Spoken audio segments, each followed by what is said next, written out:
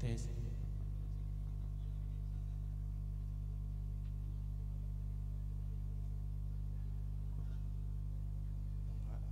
Aman kok. Tes. Halo.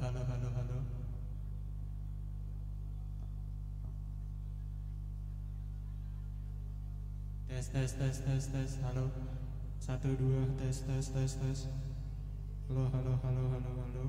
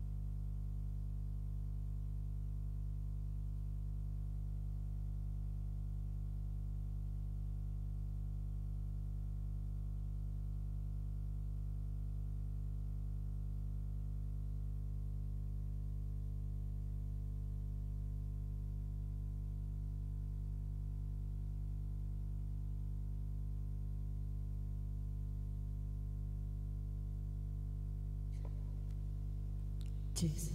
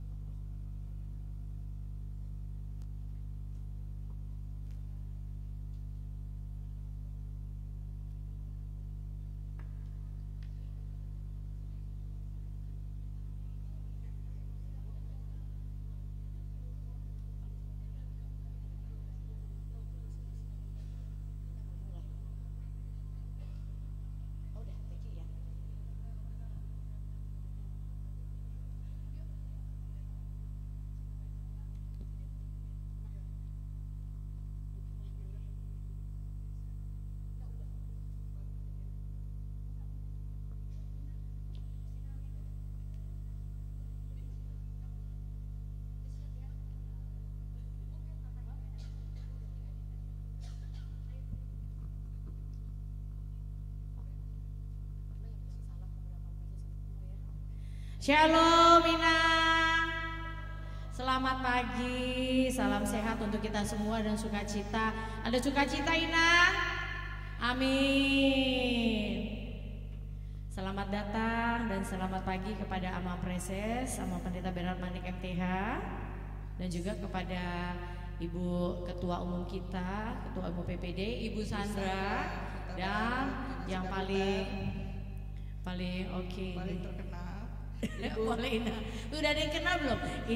Inang Kabit Kononia Pendeta Inang Ridhoi Batubara. Udah Pak, ini pengurus baru Inang. Oh, iya. Amang Preses sudah kenal Inang? Ama Preses sudah kenal belum Ina? Nah ini Ama Preses kita. Ini Ibu Ketua Umum kita, Ibu Sandra Sidabutar, Nyonya Huta Barat. Salam kenal Inang, kami berdua di sini juga BPH, saya sendiri Sylvia Pasaribu Boru Sirait, Sekretaris PPD yang berisik banget kalau di grup, bahkan sampai dikunci ya grup ketua SPH. Maaf ya Inang ya, karena apa? Susah banget untuk manjat ke atasnya infonya itu ya Inang ya, tapi sudah dibuka. Satu lagi ini yang cantik, ayo silakan Inang. Saya Nyonya Reni Sinaga Boru Siagian sebagai bendahara PPD.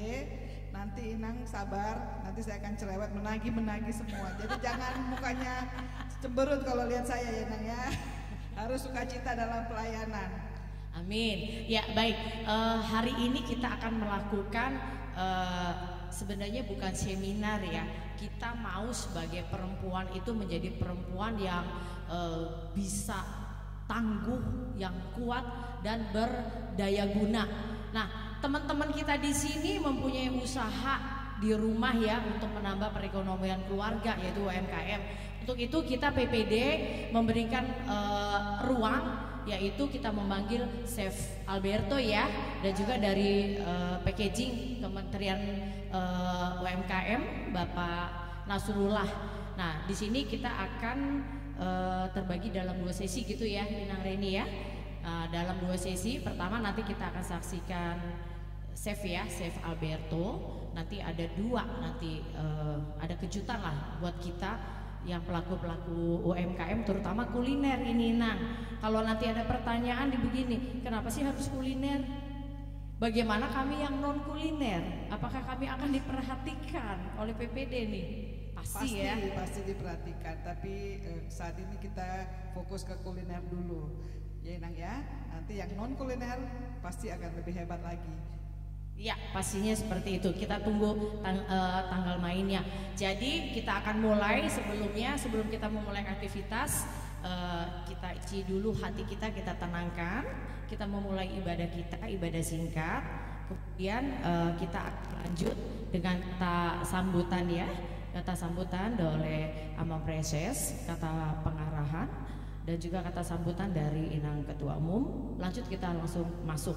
Untuk mempersingkat waktu Inang, kalau boleh kita boleh mempersiapkan pertanyaan-pertanyaan dari rumah yang nanti akan mau ditanya seputar masakan atau kuliner dan juga packaging, supaya pertanyaan Inang itu nanti bisa dikumpulkan ke kami, langsung kita lontarkan. Jadi kita bukan mic kita yang jalan-jalan Inang, kertas pertanyaannya nanti kami kumpulin. Nanti ada yang baju seperti ini pengurus ya, nanti akan bantu mengumpulkan pertanyaan-pertanyaan seperti itu ya, supaya tertib gitu ya Inang Reni ya. Oke baik, kami persilakan Inang Pendeta Ridhoi untuk memimpin ibadah kita di pagi hari ini. Terima kasih.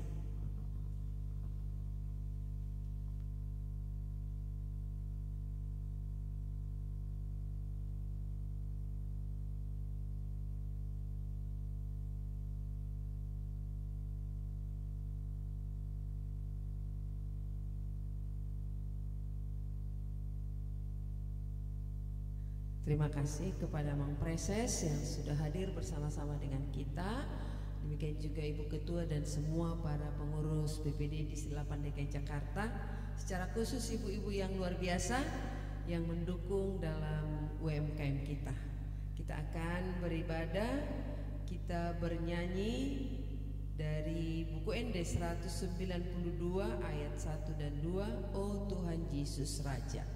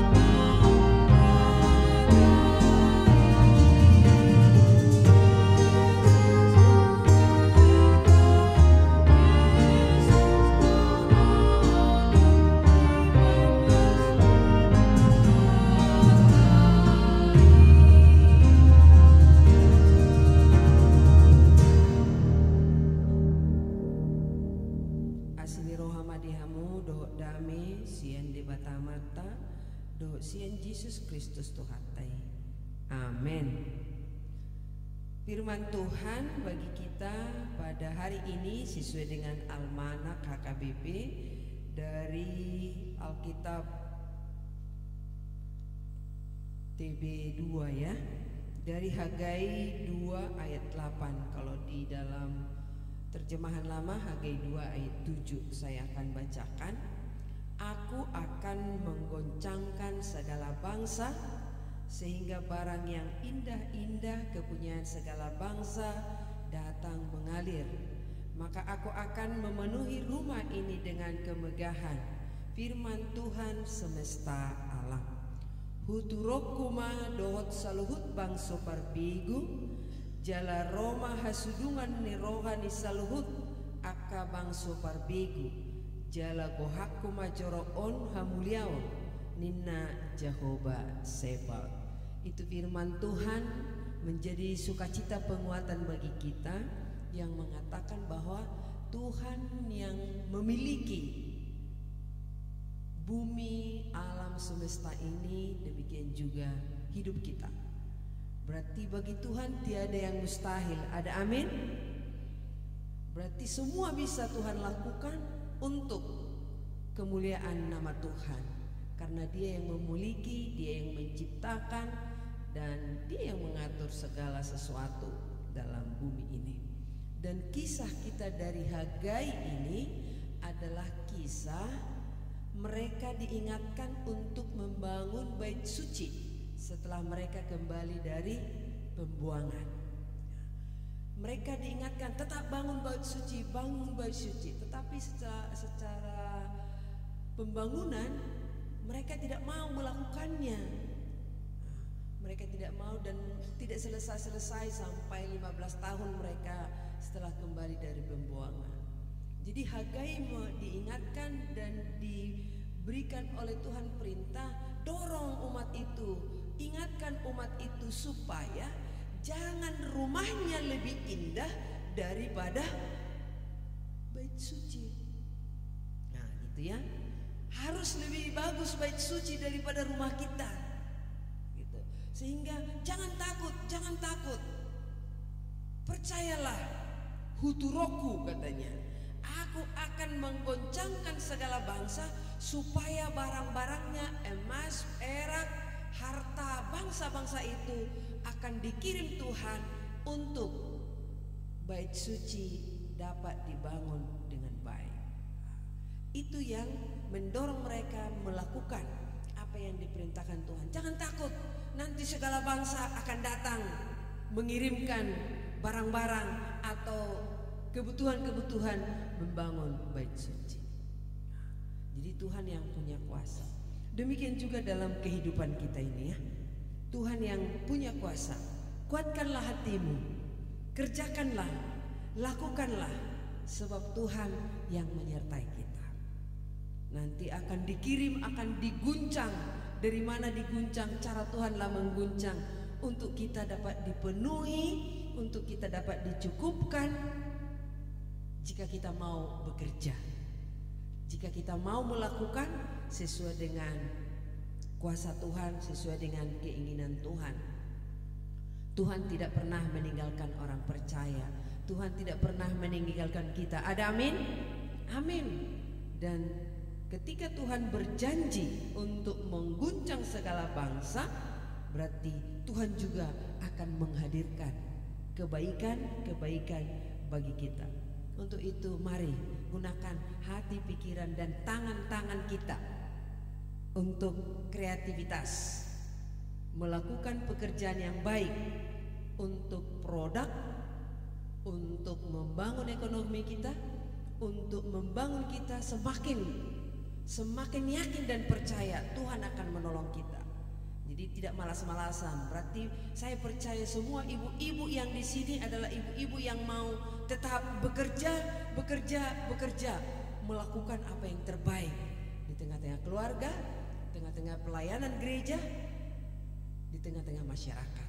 Itulah yang kita dorong melalui kegiatan PPD, supaya semua mau melakukan kebaikan, untuk kemuliaan Tuhan, untuk mendorong temannya. Gak usah cemburu-cemburuan, dorong, dukung temannya, berikan ilmunya. Nanti kan ilmu cap kita dan ilmu UMKM diberikan kepada kita. Berarti kita jangan takut tidak laku, tapi mari semuanya bersama-sama saling mendukung. Akan terguncanglah ekonomi kreatif HKBP PPD Distrik 8 DKI Jakarta. Ada amin? Amin, semuanya maju. Dia menyediakan yang terbaik bagi kita. Dan semuanya menjadi pertanyaan, apakah tangan kita siap melakukan pekerjaan Tuhan? Apakah tangan kita siap melakukan pekerjaan tangan Tuhan? Pekerjaan Tuhan? Siap? Amin. Tuhan Yesus memberkati kita. Selamat mengikuti semua, nanti ilmunya kita serap dengan baik. Amin. Kita berdoa. Terima kasih Tuhan, Engkau yang menciptakan alam semesta, demikian juga kami ya Tuhan. Dan kami percaya Engkau akan mendorong kami melakukan kebaikan-kebaikan. Tuhan akan menggoncangkan bumi ini untuk mengalirkan banyak berkat kepada orang-orang yang senantiasa bekerja sesuai dengan tuntunan Tuhan. Terima kasih Tuhan. Janji Tuhan menjadi keyakinan bagi kami. Tuhan tidak akan pernah meninggalkan kami, baik di tengah-tengah ekonomi kami, dalam kegiatan kami, di tengah-tengah keluarga, di tengah-tengah gereja, di tengah-tengah masyarakat. Kami mau untuk Tuhan pakai, melakukan banyak hal untuk kami kerjakan, untuk kemuliaan nama Tuhan dan sukacita bagi kami. Berkatilah pengurus PPD kami yang diketuai oleh Inang Sandra, yang senantiasa memikirkan banyak hal kebaikan yang dilaksanakan untuk para ibu-ibu, untuk para perempuan. Bagaimana para perempuan bangkit dan tetap semangat melakukan pekerjaan-pekerjaan luar biasa. Terima kasih Tuhan, berkati semua pengurus PPD Distrik 8 DKI Jakarta. Demikian juga para keluarga kami, dan demikian juga para ibu-ibu ini Tuhan. Engkau berkati mereka di tengah-tengah usaha mereka, kecil menengah. Biar Tuhan hadir dalam setiap pekerjaan mereka. Dan kami juga berdoa untuk hamba-Mu Amang Preses kami yang senantiasa memberikan dorongan kepada semua kami di Distrik 8 DKI Jakarta ini, untuk kami dapat berkarya, untuk kami dapat melakukan banyak hal demi kemuliaan nama Tuhan. Berikan hikmat bijaksana kepada hamba-Mu Amang Preses sehingga dapat memimpin di Distrik 8 DKI Jakarta ini. Terima kasih Tuhan. Para pembicara kami serahkan padamu. Kau menguasai hati dan pikiran mereka sehingga mereka sukacita menyampaikan ilmu mereka kepada kami. Dalam nama Yesus Kristus kami berdoa dan mengucap syukur. Amin. Kita bernyanyi 755 ayat 1 dan 3, kita memberikan persembahan kita.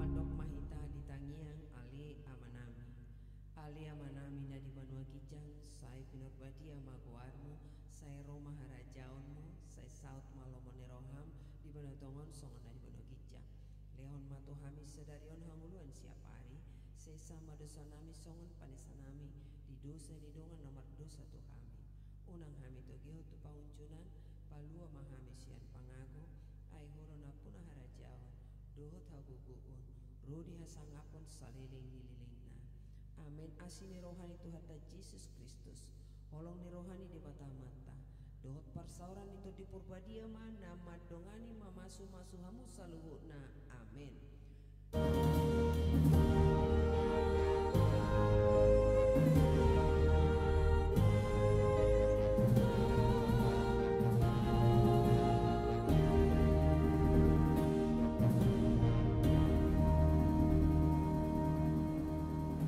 Horas. Terima kasih, kami serahkan kembali kepada pembawa acara kita.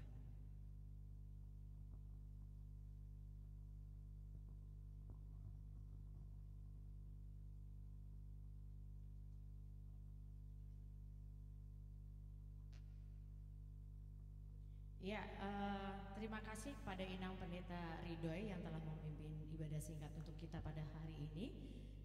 Oh ya, baru tadi mau manggil kolekta, minta tolong dihitung persembahan kita. Baik, kita akan lanjutkan, kita nanti akan mulai kurang lebih sekitar 5 menit ya. Kami mengundang untuk Ibu Ketua Umum PPD Inang Sandra memberikan sepatah kata sambutan kepada kita pada pagi ini. Silakan Inang Sandra.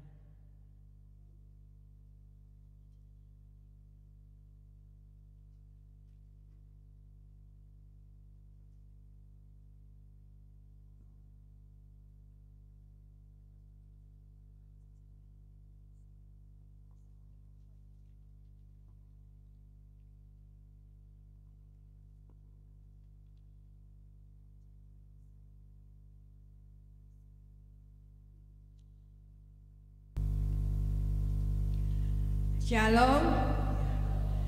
Yang saya hormati Amang Preses, Amang Pendeta Bernard Manik MTH, yang saya hormati Inang Kabid Koinonia, Inang Pendeta Ridhoy Boru Batubara, yang saya hormati seluruh pelayan kantor distrik, yang saya hormati Bapak Pembicara, yang saya hormati seluruh pengurus PPD, seluruh pengurus SPH, dan seluruh pelaku UMKM binaan dan yang belum menjadi binaan PPD yang hadir pada hari ini dan seluruh jemaat yang hadir. Puji Tuhan, merupakan salah satu komitmen dari PPD untuk selalu memperhatikan dan membina UMKM Jemaat HKBP Distrik 8, terutama jemaat perempuan. Hal itu merupakan sesuai dengan arahan dari Amang Preses dan Inang Kabid Koinonia kepada kami. Hari ini kita akan mengadakan satu hari pelatihan yang berjudul pengembangan produk kreatif kuliner tradisional Batak dan bagaimana membuat kemasan yang baik dan cantik. Dan pembicara ada dua, yaitu seorang chef Alberto Siboe yang sudah tidak asing lagi bagi kita. Kalau kita ingat tahun lalu kita ada PPD Expo, beliau mengisi salah satu acara di PPD Expo tersebut. Dengan pengalaman beliau sebagai eksekutif chef di berbagai hotel dan lembaga, juga pernah menjadi chef di kedutaan Indonesia di Jerman. Kami pikir sangat tepatlah untuk selalu bekerja sama dengan Bapak Chef Alberto Siboe ini. Juga hari ini kita akan membuat produk kreatif dari makanan Batak, yaitu nanti ada makanan utama dan dessert. Pada dasarnya makanan Batak sudah kita ketahui, kita pasti mengatakannya sangat enak ya. Kalau kita lihat ayam gota atau lapet yang selalu kita tunggu-tunggu pada saat kita menghadiri pesta, pasti tidak ada kata ragu-ragu. pasti enak. Tetapi bagaimana makanan tersebut bisa juga dinikmati oleh orang lain dan juga bisa tidak menjadi suatu hal yang tidak mungkin suatu saat bisa masuk ke suatu restoran atau kuliner restoran yang bukan menyajikan makanan Batak. Itulah impian kita, seperti misalnya makanan yang lain dari kuliner Nusantara, rendang, gado-gado dan sebagainya. Oleh karena itu datang hari ini Chef Alberto untuk membuka wawasan kita bagaimana mengembangkan produk kreatif kuliner makanan Batak, dan nanti kita tunggu apa yang akan disampaikan oleh Chef Alberto. Lalu kemasan, saya meminta dan selalu berkonsultasi dengan Kementerian UKM dan Koperasi dan UKM, dan menunjuk salah satu pembicara dari Lembaga Pengembangan Kemasan Indonesia yang memang direkomend oleh Kementerian UKM untuk selalu memberikan pelatihan atau seminar ke seluruh Indonesia. Dan beliau ini sangat jauh, didatangkan dari Surabaya. Dan puji Tuhan barusan WA sudah mendarat, sebentar lagi akan bersama-sama dengan kita. Dan dari komunikasi itu saya sampaikan bahwa hampir semua pelaku UMKM ini belum semua yang tahu bagaimana cara mengemas yang baik, mungkin karena hampir sebagian besar kita adalah pemula. Tetapi beliau menyampaikan tidak apa-apa, silakan di display saja selama ini bagaimana cara mengemas produknya. Jadi kalau ada ikan pakai styrofoam atau pakai plastik, pakai apapun silakan. Jadi nanti beliau akan bisa menyampaikan apa yang kurang, apa yang harus diperbaiki dari kita. Waktunya 2 jam, dan mungkin kalau diperlukan kita bisa akan mengadakan workshop 1 harian bagaimana cara pengemasan sampai cara memfoto produk dengan baik sehingga layak untuk dipasarkan. Sebagai informasi, Inang semua, di bulan September yang akan datang PPD akan mengadakan PPD Expo yang kedua ya, Amang Preses. Dan inilah masih ada waktu beberapa bulan bagaimana kita supaya bisa meningkatkan kualitas produk yang akan kita pamerkan nanti di sana. Ya, dan kami akan mengundang seluruh binaan PPD. Jadi kalau yang belum menjadi binaan silahkan mendaftar, dan juga denominasi gereja yang berbeda akan kita undang, dan bahkan kalau bisa dari agama yang berbeda sesuai dengan tahun pelayanan HKBP, tahun Oikumene Inklusif. Dan sebagai informasi, Amang Preses, Inang Kabid dan Inang semua hari ini terdaftar. Sebenarnya kuota kita 100 orang, tetapi melebihi kuota, masih tetap ada yang mendaftar walaupun sudah kami tutup beberapa hari yang lalu. Sekitar 140 peserta ini ya.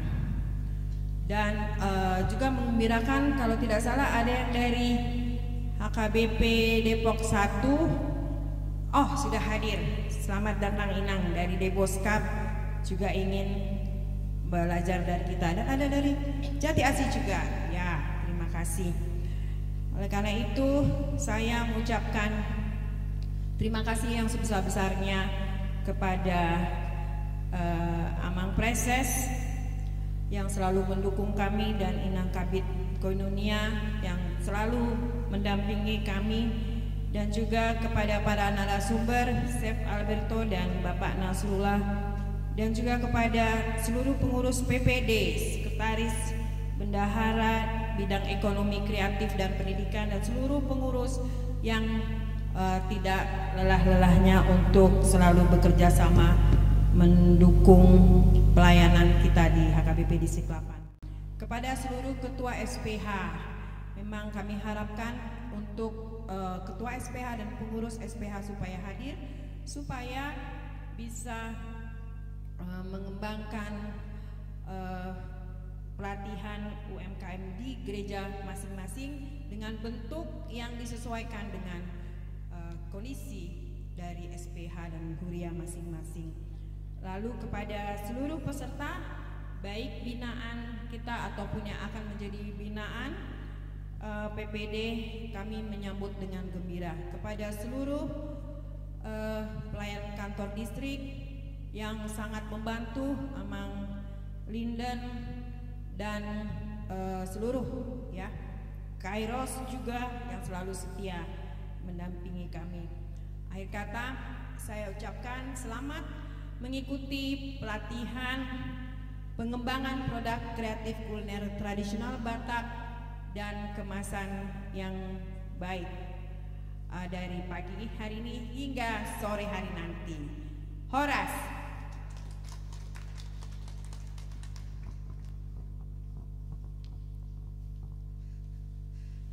Selanjutnya kita akan mendengar bimbingan dari Amang Preses. Waktu dan tempat kami persilahkan.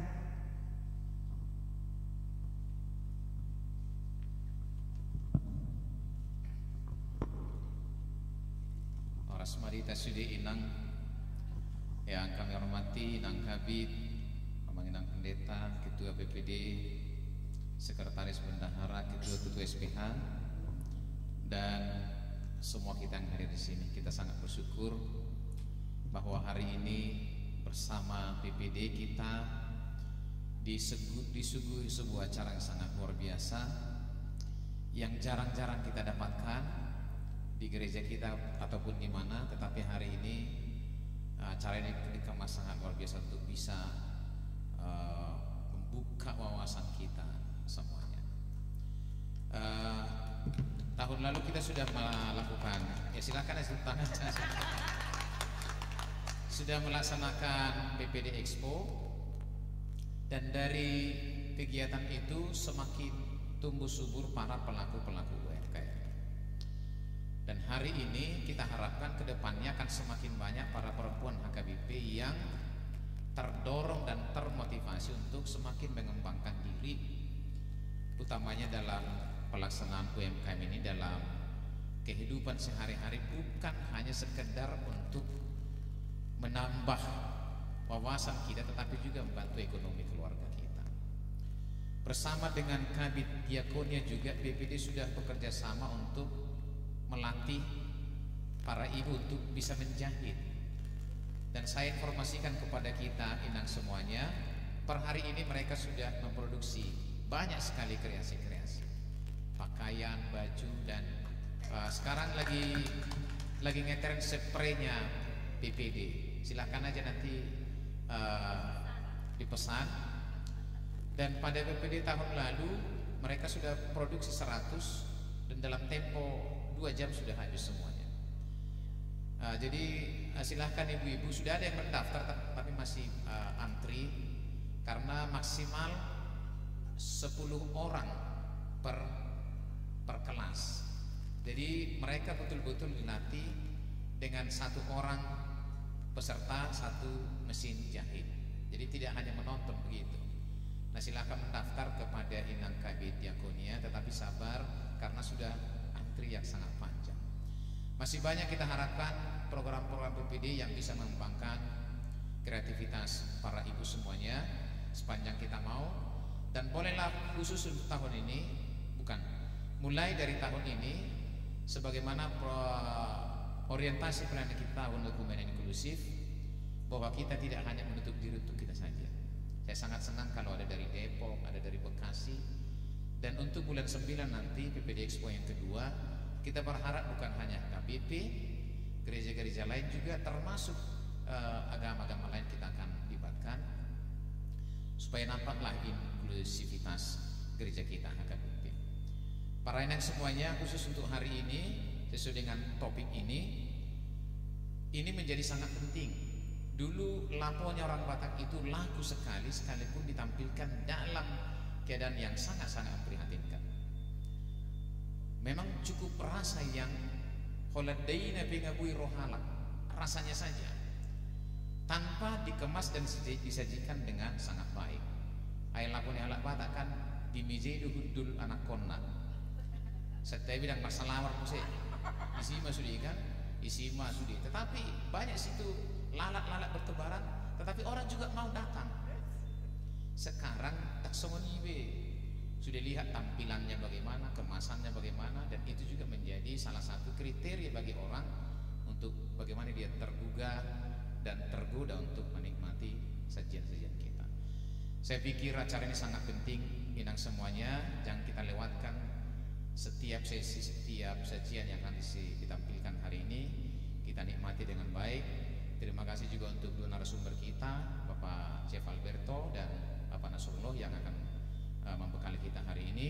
Saya pikir ini menjadi berkat yang luar biasa bagi kita. Jayalah PPD, jayalah perempuan, SPH, tolong inang disebarkan, ditularkan kebaikan-kebaikan ini di gereja kita masing-masing. Akhirnya kami membuka acara pelatihan ini secara resmi dilaksanakan hari ini bersama dengan Persekutuan Perempuan Distrik dalam nama Allah Bapa, Anak dan Roh Kudus. Amin. Horas Madita. Ya, terima kasih kepada Amang Preses yang kami kasihi. Sebelumnya Amang, kami izin untuk foto bersama dulu ya, sebelum meja-meja kita berantakan dengan makanan dan minuman-minuman. Boleh minta tolong Kairos untuk mengambil, mengabadikan acara ini. Boleh di sini. MC satu lagi mana ini, Inang Reni? Mike. Ya, boleh berdiri semuanya Inang, apalagi yang di belakang, mungkin di depan kelihatan bisa dari atas ya. Iya, kita berdiri. Nanti diambil dari panggung Inang ya.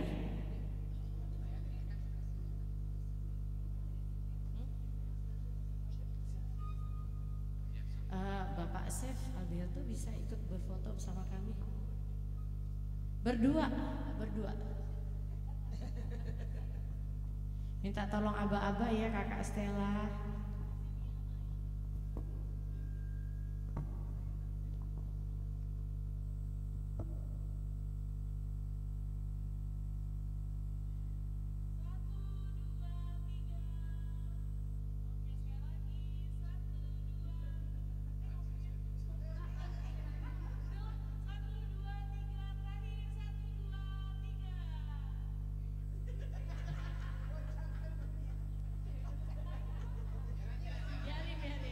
Ya baik, Inang Reni, kita kayaknya sudah mau mulai untuk memasak ya. Silakan. Sudah berguncang, jadi memang kita. Ya ini sudah berguncang kayaknya pancinya Pak. Pak Chef Alberto, silakan Pak, kita bisa mempersiapkan. Jadi Pak Chef Alberto ini mungkin Inang bisa tahu apa sih Pak Chef Alberto? Cek. Udah ya? Cek. Sini ya,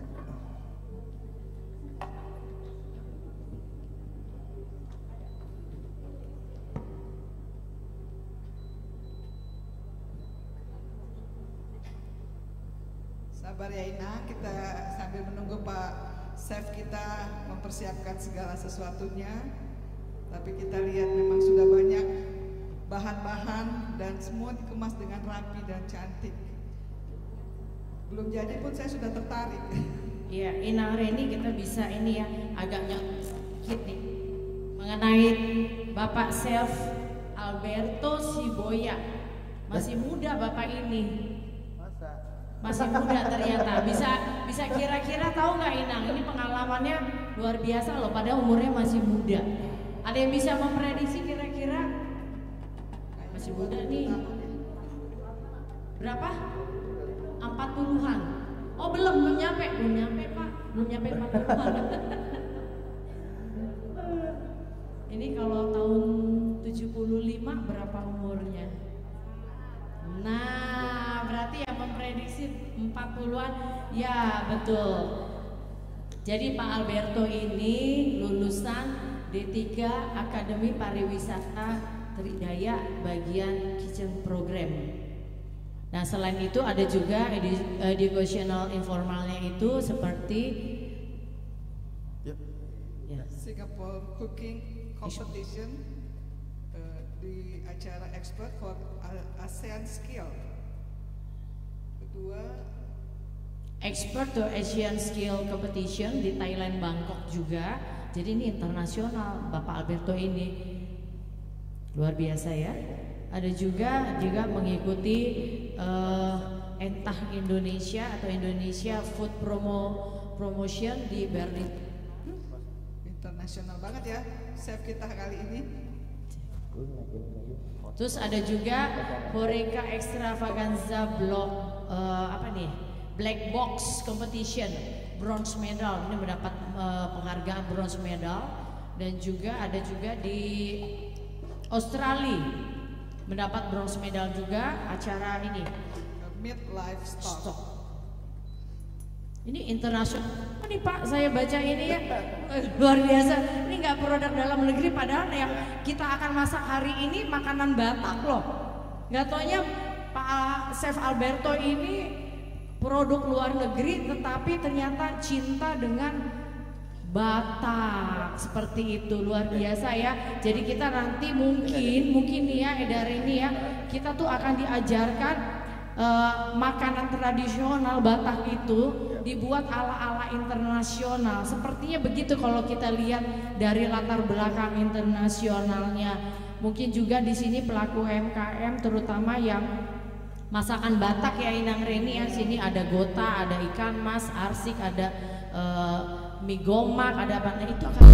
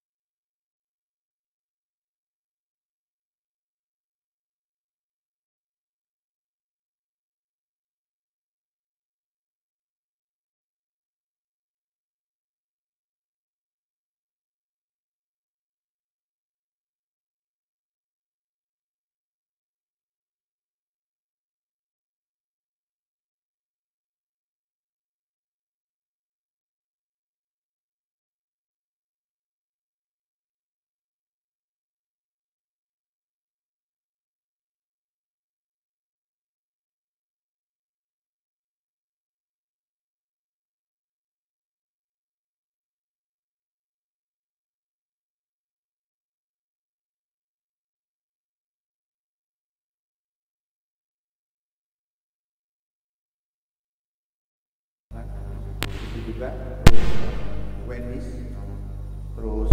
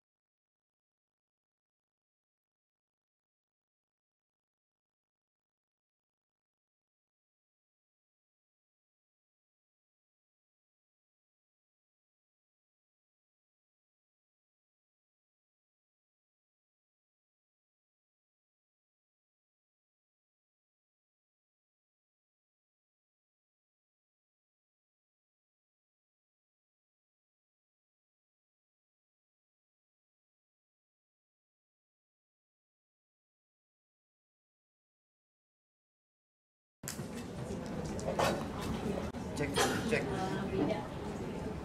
cek cek.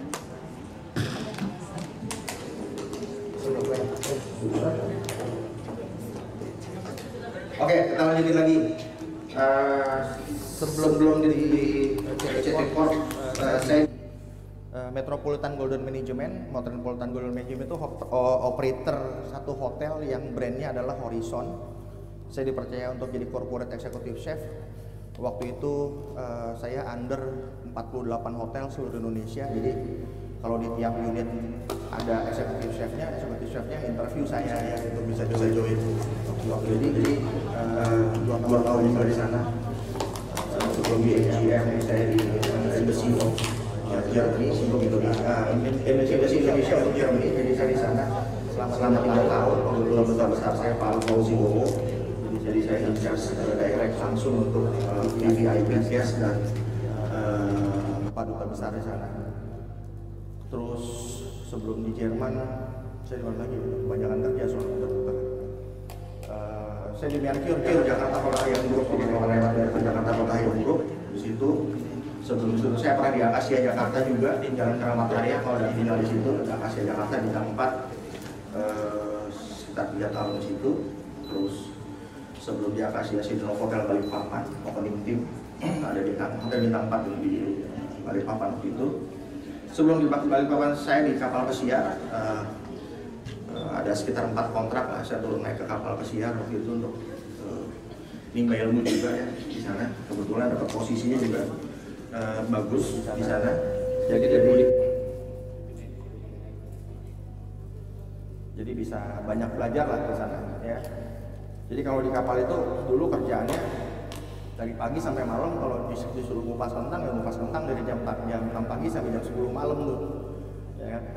Coba waktu itu saya bagian jadi chef turnan. Kalau chef turnan itu ngegantiin orang-orang cuti ceritanya. Jadi kalau di pastry cuti saya masuk pastry, kalau di main kitchen cuti saya gantiin main kitchen. Disitulah saya banyak belajar lah untuk masalah produk-produk.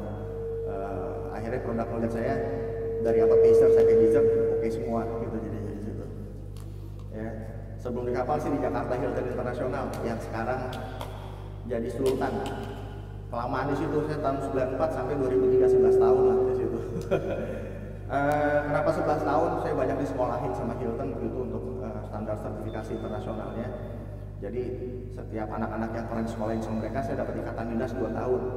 Dan karena saya senang belajar, jadinya kebagian terus tuh belajar gitu. Sampai akhirnya nggak pergi dari sana. Bisa perginya ketika brand Hiltonnya dicabut karena owner nggak mau nerusin ya.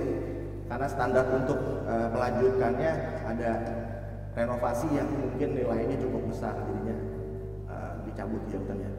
Jadi berubah jadi Sultan sekarang. Itu sedikit perjalanan. Kalau untuk event-event internasional tahun 94 saya in charge untuk KTT non-blok. waktu itu Uncas untuk 12 kepala negara, salah satunya Amerika sama Bill Clinton, terus Arroyo, terus sama Yasir Arafat juga ikut sama saya. Terus yang kedua saya ikut di APEC juga untuk level internasionalnya. Yang ketiga G15, yang keempat Konferensi Asia Afrika. Gitu. Hanya orang-orang terpilih yang bisa Uncas ikut dengan event itu. Dan semua tersertifikasi.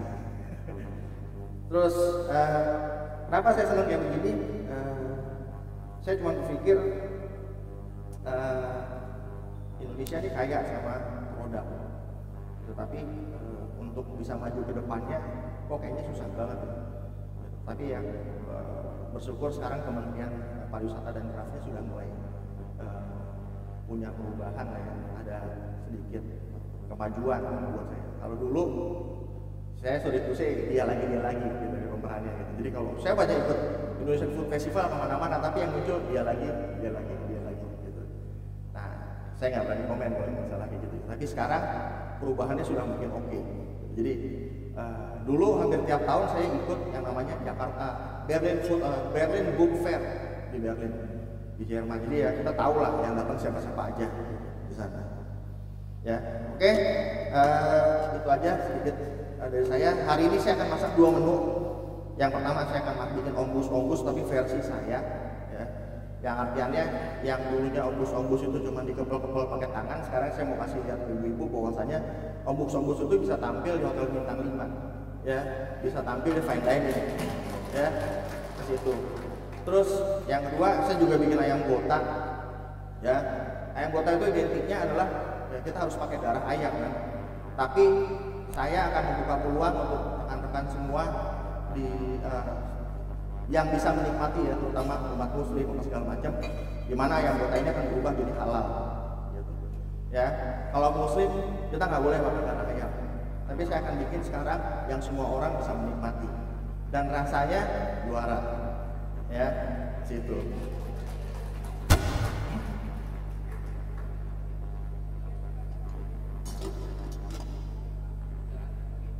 Ya. Nanti kalau kita bilang gotanya ada formula khusus ya, nanti bisa rasanya sama.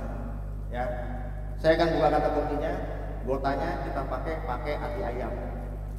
Ya, ati ayam itu sumbernya bagus. Ya, ketika kita masak dan kita blender yang halus hampir seperti air, dia akan berubah fungsinya menjadi pengental juga nantinya. Seperti itu.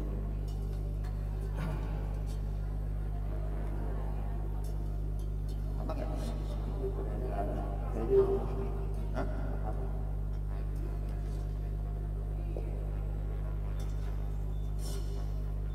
Ini nih ada. Apa? Ya. Udah lihat. Betul kalau udah file wrapping. Sambil jalan kalau memang ada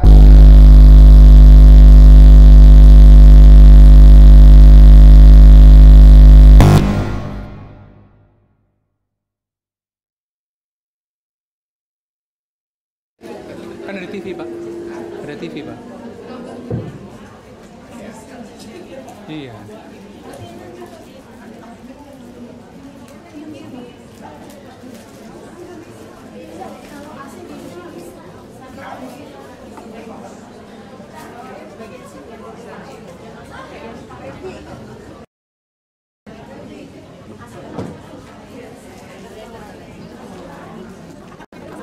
Bapak itu aku tonton saya.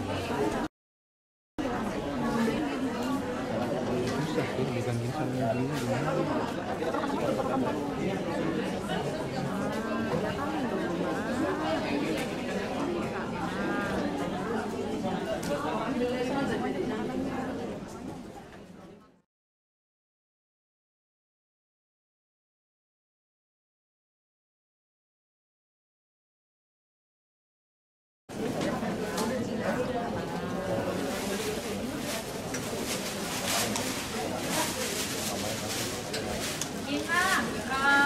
Mohon bersabar ya, karena ini kan kita pakai kompor listrik, itu tegangannya tinggi. Nah, jadi kita mengubah NCB ya, jangan ada yang di sini karena kita di sini udah banyak kita pakai untuk sound system. Kalau AC aman karena beda NCB-nya, AC standing itu aman. Yang nggak aman itu bagian kompor, jadi kita akan tinggalin dulu ya Iman ya. Yang colokan. Terus ini Pak, ada pertanyaan dari Ibu. Bapak lagi buat ngerebus apa sih? Tadi ada pertanyaan dari Bapak udah tanya. Ada nggak yang sambil menunggu ya Pak ya?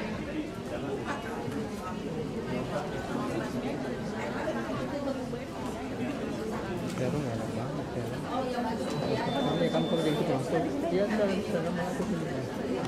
Makan aja. Ini gratis deh. Kemana sih? Kita kemana lagi sini? Ada pertanyaan? Ada. Pertanyaannya saya sedang rebus apa gitu ya? Iya, ada pertanyaan. Lagi mau rebus apa? Bapak saya hampir Oh, kalau sampai dimakan kan sudah berlipat dari Oki. Iya. Iya. Jadi menu pertama nih saya lagi bikin ombus-ombus bahan dasarnya adalah tepung beras. Ya, tapi perlu diketahui kalau di tradisional ternyata setelah saya praktekin beberapa kali pakai tepung beras kemasan yang ada di supermarket tuh nggak bisa. Jadi kita memang harus rendam berasnya, terus bikin tepungnya sendiri, baru dikukus. Nah ini yang saya lakuin adalah kemarin saya udah bikin tepung berasnya, sekarang kita lagi kukus sebentar.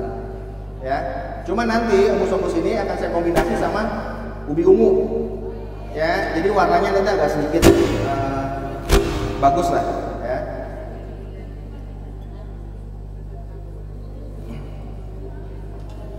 Ya, terus nanti kalau biasanya cuma makan ombus-ombus itu ya gitu aja ya, gula, kelapa dicampur, ya kan? Di mana? Kalau beras sebenarnya nggak perlu lama-lama, 30 menit cukup, ya kan? Yang penting sudah gampang ditepung aja. Ya, kemarin saya nepungnya nggak perlu ke pasar, jadi saya di rumah punya food processor. Kita bikin di food processor aja 2 kali giling, terus habis itu kita agak jemur sedikit supaya dia bagus. Ya, baru kita tumbuk ulang, gitu. Bagus banget kok jadinya, ya. Jadi nggak terlalu kasar hasilnya nanti. Gitu.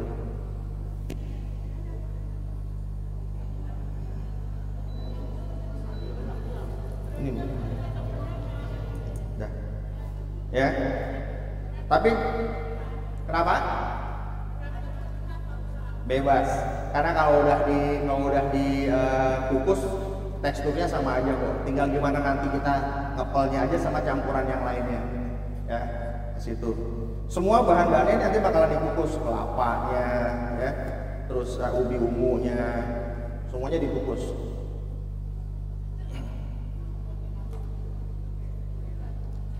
Sambil ngerebus, saya juga ngerjain yang lain. Ayam bunta, sayurannya lagi direbus sama rekan saya. Nanti habis ini baru kita bikin sausnya. Saya udah siapin di sini semua lengkuas, andaliman ya.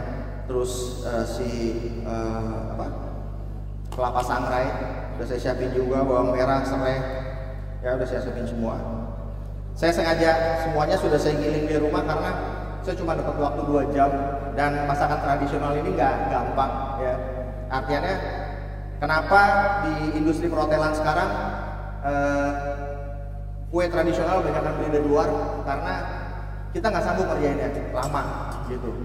Nah sebetulnya ada peluang untuk UMKM ini untuk bisa, artinya gini, bikin satu komunitas ya, seperti saya sekarang di hotel itu ada satu orang Bali, dia punya brandnya nggak usah saya sebutnya ya. Satu orang Bali tinggal di Jakarta, dia bikin satu komunitas UMKM di mana sekarang kliennya banyak gitu. Yang artinya saya perlu risol besok pagi jam 5 pagi, saya butuh 2.500 pieces dan dia sanggupin jadi gitu. Karena apa? Dia rangkul semua rekan-rekan satu RT dia, di mana per blok itu kamu bikin risol ya, kamu bikin putu ayu, kamu bikin apa, dan ketika ada order mereka tinggal telepon, dikolek semua, terus berangkat jalan ke situ. Ya, di industri perhotelan sekarang kayak gitu. Sistemnya kita nggak pernah bikin jajan pasar. Hampir semua, kecuali mereka yang punya dapur pastry-nya besar. Dan SDM-nya banyak. Ya. Nah ini nggak menutup kemungkinan juga mungkin, gitu kan. Komunitas kita di sini bisa kebentuk satu hal yang seperti itu untuk bisa jadi satu ya, satu suara. Yuk kita bikin satu produk yang memang kita bisa apa ya, artinya jadi satu usaha sampingan ibu-ibu rumah tangga yang bisa menghasilkan lah gitu ya. Boleh?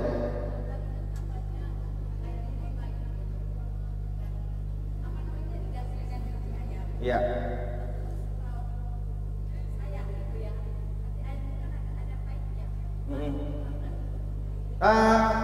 Gini, ayam kota itu ada unsur asam, ya, ada unsur asam. Jadi asam itu nanti yang akan merubah si rasa itu tadi. Sebenarnya nggak perlu khawatir, ya, karena di Eropa pun kalau Thanksgiving ati remplaknya Turki itu dibikin jadi saus juga, dan karena ada unsur wine, ada unsur acid di situ, akhirnya amisnya hilang, gitu, ya. Ya, di sini kita pakai asam bubur ya kalau nggak salah ya namanya.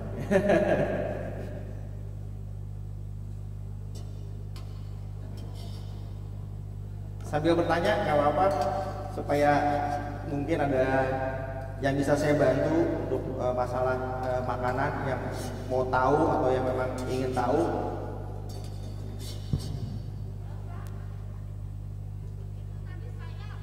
Saya lihat Bapak mengukus tepung ya. Kukus. Mengukus tepung. Ya.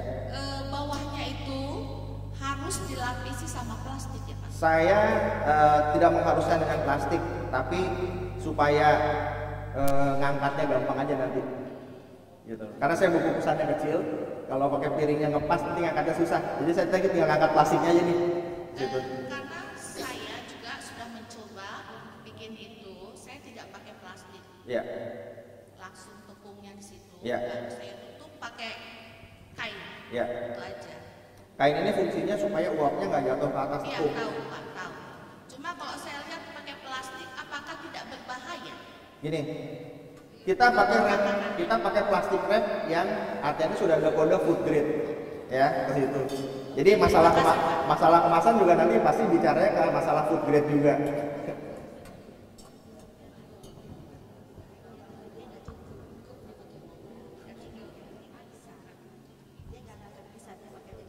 Mana? Satu lagi. Habis itu lo naik yang flat. Iya. Yeah.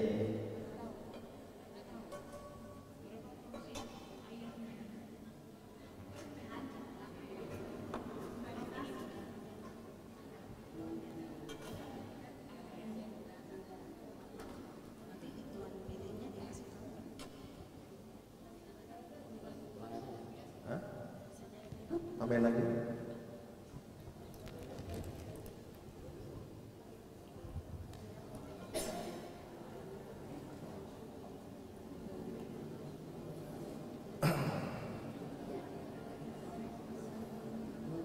Ada pertanyaan lagi, Ibu? Boleh?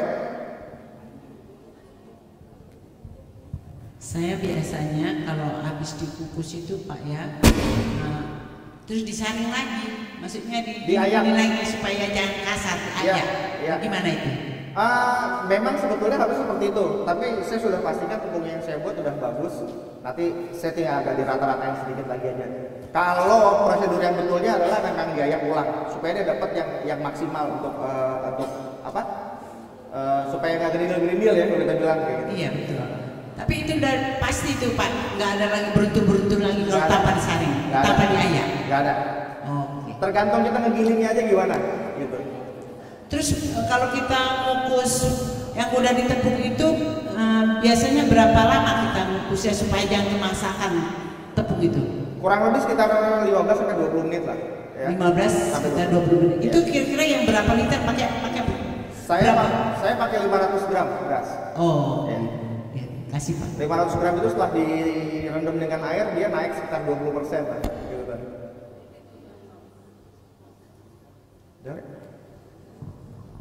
Saya nanya, Iya.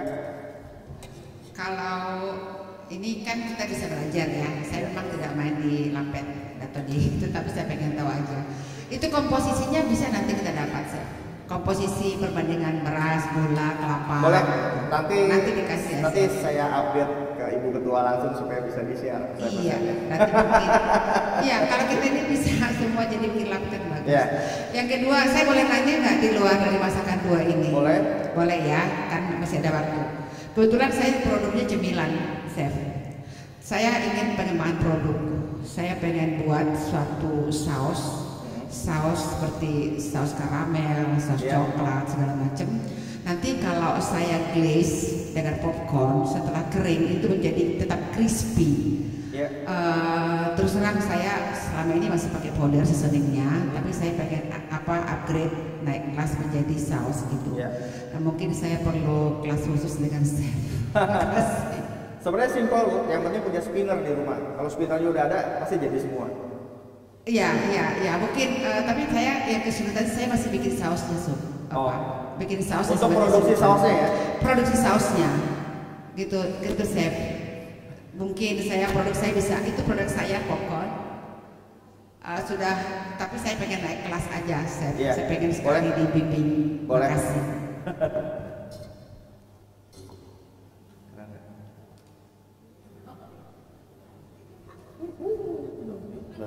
Apaan?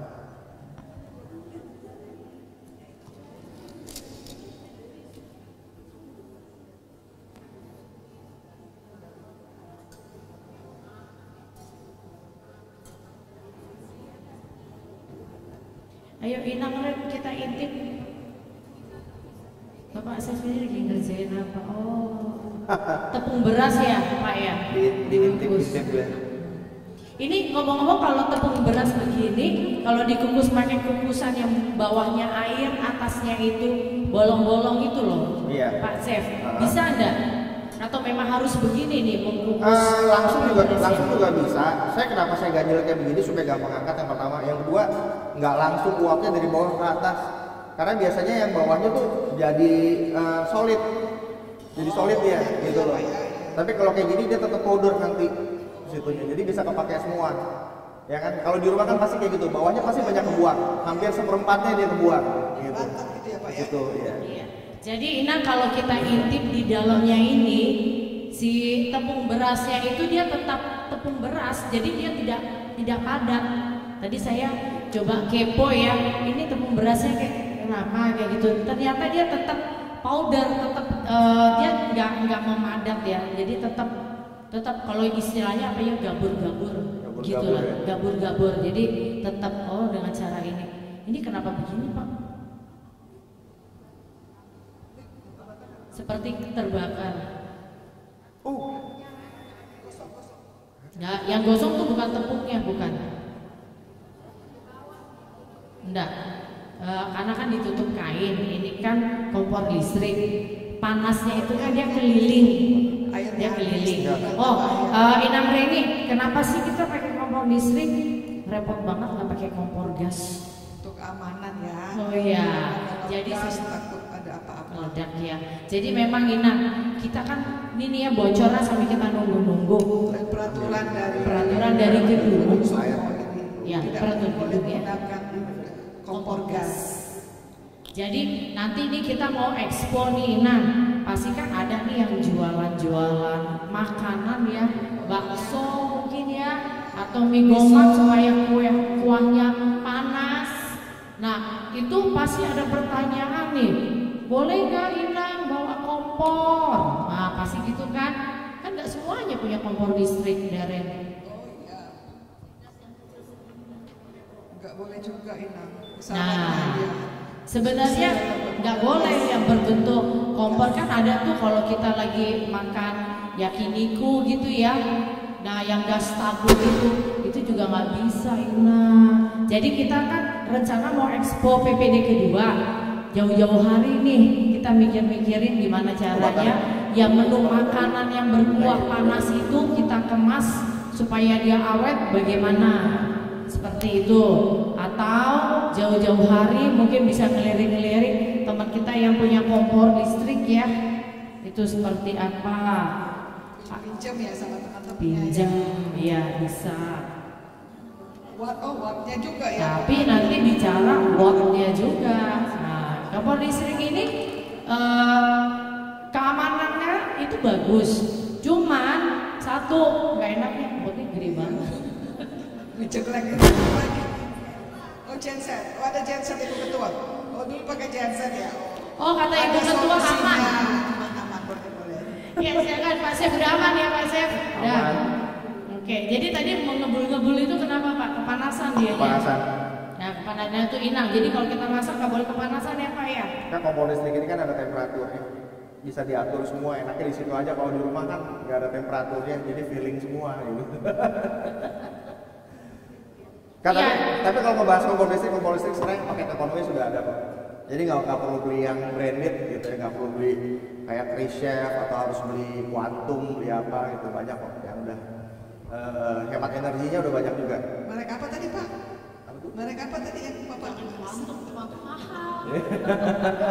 Terjangkau Pak. Yang terjangkau apa Pak? Bocoran apa Pak? Mungkin ibu-ibu juga pengen punya juga nih kompor listrik, harganya terjangkau, energinya tidak terlalu besar listriknya.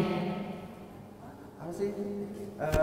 Kompetitornya Rinnai juga udah ngeluarin, saya lupa gas apa gitu ya, ada terakhir dulu Wingas ya, Wingas tuh udah ngeluarin juga. Oh iya udah, nah itu udah ada tuh teman kita, apa namanya Inang? Wingas. Wah Wingas itu ada tuh.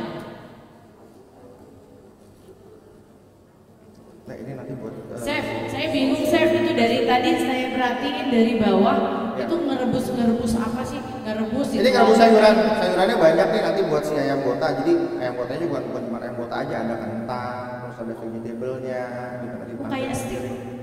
kita bikin kayak roast chicken nanti ya ayam bota. Kayak roast chicken. Ternyata Inang untuk mempersiapkan ayam bota ya Inang Reni ya, itu nggak kayak kita. Kalau kita kan cuma Pyrex doang ya. Ternyata chef ini mau menggunakan ala-ala internasional bota itu, seperti roast chicken begitu ya.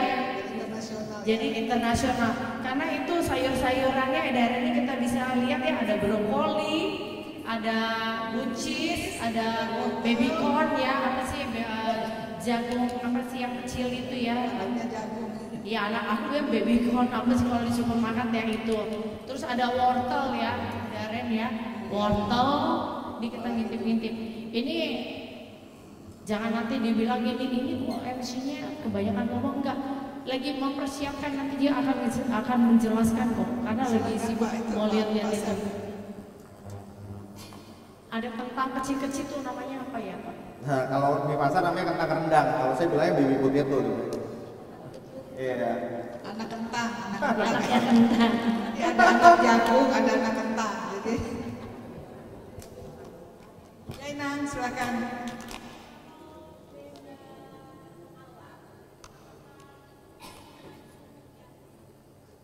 Apakah suhu mempengaruhi masakan? Beda alat, apakah mempengaruhi suhu? Maksudnya alatnya gimana? Alat yang mana nih? Suhu. Oh enggak. Kalau kompor itu ada modul, ada alat namanya termostat. Ya, termostat itu satu alat yang memang sudah mengatur temperatur suhu. Jadi selama dia pakai termostat, nggak usah khawatir, mau merek apapun pasti sama di situnya. Aman. Wingas juga oke. Nih saya bantu tanya ya Inang ya. Kan kadang kita di rumah suka arisan. Terus nggak mau repot, sayur-sayurannya itu hanya apa yang direbus-rebus itu singkong. Ya sayur pahit dan kadang cuma timun atau wortel direbus. Kok kayaknya mirip-mirip begitu ya, wortelnya direbus, buncisnya direbus. Jadi kayak lalap-lalapan. Nah kira-kira chef itu bisa nggak kita bikin, karena tuh materinya hampir sama chef ya.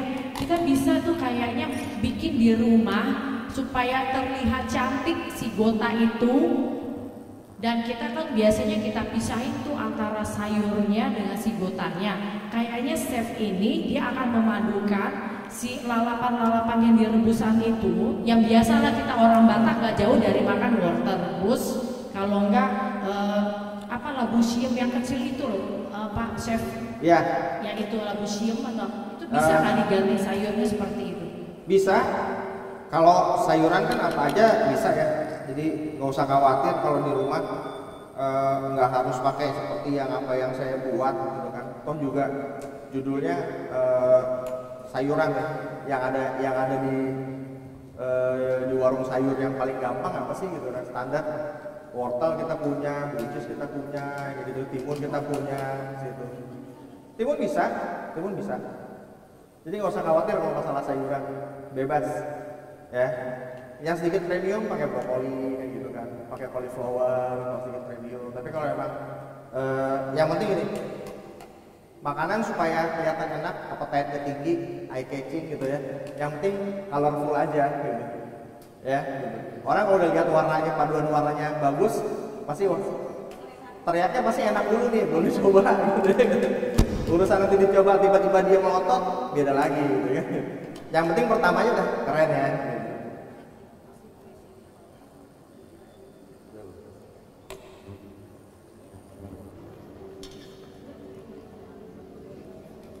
Turun lagi. Yang Silakan Nang. Ini yang turun yang kompornya aja. Oh, kompor, tolong siapa yang bisa mati lagi nih kompornya? Kompornya mati. Minta tolong. Chief, bisakah nanti kita kan mau tahu tekstur si tepung itu bagaimana dia siap dibentuk. Ya. Dari sini nggak kelihatan, Chief. Bisakah nanti di boleh nanti diperlihatkan kepada kami semua bagaimana teksturnya? Boleh. Nanti begitu ini siap saya turun ke bawah saya kasih lihat tekstur yang bagusnya. Terima kasih. Chef, saya mau bertanya, maaf di luar dari menu yang disediakan ya. Saya ke tempat tadi ini saya ada juga jualan usaha jual ikan teri, teri Medan. Jadi banyak customer saya itu minta yang matang gitu, yang udah disambal matang gitu. Saya itu coba membuatnya itu, kalau saya lihat di YouTube itu kan pengikannya itu biar dia tetap garing dalam sampai 1 bulan itu, saya lihat itu kan harus pakai gula. Tapi bagaimana caranya saya ini biar dia tidak pakai gula. Bagaimana dia tetap garing dalam 1 bulan tapi tanpa gula gitu, Cak. Oh, ya. Gini, sebenarnya nggak harus pakai gula ya. Gitu. Saya pernah buat. Jadi setiap saya cuti pulang ke Indonesia, saya pasti berangkat lagi. Saya minta sama mami saya tuh minta bikin ini itu ikan teri digoreng kering, dikasih kacang tanah. Gitu. Cuman cooking of methodnya saya kasih tahu. Gitu. Jadi memang kalau mau tahan lama untuk usaha apalagi, ibu beli spinner. Ya, jadi begitu habis digoreng itu diputer. Diputer sampai benar-benar si kadar minyaknya itu cuma sekian persen aja turun. Setelah itu didinginkan. Didinginkannya bukan dipaksa ya, tapi diangin-angin aja kayak gitu. Baru kita ke packaging. Spinner itu apa sih? Spinner itu ada alat yang bisa buat puter ya. Jadi dia diputer. Ada yang elektrik, ada yang manual. Yang manual kayak roda sepeda, dia ada diputer gitu nanti ke situ. Ada yang jual, Pak. Iya, kalau itu saya paham. Maksud saya itu sambalnya itu, jadi sambalnya tetap bisa nanti tanpa gula. Oke, kalau yang sambalnya nanti itu nggak perlu pakai gula sebetulnya. Ya, garam itu udah pengawet yang paling bagus buat kita. Gitu. Jadi nggak usah khawatir kalau udah pakai garam di situ. Maksud saya itu biar tetap garing gitu, Chef. Dia dari sambal, tapi dia tetap akan garing, bisa bertahan sampai kan kalau dia dipakai gula itu dia bertahan dari sambal itu pakai kacang gitu, pakai sambal itu bisa bertahan sampai 1 bulan. Untuk bertahan tidak basinya iya 1 bulan, tapi untuk bertahan tetap garing, garingnya memang harus ada bantuan kimia sedikit yang untuk bisa ngebantu dia bertahan crispy. Ya kalau mau alami gitu. Kalau yang alami nggak mungkin sampai 1 bulan. Ke situ. Batas expired yang alami itu kalau tanpa pengawet paling 2 minggu. Ya, tapi kalau dia sudah pakai pengawet atau dibantu sama gula dan lain-lain bisa 1 bulan kalau vacuum pack. Iya. Gitu. Ya. Jadi tadi pakai apa di Chef tadi? Kalau tanpa gula? Kalau tanpa gula nggak masalah sebetulnya tanpa gula. Vacuum packnya aja, Bu. Oh, harus vakum. Iya. Tapi kan kalau di vakum itu misalnya dari segi penampilan nanti itunya kan karena dia udah di vakum itu kan akan press kan gitu. Iya. Lalu kalau kita misalkan tayangkan misalnya kita promosikan di Facebook, di media sosial itu, jadi kan penampakannya nanti kurang dengan yang tanpa divakum gitu, Chef. Kalau untuk yang di botol ya. Kalau di botol. Kalau ibu mau taruh di botol, tetap sambalnya masuk ke spinner juga nggak apa-apa. Sebenarnya gini, supaya bisa bertahan lama, bagaimana caranya kadar minyaknya bisa turun. Iya. Itu aja, ya kan? Karena yang bikin dia soggy itu karena kadar minyaknya nggak turun, terus diaduk, gitu kan. Nah, saya pernah bikin juga, yang artinya sambalnya kita bikin kuat. Rasanya udah kuat banget, bumbunya udah kuat banget, jadi kita nggak perlu masuk sambal banyak-banyak di dalam si ikan teri itu tadi, gitu. Tapi sudah bisa diaduk merata ke situ. Setelah itu baru masuk spinner dan masuk kemasan ke situ. Jadi nanti setelah disambal itu masuk spinnernya Ya, juga gitu ya? ya, masuk spinner. Oh gitu Gitu. ya. Karena spinner itu fungsinya cuma satu, mengurangi cairan, gitu aja. Ya. Kalau dia nggak kering, dia nggak bakalan bisa bertahan lama dan nggak bakalan bisa bertahan tetap crispy 1 bulan. Gitu. Oke dok, oke dok. Terima kasih Chef. Mudah-mudahan yang saya praktekkan bisa ini. Makasih ya Chef ya. Ada lagi pertanyaannya Ibu? Biar rame. Saya selalu bertanya. Ada lagi yang mau bertanya? Chef, memang nggak bahaya ya kalau seandainya kita pakai pengawet gitu ya? Sebenarnya efek buat bagi kesehatan. Aturan kesehatan ada ukurannya, ya. Karena pengawet tuh jenisnya banyak sekarang, ya kan. Yang saya sering pakai sampai sekarang adalah benzoat. Ya, tapi benzoat itu ada ukurannya. Per 1 kilo makanan benzoat paling hanya 0,0 sekian mikro gitu ya. Jadi nggak terlalu berat karena bahaya. Ya, ada masanya juga. Tapi yang paling simpel lagi, kita punya blast freezer di rumah. Memang harganya nggak murah, tapi dengan punya blast freezer itu tadi kita udah lebih sehat lah ya. Gitu. Tanpa benzoat kita paksa dia masuk blast freezer. Dan setelah itu kita vacuum pack. Ya, proses penyimpanannya kalau di freezer suhunya itu harus minus 16 sampai 20 derajat. Ya. Kalau minus 16 sampai 20 derajat konsisten itu kita bisa simpan makanan 1 tahun. Tanpa bahan pengawet. Gitu. Ya, yang penting si vacuum packnya tadi jangan buka tutup. Ya. Jadi kalau udah vacuum pack sekali buka itu udah harus habis ke situ. Ya. Oh ya Chef, tanya lagi, mungkin belum ada yang nanya lagi ya. Jadi saya yang bertanya-tanya deh mungkin untuk memancing kira-kira ibu-ibu mau bertanya apa. Ini kan kita mau buat ombus-ombus ya Chef ya. Jadi bahannya tuh direbus, dikukus segala macam. Terus nanti pasti akan ada tambahan topping-topping ya Chef. Iya. Yang pertanyaannya itu berapa lama sih? Makanya gini, kita buat nih di arisan seperti ini. Terus masih ada sisa. Kira-kira basi nggak kalau seandainya kita simpan buat besok gitu. Terus nyimpennya itu apakah kita di freezer, kemudian besoknya kita mau makan, kita kukus atau kita rebus atau kita beginiin atau minta tolong dijelasin Chef. Kita masih ngomong ombus-ombus aja dulu ya Chef. Ombus-ombus selama belum dicampur satu sama lain kita masih bisa pakai buat besok. Ya, yang artinya pakai sesuai kebutuhan. Kalau kita memang merasa itu kelebihan gitu, jadi jangan dicampur-campur lagi nih kelapa apa segala macam. Oh sisa terus disimpan, terus saya nggak bisa garansi, ya. Apalagi udah kesentuh tangan nih, kita ngerjainnya tanpa sarung tangan gitu. Tapi kalau kita ngerjain pakai sarung tangan atau pakai sendok tanpa bersentuhan langsung, mungkin saya masih bisa garansi besok masih bisa dipakai ke situ. Ya, karena kita nggak tahu. Terus kita simpan di kulkas. Suhu kulkas kita nggak tahu nih. Ya, kulkas yang normal suhunya 4 sampai 7 derajat buat nyimpen, chiller, ya. Itu yang normal. Ya, freezernya minus 16 sampai minus 20 ke situ. Jadi kalau misalnya suhunya normal 4 sampai 7 derajat ya mudah-mudahan masih oke lah gitu ya. Karena proses penyebaran bakteri ya kalau temperaturnya terlepas dari itu tadi ke situnya. Oke, terima kasih Chef. Ada juga nanti yang bertanya sekalian sambil ngobrol-ngobrol kasih tahu resepnya ya Chef yang ombus-ombus ini. Chef, saya mau nanya, saya kan produksi makanan snack ya, misalnya kayak pastel, risol, sirup. Yeah. Kalau kita masukin spinner, apakah nggak hancur, Chef?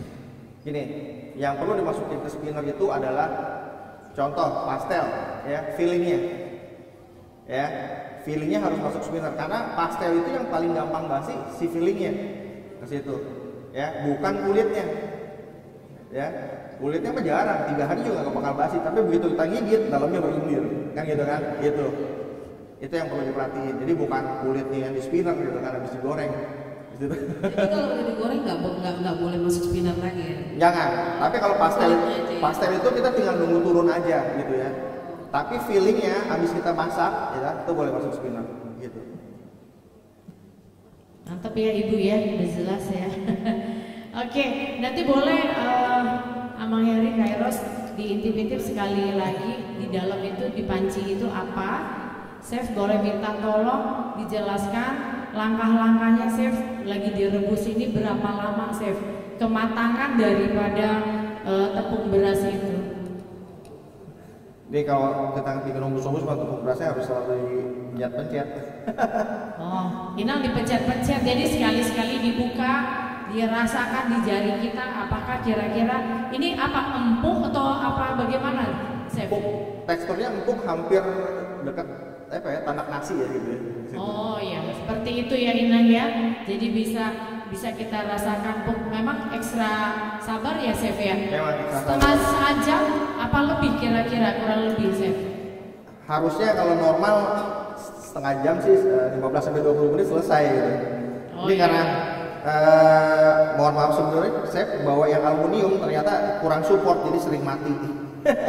Oh, baiknya materialnya apa Chef? Karena di rumah kan kita ada aluminium ya bukan Inang ya? Ada aluminium, ada kukusan atau bagaimana?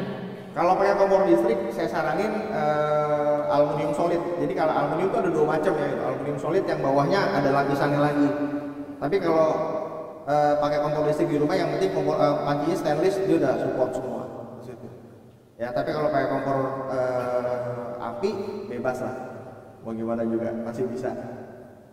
Ada yang mau menanya sambil menunggu materi supaya nggak ngantuk Inang?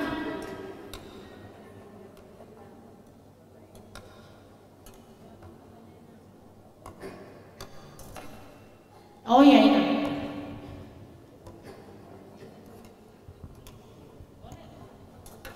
Apa kabar Inang semuanya?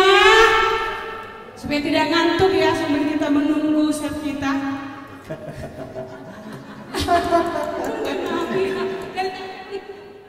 Lain mata media soalnya. Seru. Chef saya bertanya, perkenalkan dulu saya Rista Papahan dari AKBP Pasar Minggu. Nama produksinya Makmus, memproduksi minuman sari anggur, teh teleng dan warnas. Nanti boleh ya, yang mau pesan juga boleh. Pertanyaan saya, Chef, cuma ini aja. Saya suka melihat memang dicampur dengan ubi ya, Chef ya. Nah, pertanyaan saya, cara menyampurnya itu nanti apa? Setelah dingin diayak atau seperti apa ya, Chef ya? Mencampur ke tepung berasnya. Mencampur ke tepung berasnya setelah matang semua. Iya. Ya, kita campur tapi diaduknya pelan ya. Oh, pelan. Ya, diaduknya pelan. Iya. Ya, nanti begitu kita mau sajin, baru kita kepel kan. Ya. Oke. Jadi kalau langsung kita campur terus kita tekan nanti warnanya nggak bagus. Iya. Artinya kita nggak dapat tekstur kombinasi warna yang bagus. Oke. Berarti sebelum kita kasih gula dulu berarti Chef ya. Iya. Setelah kita campur tepung berasnya dengan ubi ungunya, Iya. pelan-pelan diaduk-aduk pelan, Iya. baru dikasih gula dan kelapa. Ya. Oke, terima kasih Chef. Masih ngantuk ibu-ibu?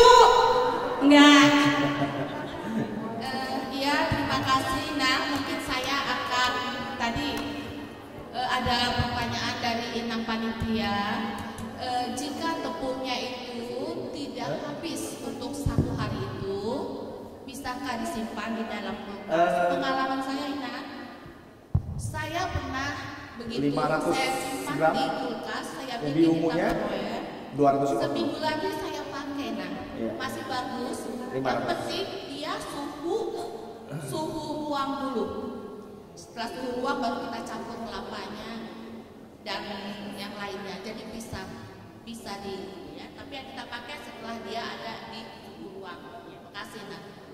Terima kasih Inang. Ya, sama dengan chef. Ya. Belum dicampur dulu ya chef Betul, ya. betul. Oke, ini kami mau jalan-jalan dulu ke belakang, mau memantau. Mau ada sih yang mau ditanyain di belakang di sini. Ini kayaknya di belakang lebih enak. Ini ya. Bayoran Selatan bertanya. Di depan panas sekali. Di belakang ternyata nyaman Daren. Iya, di sini dingin. Iya, kami boleh ya jalan-jalan chef sebentar. Ini ada ubi ungu ya chef ya. Ubi ungu. Oh, ini enak nih chef. Iya. Kami jalan-jalan dulu ke sini, chef. Ternyata di sini ada pengurus sebelah sini. Ih, ada Ibu Kabi, ada Inang Tio. Ada Inang Tio.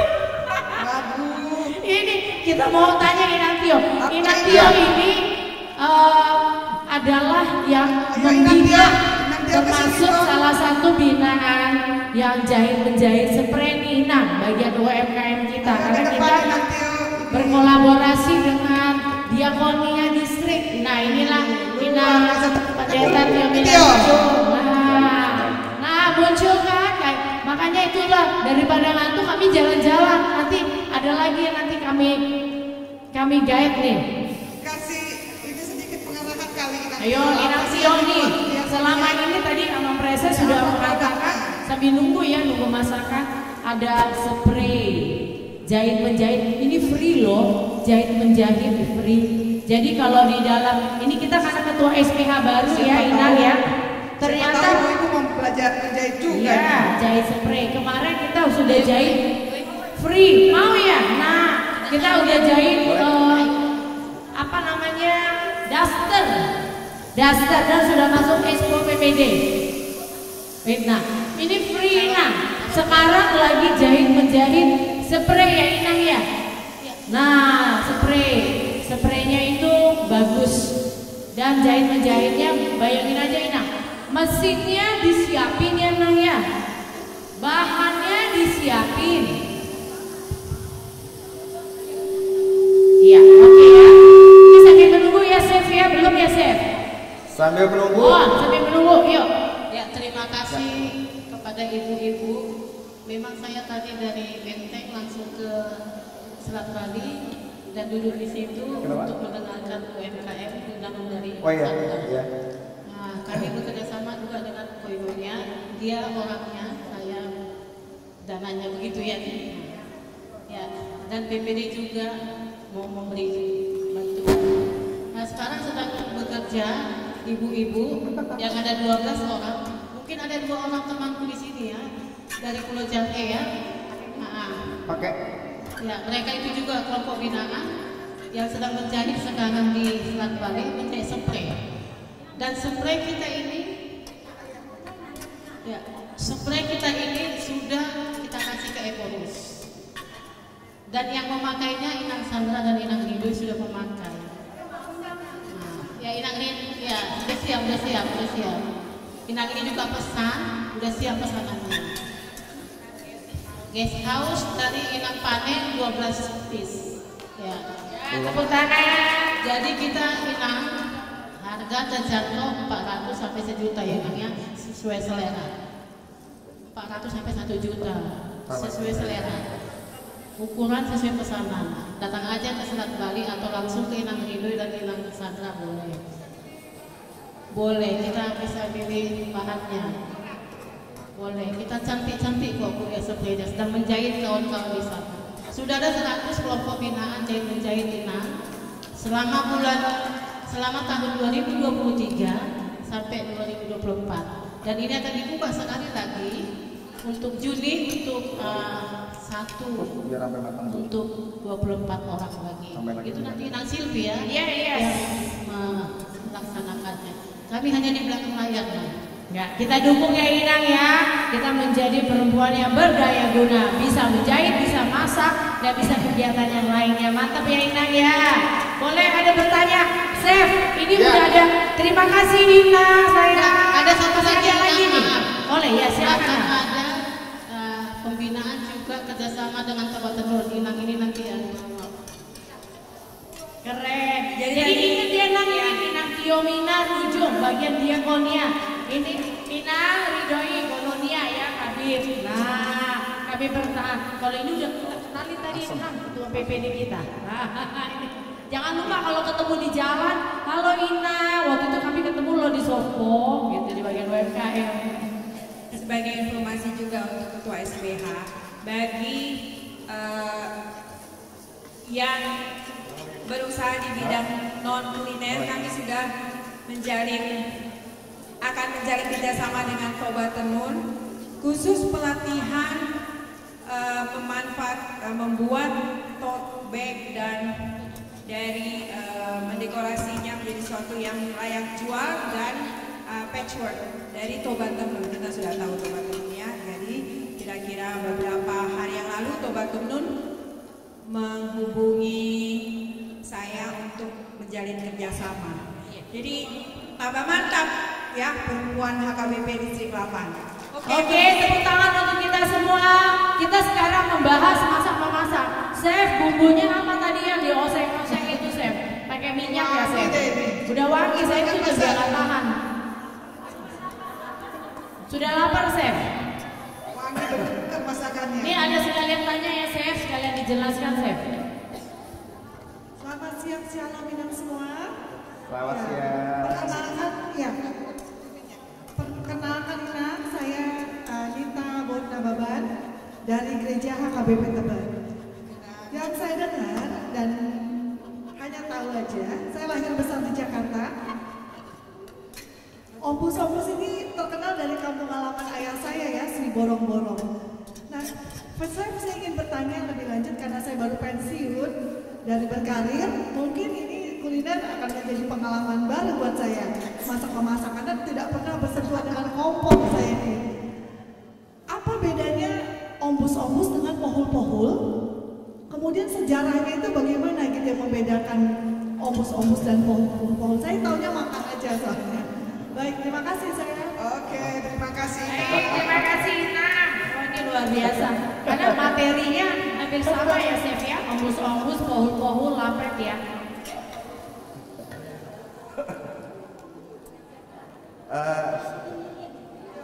Saya mulai dari mana nih? Si ombus-ombus. Jadi kalau ombus-ombus sama pohon-pohon sebetulnya nggak ada bedanya ya, sebetulnya gitu. Dengan bahan yang sama gitu. Cuman teknik bikinnya aja, kalau pohon-pohon nih pohon nih gitu, dikepel gitu kan. Kalau ombus-ombus saya harus makan ditiup-tiup lah karena panas kan gitu. Setahu saya gitu. Ya tepuk tangan ya, Chef kita ngerti loh. Dia bilang apa ya?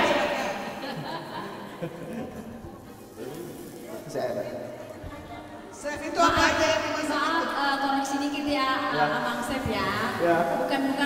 Bukan sok minta, tapi memang karena kebetulan saya orang Bali ya. Jadi kalau pohul-pohul itu, kalau dia bahan dasarnya dari ketan itu tak bisa dipohul. Jadi harus dari beras biasa. Tapi kalau ombus-ombus, ya ada ombus-ombus yang dari tepung beras, ada tepung ketan. Kira-kira begitu. Ya, ada dua versi ya jadinya. Iya, ada dua versi. Iya, ini ada yang kedua.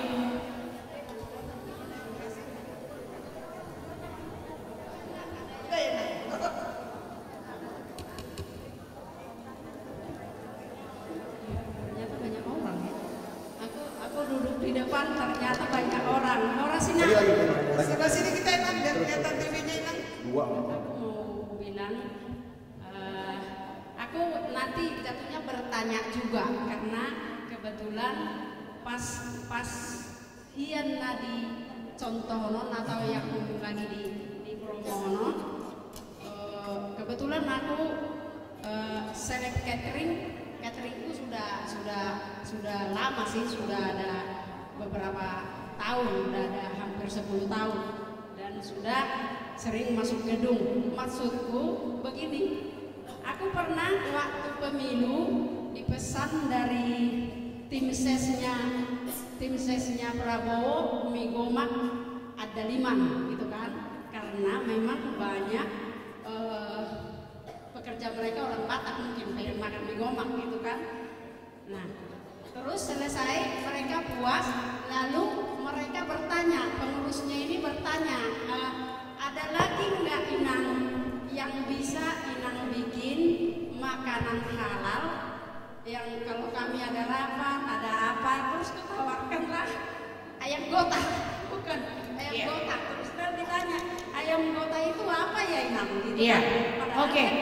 Jadi maksudnya sangat pas banget ini. Cuma aku tadi bertanya-tanya kenapa Amang atau Ito tolong dikasih tahu ini nasaon lengkuasnya, nasaon. Iya. Tadi Amang Chef aja semua di. Oke, terima kasih Nan. Terima kasih. Tadi saya sudah mengatakan resep itu nanti akan dikirim. Kita akan mendapat resep. Untuk menghemat waktu, resep itu akan dikirim oleh Bapak Chef kita melalui Bu Sandra, ya ketua kita. Oke, Chef, kita balik lagi ke masakan ya. Nah, biar Chef menjelaskan, ini udah selesai nih, tepung berasnya sudah jadi dan di depannya ada ubi ungu ya. Bagaimana Chef? Dan yang di panci itu di penggorengan itu ada dimasak apa? Tolong dijelaskan Chef. Jadi saya kasih tahu secara globalnya aja bahannya yang saya pakai. Ya mudah-mudahan kita satu persepsi nih. Ya. Untuk ayam gota, bawang putih, bawang merah pasti. Ya. Cabai giling, tapi di sini cabai gilingnya saya rebus dulu. Jadi saya bilangnya di sini bukan cabai giling ya. Saya bilangnya chili jus cabai ya. Ke situ. Terus serai, lengkuas, ya itu pasti pakai. Ketumbar, sedikit kemiri ya untuk gurihnya, sama asam andaliman pasti ya. Ayam gota tanpa andaliman kalau kita bilang ya salah udah itu. Ya itu lada, garam itu biasa sama penyedap ya. Ayamnya seperti biasalah kita potong ayam kampung terus kita bakar dulu. Kenapa sih harus dibakar dulu? Supaya tekstur kulitnya solid gitu. Sebenarnya bukan ada maksud lain biar gimana. Pertama bersihin bulu-bulu yang halusnya, yang kedua si kulitnya tetap solid ya. Kalau ayam boiler kulitnya gampang lepas ya. Ayam gota kalau nggak ada kulitnya nggak enak banget, dia harus ada kulitnya ke situ ya. Itu aja sih untuk yang ayam gota. Kalau ada sedikit yang kelewat mungkin ya kita bisa sampaikan lagi nanti persepsinya seperti apa. Apa duluan yang dimasukin, Chef? Pertama, kalau yang namanya masak udah pasti bawang putih, bawang merah pertama. Ya, sampai aromanya keluar, baru yang lain-lain menyusul semuanya. Ya, cabai dan lain-lain semua menyusul. Untuk kelapa sangrai tetap yang belakang, ya. Karena kalau dimajuin di awal nanti dia makin gelap warnanya, makin nggak bagus. Ke situ. Ya. Masakan Indonesia semua harus ditumis sampai matang. Itu kata kuncinya. Ya, karena ada salah satu bumbu yang nggak matang, aftertaste-nya pasti ada pahit atau ada agak-agak getir. Ya, karena si getah dari rempah itu tadi masih ketinggalan ke situ. Ya, jadi jangan sampai numisnya itu nggak matang. Bisa dicoba pada saat ditumis, coba aja. Kalau memang aftertaste-nya masih ada, berarti lanjutin lagi. Atau minyaknya kurang, tambahin lagi ke situ. Ya, makanya saya bangga jadi orang Indonesia karena masakan kita nggak gampang ditiru orang. Ya, ke situ. Butuh belajar waktu yang cukup panjang untuk bisa masak otentiknya masakan Indonesia. Banyak orang yang bisa bikin tapi belum tentu bisa yang otentik. Seperti itu. Ya. Yang hati ayam itu dong, Chef udah masuk atau belum? Hati ayam nanti belakangan. Belakangan. Ya. Hati ayam belakangan. Sama lah seperti teknik masak ayam gota, pasti gotanya tuh belakangan sudah mendekati matang kita baru kasih gotanya seperti itu. Ya. Hati ayamnya direbus dulu atau bagaimana sih? Atau jadi mentah-mentah? mentah ya, kita langsung blender semuanya sampai halus ya di situ. Ya silakan Nan. Boleh berdiri Nan. Berdiri Nan, berdiri.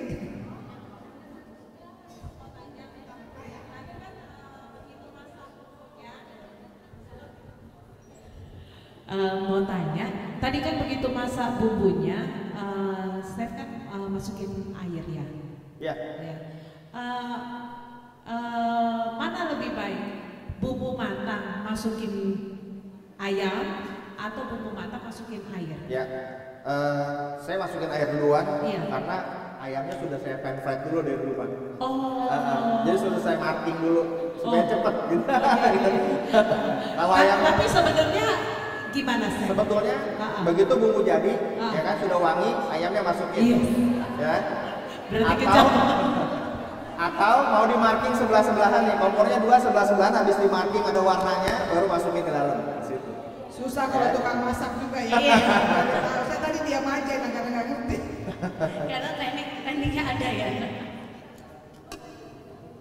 Chef, berapa lama sih itu bumbu ayam gotanya itu kayak direbus ya setelah habis disangrai dikasih air gitu, didiemin lama banget kayaknya.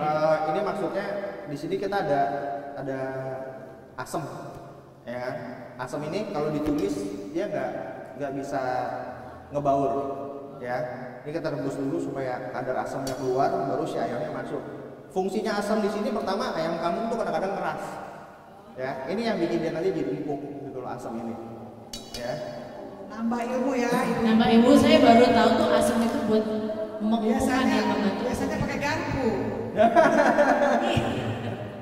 Ayamnya di marinate dulu nggak atau langsung dari bakar dipotong langsung dimasukin? Bisa boleh kalau ada yang selera mau tambah asam lagi di marinate pakai jeruk nipis boleh, ya kan? Tambahin garam. Cuman pada saat proses masaknya nanti dicobain gitu. Jangan sampai nanti jadi keasinan atau keaseman.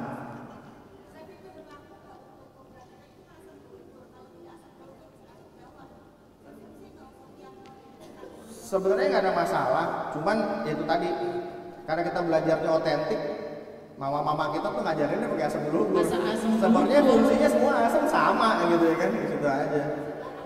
Biar rasa Bataknya ya, Ya kita bilang asam Bataknya dari asam bluebird karena itu yang diajarin di masakan Batak. Mungkin kalau di rumah nggak ada asam bluebird, hanya ada asam Jawa, bisa kali chef ya diganti ya. Terus ini nggak pakai daun jeruk chef? Kenapa? Nggak pakai daun jeruk biar wangi-wangi gitu. Nah ini kebetulan daun jeruk itu udah saya blender bareng sama ketumbar, terus sama sama kelapa sangrai, sama kemiri saya barengin. Jadiin satu di blender. Sama, sudah saya blender bareng juga tadi saya tumis. Jadi satu. tadi sudah di blender jadi satu si andaliman, daun jeruk gitu ya chef ya. Betul. Sama ketumbar jadi satu udah di blender. Ya Ina. Silakan An.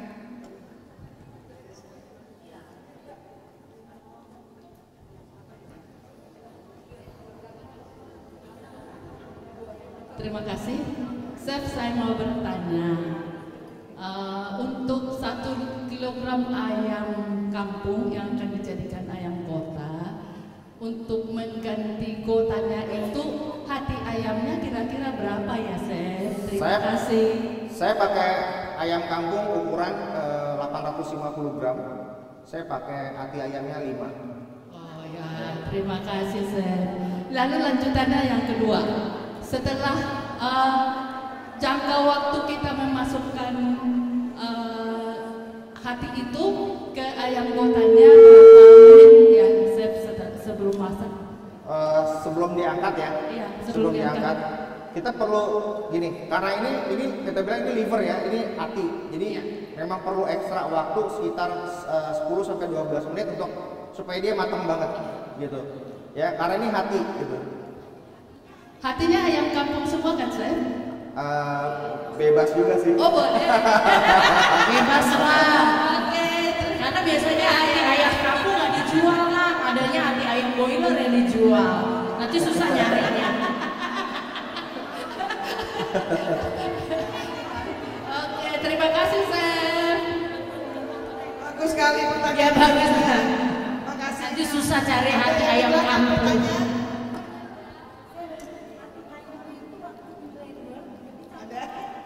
Campur sedikit supaya Campur air. lebih halus. Iya. Ya jadi enak untuk ngeblender hati ayam itu dicampur air sedikit supaya dia bisa hancur seperti biasa kalau di blender. Panas ya? Panas. Jadi tadi chef ini sudah mengkukus kelapa. Jadi saya intip ada kukus kelapa. Jadi di dalam wadah ini ada tapi tepung beras tadi yang sudah dikukus dan juga kelapa parut yang sudah dikukus dan juga dengan ubi ungu sudah dikukus juga. Dan ini masing-masing dipisah, berbeda. Chef, saya mau tanya, kalau seandainya kita pakai ayam, kan tadi pakai ati ya. Kalau hanya campurannya ati, kita tidak pakai kelapa gongseng. Biasanya kalau saya masak ayam gota itu saya tidak pakai kelapa gongseng, saya pakai gota langsung. Itu bagaimana rasanya, Chef? Selera sih, gitu. Selera gitu. Tergantung apa ya? Ini kan kalau kita bilang ini masakan tradisional yang memang dari dulunya sudah seperti itu resepnya kan gitu. Tapi kalau masalah kelapa gongseng dan tidak, ya kembali ke kitanya lagi gitu. Seperti apa? Ya. Terus tipsnya di sini pada saat numis, ya. Kalau bisa minyaknya jangan sampai mendidih, ya. Jadi ibu-ibu di rumah kebiasaan buruknya adalah menumis minyaknya panas, ya.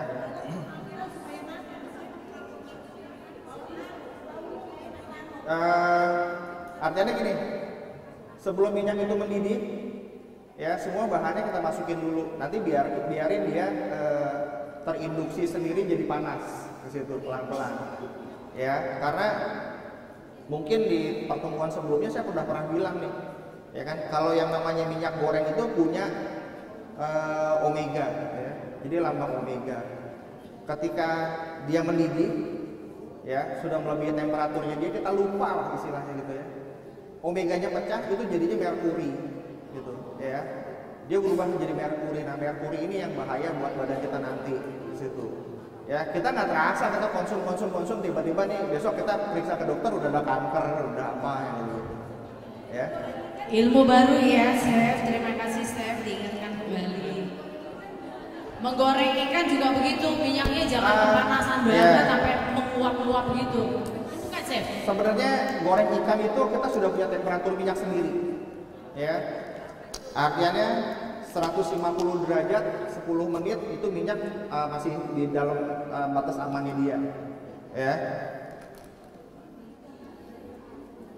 Nah, ini salahnya di rumah kita terbiasa dengan masak ala feeling. Nah, itu ala feeling artinya memang keterbatasan alat ya. Kalau kayak kita di hotel kan kompor kita semua sudah pakai termostat, jadi kita tinggal setting temperatur udah gak ada masalah gitu. Ya, tapi karena ini di rumah kompornya kompor api pula gitu ya kan, situ. Saya kebenaran nggak bawa termometer, biasanya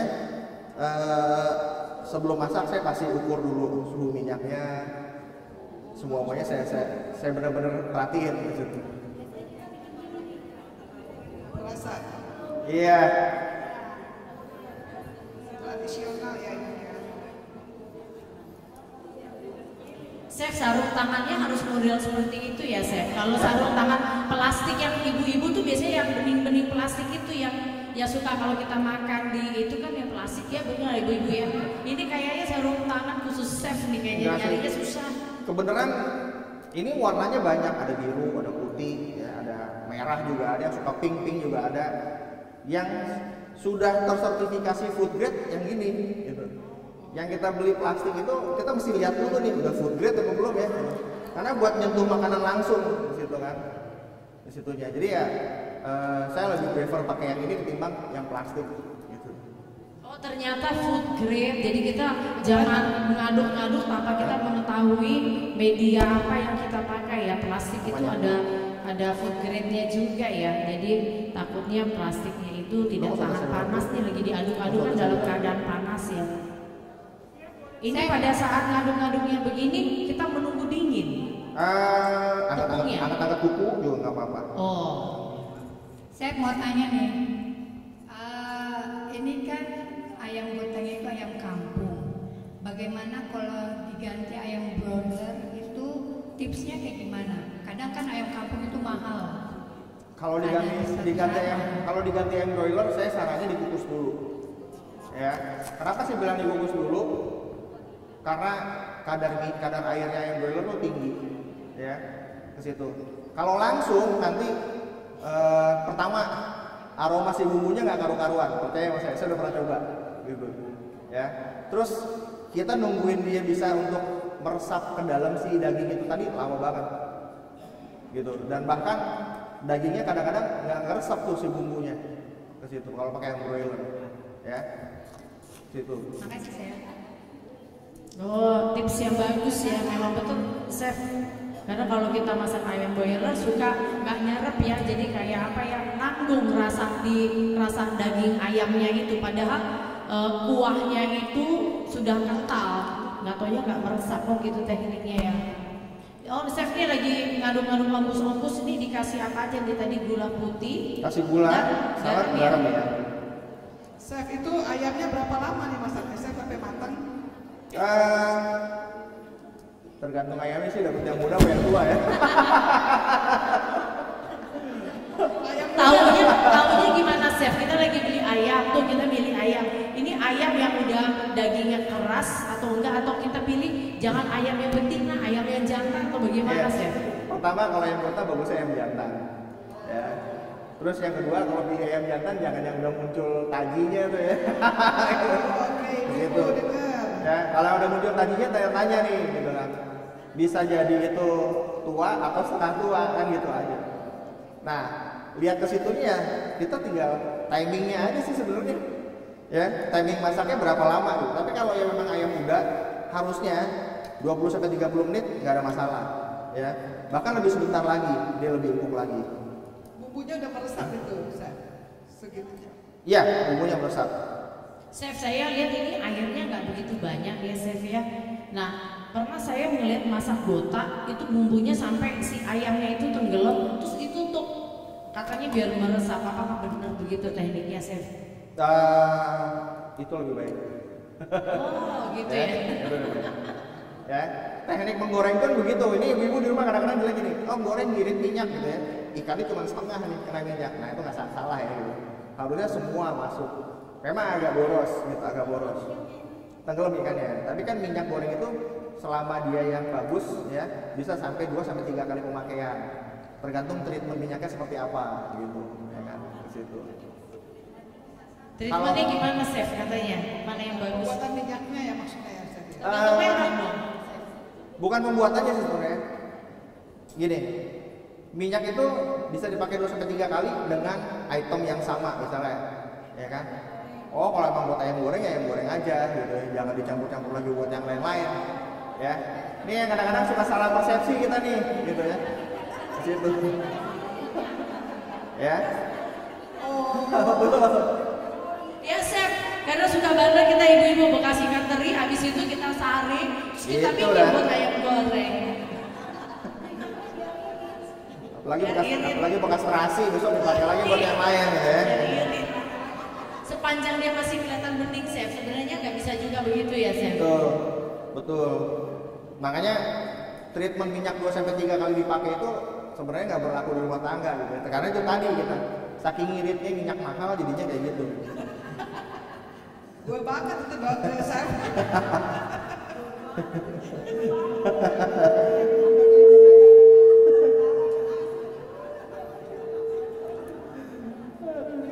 Ya ini chef nih lagi ngaduk-ngaduk.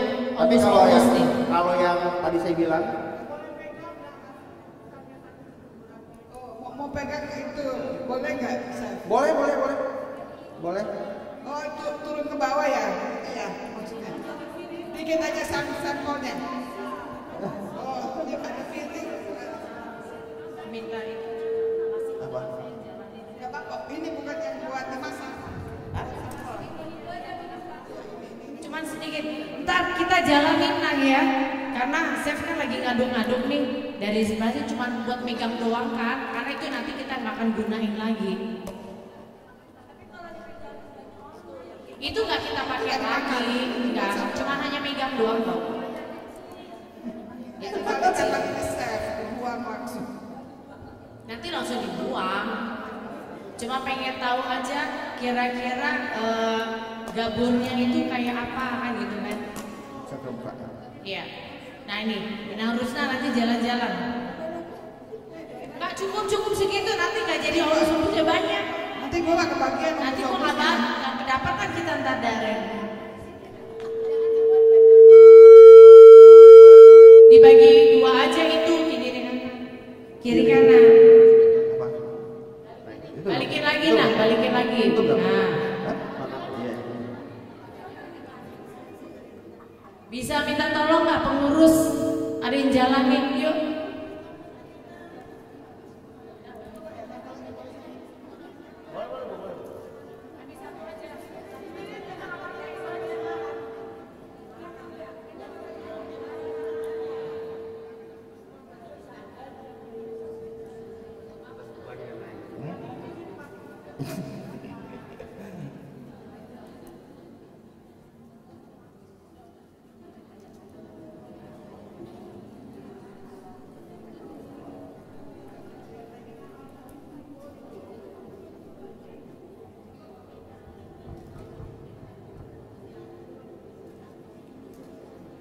Mau tanya, itu untuk menghancurkan si ubi ungu itu, apakah memang harus menggunakan tangan satu-satu begitu, Chef?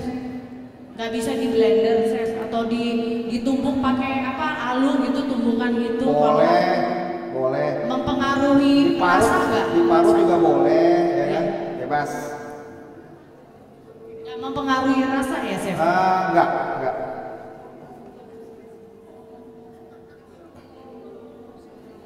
Jadi gitu ya Nang ya, karena kita ya tepung ini campurannya tadi tepung beras, kelapa, gula pasir sama garam diaduk-aduk.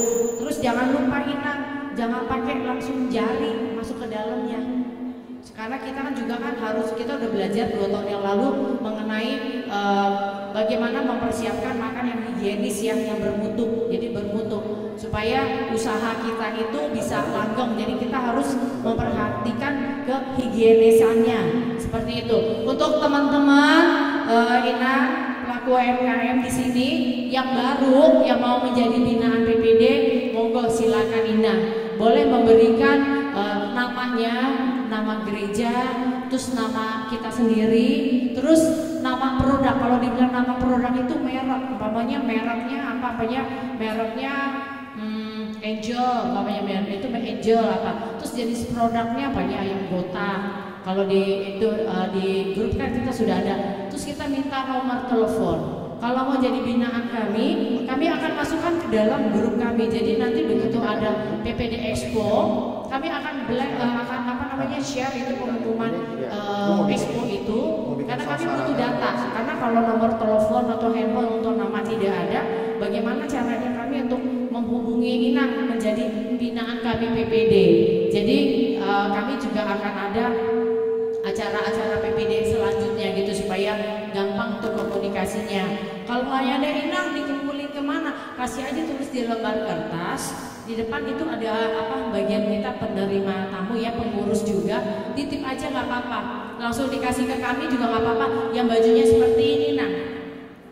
Nah nanti dititip bajunya seperti ini, titip dong. Saya mau dong menjadi binaan PPD. Boleh Nang. Jadi nama gereja.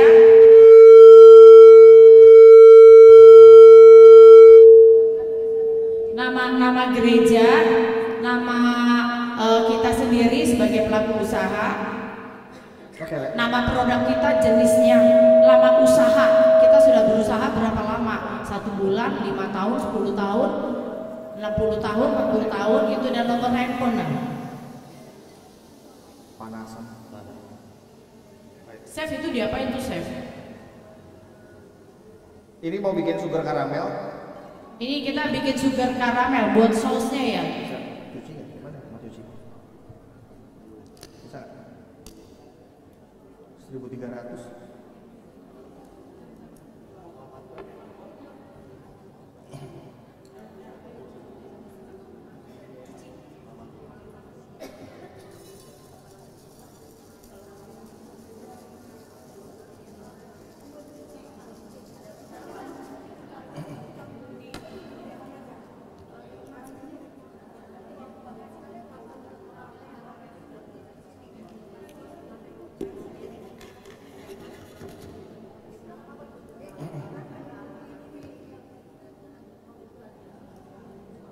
Kak, lo aja lah, kamu aja. Ikut aja, ikut.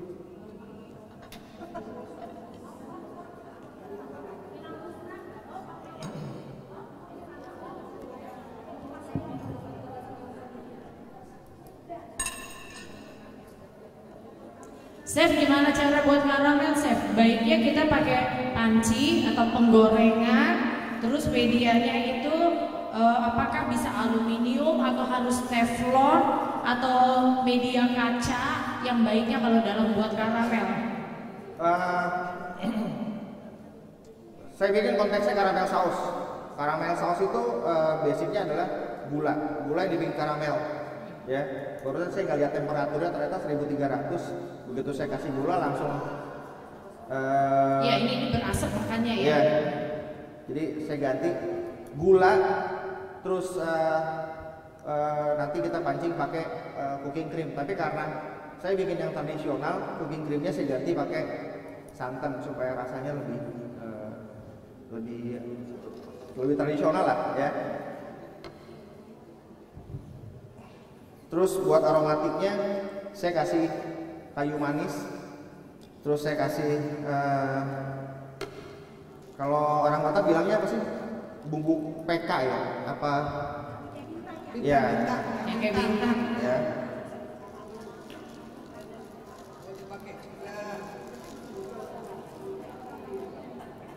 Kalau saya bilangnya anistar ya. Ada 6 biji. Sama bintangnya. Sama saya kasih cengkeh sedikit. Apa sih? Cengkeh. Cengkeh. Jadi ada kayu manis, bintang-bintang dan cengkeh. Iya. Oh iya.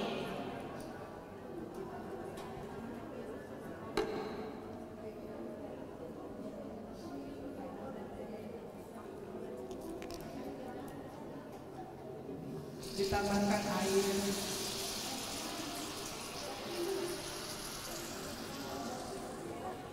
Gitu loh, itu karamel ya?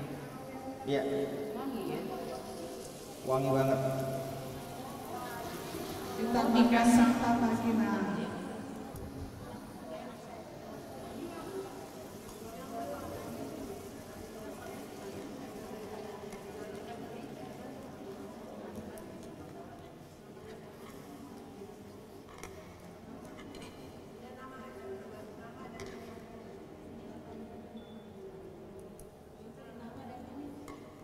Inang, ini ada form ya, karena ditulisnya hanya jenis usaha, tapi tolong ditulis namanya ya, nama usahanya.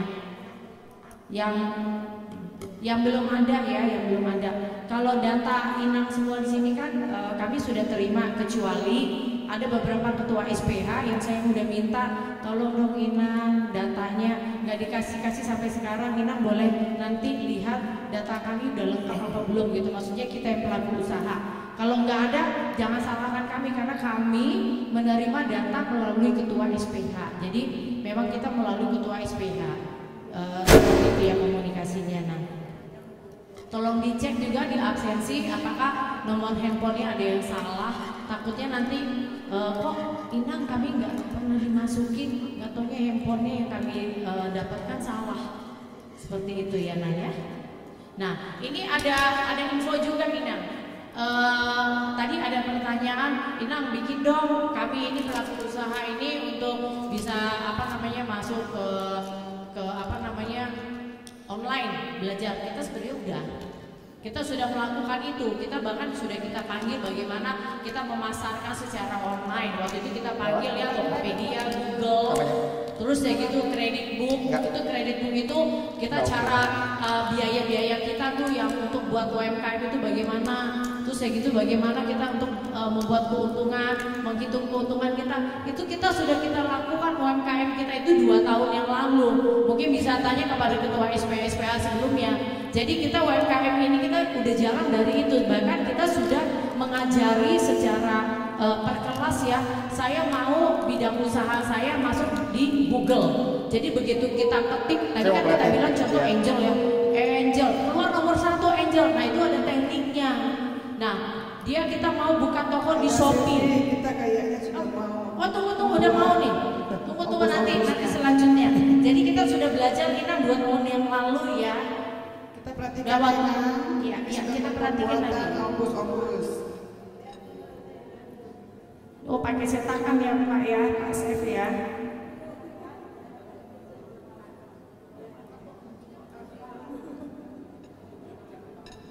Pak, saya lihat kok kayak kue putu ya Pak, kalau kita dibeli abang-abang tuh putu kayak begini Pak. Biar tipis ya kalau putu ya. Mirip ya.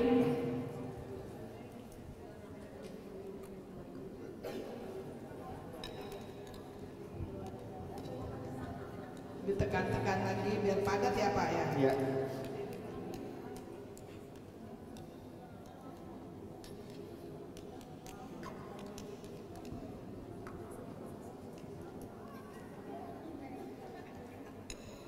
Chef, itu karamelnya sudah selesai ya, Chef ya? Udah selesai, kompornya udah saya matiin. Oh, berarti kita nuangin karamel ini tunggu sampai dingin sekali atau panas-panas gitu? Panas-panas. Oh, panas-panas.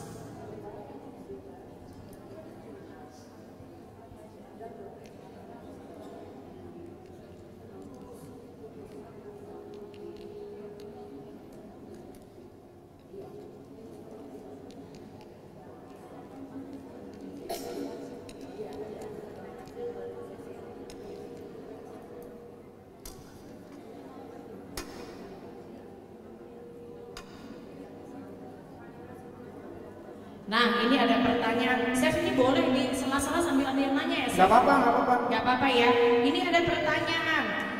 Apakah bila terdaftar dalam UMKM binaan PPD bisa mendapat bantuan dalam hal keuangan modal atau dana? Nah, ini kita tuh sudah mengadakan ini Inang 2 tahun yang lalu. Bahkan kita sudah panggil sebenarnya. Sebentar, Inang Ketua bisa menjelaskan lebih lanjut. Karena ada yang baru, masih yang baru terus ya. Jadi kebetulan tadi pihak BNI datang menemui kita tadi juga. Tinggal nanti tunggu jadwalnya saja. Kita mendapat pencerahan dari BNI ya bagaimana permodalan dan sebagainya. Jadi tinggal tunggu tanggalnya, padat sekali. Baru tadi kita menemui pihak BNI. Tepuk tangan buat PPD. Terima kasih Ketua. Iya, seperti itu Inang ya. Jadi baiknya begini Inang, boleh kita tanya sama teman kita pengurus yang lama apa-apa aja sih, tapi dengan catatan kalau memang aktif ya, jangan juga nanti kok saya nggak tahu apa-apa. Nah kalau nggak tahu apa-apa ya udahlah, kalau tanya aja sama kami nggak apa-apa, nggak usah jadi main salah-salahan. Yang penting kita mau maju ya kita cari informasi nggak apa-apa, tanya sama kami nggak masalah.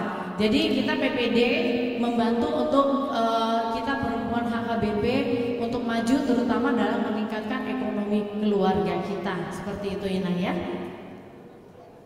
Ini Chef bentuknya bisa macam-macam Chef ya, tergantung cetakan ya Chef. Tergantung cetakan. Cetakannya itu memang harus bolong atas bolong bawah ya Chef, nggak bisa pakai yang mangkok-mangkok itu. Supaya dia bisa langsung diangkat ya kalau nggak salah. Iya.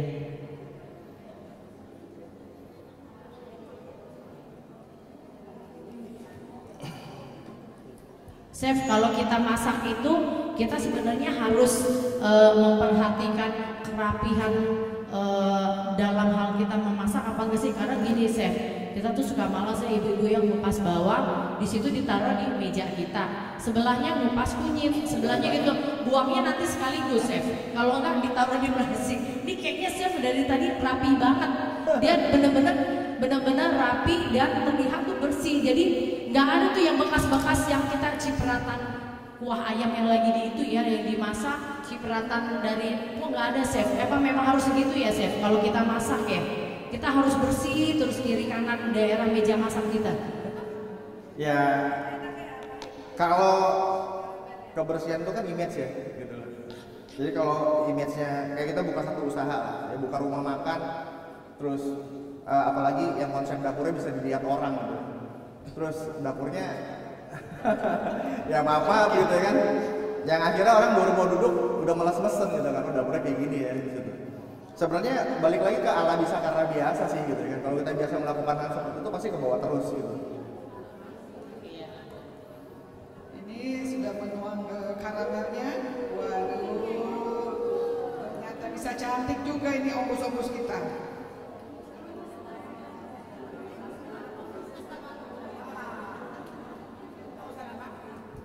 Chef, ini kayaknya kan chef membuat buat di hidangan yang langsung dimakan, chef. Kalau seandainya kita jual ombus-ombus model kayak begini, baiknya saus karamelnya itu dipisahkan ya, chef ya. Jadi terpisah ya, baru kalau makan baru dituang begitu kan, chef? Boleh gitu juga. Ini apa lagi saya? Saya bikin hydro sponge. Ya nanti kapan-kapan kalau ada waktu saya ajarin bikin caranya hydro sponge seperti apa. Nambah lagi hydro sponge itu ya, orange gitu ya. Hydro sponge. Ya hydro sponge ini artinya proses masaknya nggak perlu di oven, ini pakai microwave. Ya. Kalau nggak ada microwave gimana? Kalau nggak ada microwave,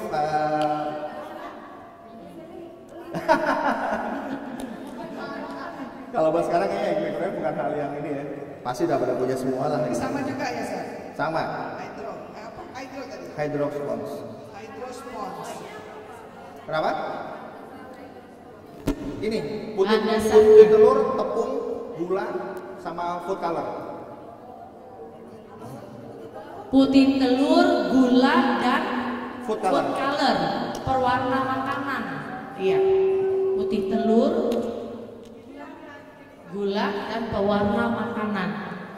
Diaduk jadi satu di microwave. Buatnya berwarna-warni biar cantik. Chef, boleh nggak chef? Itu kan masih ada sisa si ombus-ombus. Kita masukin ke dalam kemasan makanan, chef, supaya kita bisa tahu, bisa ada gambaran yang ada aja gitu, chef. Kira-kira oh ini bisa nih seperti ini. Boleh gitu. Dicetak ke sini. Ya dicetak gitu supaya untuk dijual misalnya ini kalau kita jual ombus-ombus dengan ala chef seperti ini pakai karamel saus, wih pakai kacang, ada toppingnya. Toppingnya pakai kacang. Kayak di restoran-restoran itu ya.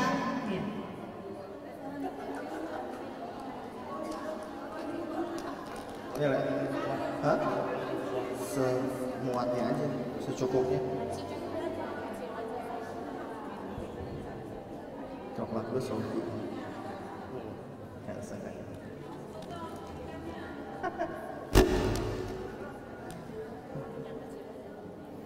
Pakai kotak yang kecil aja enak ya.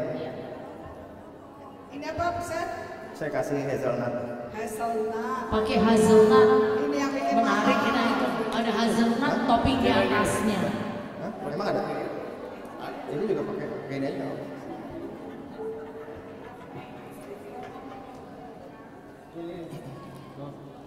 Ya.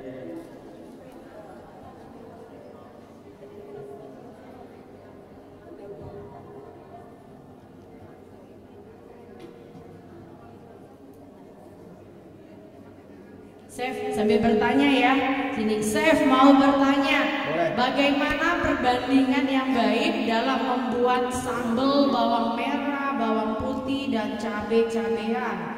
Perbandingan 1:1 apakah benar? Misalnya apa ini? Bawang merah plus bawang putih 1 kilo, cabai-cabean 1 kilo. Cabai-cabean sih, cabai. Mungkin maksudnya cabai-cabean ini cabai merah, cabai rawit gitu kali Chef. Maksudnya aneka cabai, apakah memang hanya cabai merah saja atau dicampur pakai cabai itu, yang cabai apa, yang susu itu yang pedesnya minta ampun. Ya itu, dimana perbandingannya bener nggak? Sekilo bawang merah, bawang putih, padanannya cabai 1 kilo. Udah bener nggak buat sambal seperti itu, Chef? Sambal sebenarnya perbandingannya 1:2:3. 1:2:3. Satunya itu apa, Chef? Bawang merah. Ini cabai apa dulu nih? Cabai apa itu? Sambal, katanya sambal. Cabai keriting, katanya cabai keriting. Sambal bawang merah ya, sambal merah gitu ya. 1:2:3 itu satunya bawang putih. Ya, 2-nya bawang merah, 3-nya cabainya. Nah, 1, 2, 3 aja. 1, 2, 3. Nah, ingat aja bawang putih, bawang merah, cabai. Ya. Udah.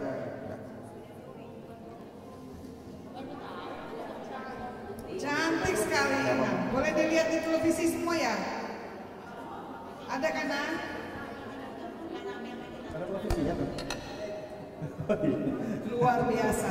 Dari ombus-ombus bisa menjadi hidangan yang istimewa dan layak go internasional.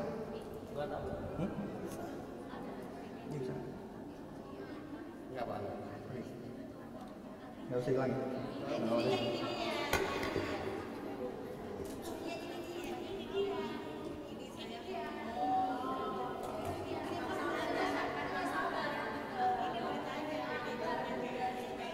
Jadi ini ada nih ibu bertanya, ini versi bintang 5, bagaimana versi untuk kita ibu-ibu mau jualan? Ini lagi dibuat ibu, ini versi jualan. Saya hanya bisa menjual ini harganya banyak 5.000, berarti kita harus menyesuaikan dong packagingnya, karena harga klasik es krim ini berapa, terus biaya tepung berasnya sekilo bisa mendapat berapa mangkok ini, pokoknya kayak gitu. Ini lagi coba dibuat oleh chef, dibantu ya untuk kita yang UMKM. Nah ini sih pas banget kalau kita lagi acara adat Batak ya, daripada ini udah ada kemasan, udah di plastik-plastik gini enak. Nah nanti ada tutupnya. Nah mengenai karamelnya kira-kira kemasannya bagaimana chef? Pakai plastik klip-klip digituin doang bisa Boleh, kali ya? plastik yang kecil lagi. Iya, Bisa. plastik kecil. Yang apa plastik yang klip itu apa yang digituin ya, apa namanya itu? Enggak ada. Iya. Yang kayak plastik obat, ya seperti itu. Jadi bisanya seperti ini nanti ditutup. Jadi tetap kelihatan dia cantik, ada warnanya, teksturnya kelihatan.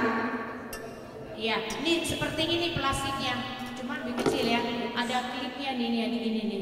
Jadi dia tidak tumpah dan tidak masuk angin. Kalau mau cantik seperti itu, kalau mau kita lebih murah pakai plastik gula, tapi kan kelihatannya kurang cantik ya Inang ya. Kalau memang kita pelaku usaha dalam kita jualan, sedikit mungkin kita harus melihat penampilan dalam menyajikan gitu, penyajiannya seperti itu. Ada lagi?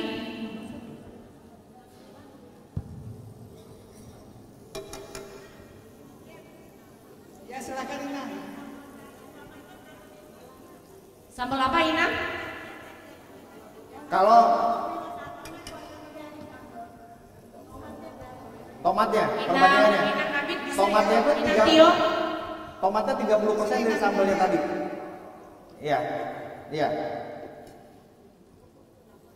Tomatnya 30%. Tomat 30%, jadi 1, 2, 3, tomat 30%. Sepertiga ya. Bingung gue saya. Kalau sambalnya cabenya 500 gram berarti 30% dari 500 gram itu tomat.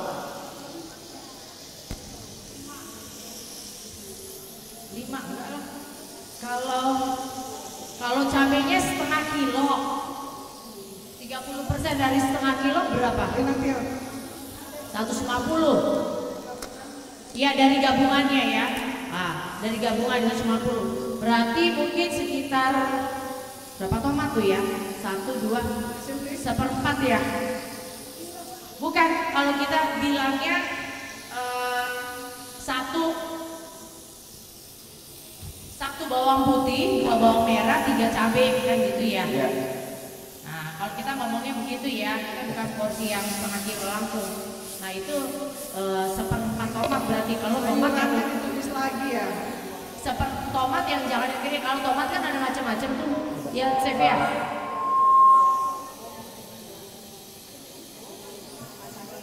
Oh iya. Kalau untuk ombus-ombus, ya kan? Kalau emang nantinya mau dijual di umum, sebenarnya tinggal kita lihat dengan versi kita aja.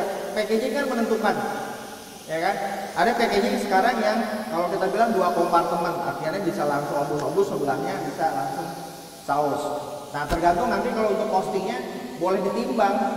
mau jualan yang berapa gram kan gitu kan, ke situnya. Tinggal gramasinya aja kita bermain di situ ya, karena gramasi itu menentukan harga jual ke situnya. Gramasi itu menentukan bahan baku ke situ. Nah ini yang kita perlu pintar-pintar nyikapin ya kan, untuk bisa nggak sih kita jualan di paket ekonomisnya ke situ ya.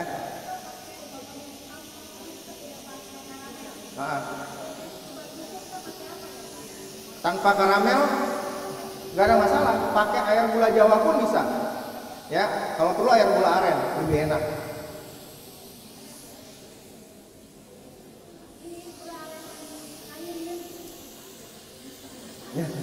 Ya, air gula aren yang dibikin melted ya. Sedikit ada asamnya naik. Saya sudah lapar ya ini semua. Saya udah kayak nggak sabar sampai semakin mendekati chef. Chef, pertanyaannya gini chef, kenapa garamnya itu dengan gula ya sama penyedap itu di terakhir nggak di awal-awal chef? Ini udah mau matang baru ditaruh. Ya, pertama. Nanti nggak nyerap lagi chef, nggak asin tadi. Pertama, si bumbu-bumbu ini tadi udah punya rasa, ya, serai, lengkuas dan lain udah punya rasa, terutama ada asam gitu, ya. Yang kedua, kenapa saya buat terakhir? Karena finishing terakhir itu penting. Setelah dia proses pemasakan, terus ada proses reduce pengendapan, itu pasti teksturnya berubah gitu. Makanya perlu dicobain lagi yang terakhir untuk penyempurnaan gitu. Apa sih yang harus diperbaiki gitu. Jadi jangan sampai kita lupa kasih seasoning, kita lupa kasih bumbu, terus di endingnya kita sajiin rasanya jadi nggak enak gitu. Nah, nggak lama dari proses tadi ditaruh garam, bayangin udah dimatiin apinya. Ternyata rasanya itu tetap menyerap ya, chef ya. Jadi antara garam, penyedap atau gula itu nggak lama, cuma berapa sih? Habis itu dimatiin. Awalnya nggak ada garam tadi, nggak ada garam, nggak ada gula, nggak ada apa-apa. Chef, apakah itu berlaku juga kalau kita lagi menumis sayur ya, chef? Atau merebus sayur? Ya. Garam itu belakangan gitu? Belakangan. Oh. Ya. Kalau kita mah biasanya garam duluan ya, pas tumis bumbu terus masukin garam. Terakhir tambah garam lagi, asin lah semuanya. Ternyata chef, kita dalam buat omus-omus itu bumbu dasar itu tetap tidak jauh dari garam ya chef ya. Iya. Jadi omus-omus ini tadi kita lihat ada garam juga dimasukin supaya mengangkat rasa ya, karena kan ada omus-omus kalau kita makan kan ada manis ya.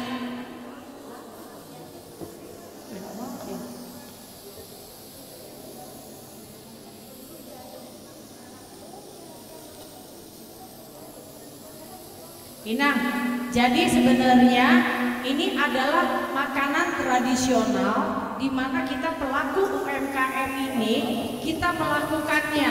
Jadi chef menunjukkan bahwa semangat loh, walaupun kita pelaku UMKM masakan Batak, jangan kecil hati bahwa ini bisa akan diangkat menjadi bintang 5 internasional.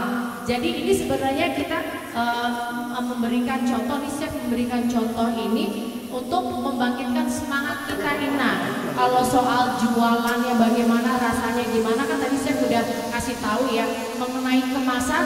Tadi chef udah ada ya, tergantung kita mau jual berapa dan gramnya berapa. Kan itu tergantung nanti kita bisa hitung-hitungan pengeluaran kita di dalam memasak gota ini atau ombus-ombus ini berapa, terus berapa harga jual dengan sekian gram.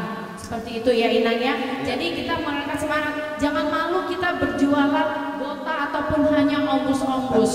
Umpamanya Sylvia ombus-ombus, gak usah malu. Kenapa? Kan gitu. Kita bangga karena apa? Kita punya kreativitas di dalam menjual seperti itu. Itu contoh-contoh seperti itu.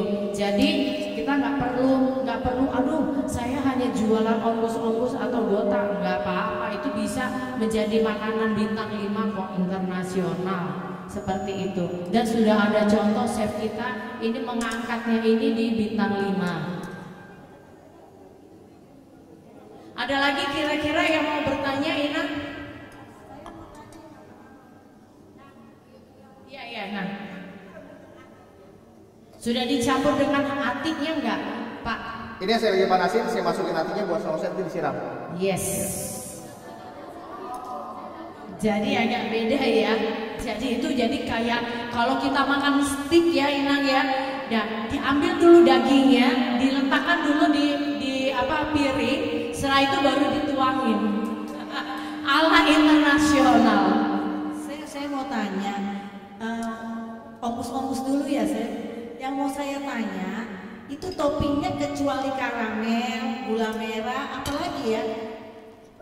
Topping sih macam-macam. Kalau kita mau lebih modern lagi, dipasangin whipping cream juga boleh, terus kita pasangin cream cheese juga boleh. Artinya gimana caranya kita bisa ngangkat tradisional Indonesia ini bisa dinikmatin semua orang gitu. Yang orang lain tadinya cuma kayak gini aja ya, nggak ada yang suka. Tapi kalau kita kasih karamel, kita kasih whipping cream sama es krim vanilla, jadi enak nih, kan gitu ya. Terus itu. Baru lagi tadi aku mau bilang, chef, kayaknya kalau di atas toppingnya pakai es krim vanilla itu enak banget.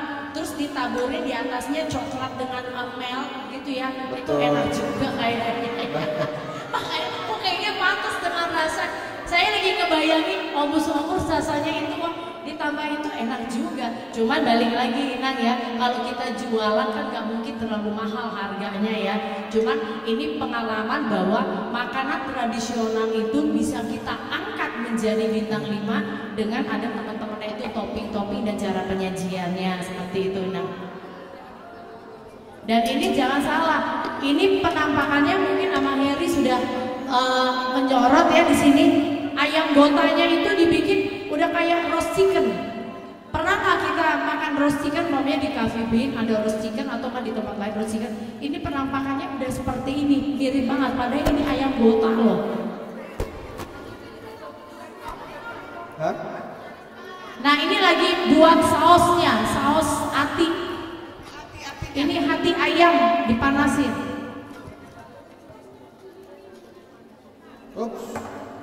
Kalau dilihat apinya di sini saya intip nggak terlalu panas.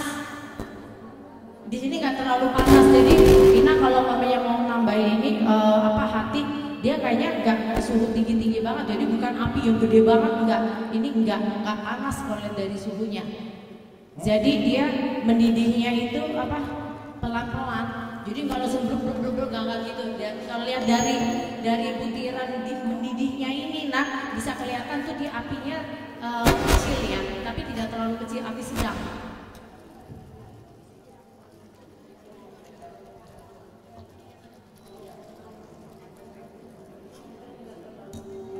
Gimana?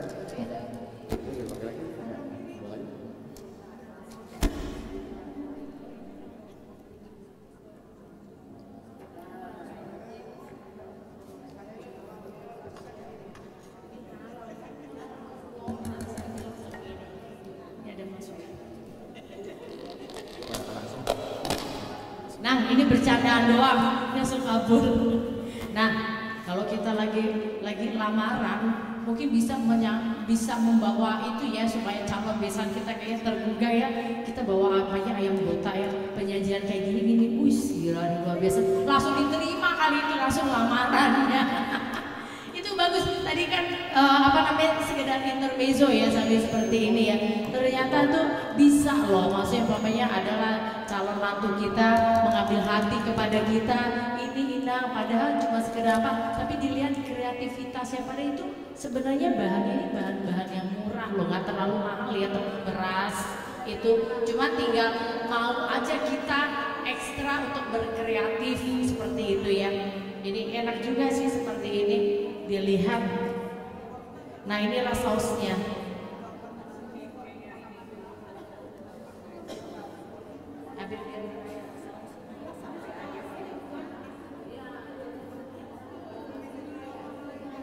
Ini lebih kalau orang sana bilang jiblet ya, jiblet saus.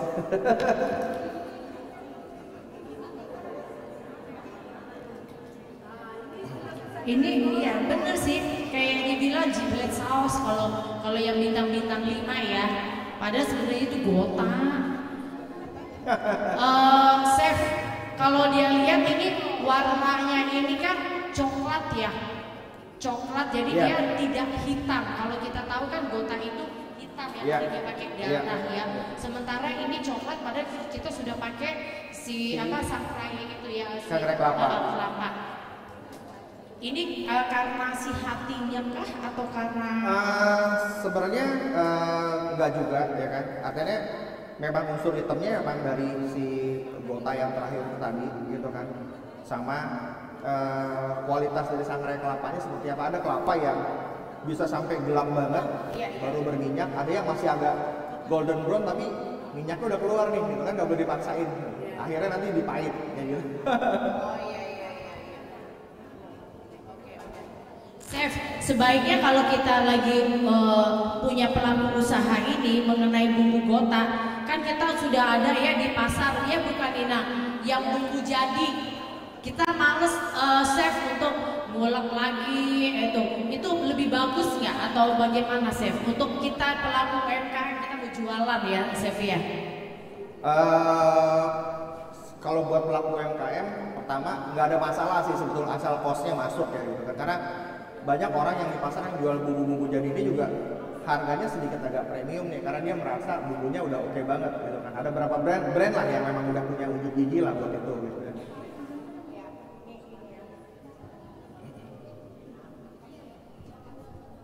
Jadi intinya begini, tadi saya tergelitik mendengar pertanyaan, Inang kita kan maunya UMKM, itu kan hotel bintang 5 gitu kan Inang ya.